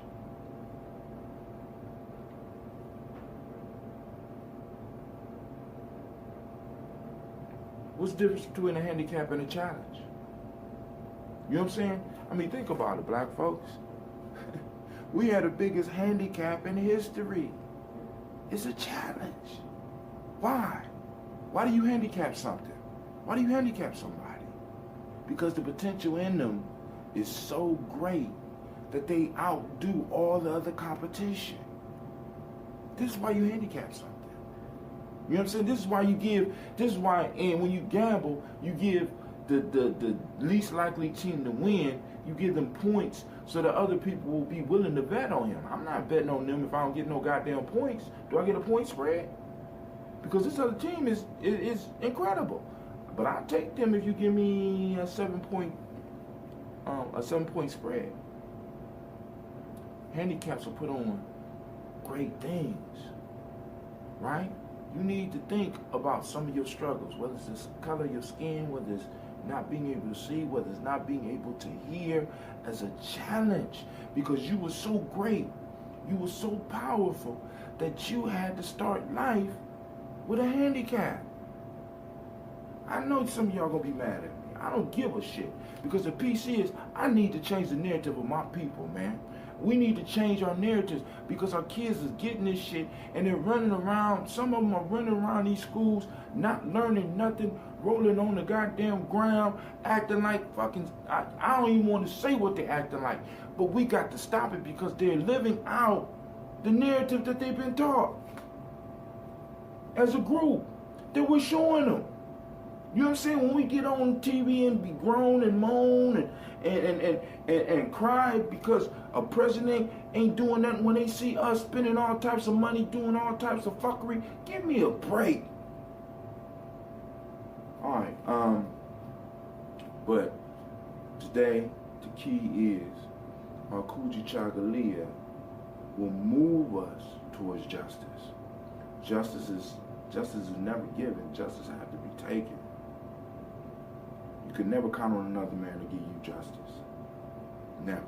You can count on another man to follow a law and give you the justice of the land, but they will not give you the justice of your people. If we're waiting for other people to come to terms with the fact that their ancestors were wrong and it's up to them to balance out the scales, they will never do it. Why? Because it's against human nature. Why is it against human nature? Because I have to take food off my child's plate to put food on your child's plate. And I'm not going to do it. There's a rare individual that will do that. Rare. They're rare. And there are not enough of them in order for us to really get what we need in this world. So, hey, this is Brother Hatim saying, great Gye-Nyame. Great Gye-Nyame. Man, listen, I'm so glad I had to do this 3 times, man. Listen, because that's the lesson, right? Because I'm telling you, man, I could have just gave up. I could have just put what I got on and said, hey, I had a hard time, but no, I stuck to it. Self-determination. I defined the story. The story was that I was given an opportunity. I was given an opportunity to give it to you like this, right? So, hey, I want you, I want you to like, subscribe, and most importantly, share.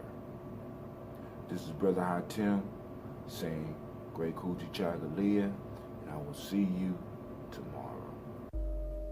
Thank you for watching the video. I want you to subscribe. Click the bird right there, the fiery bird. And I also have a special video just for you, right there.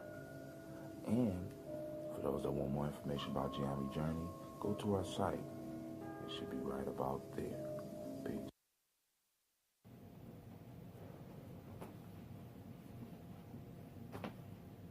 Damn, nowadays you everywhere I go.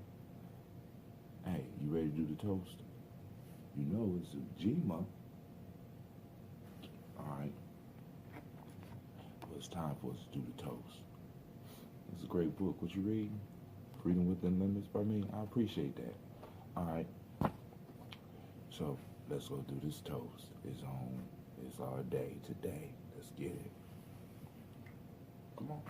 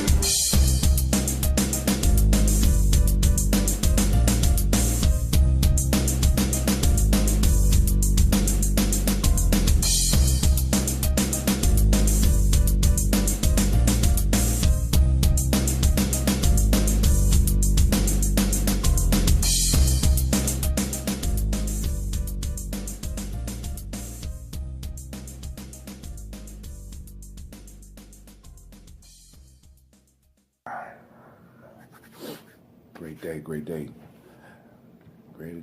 Great achievement to you, yo. Hey, of course, you know we got to start off, but hey, come on now. Come on, grab your water, get your water. It's kind of hard to get up early and handle our business, right? So we're going to drink our water, get your 16 ounces.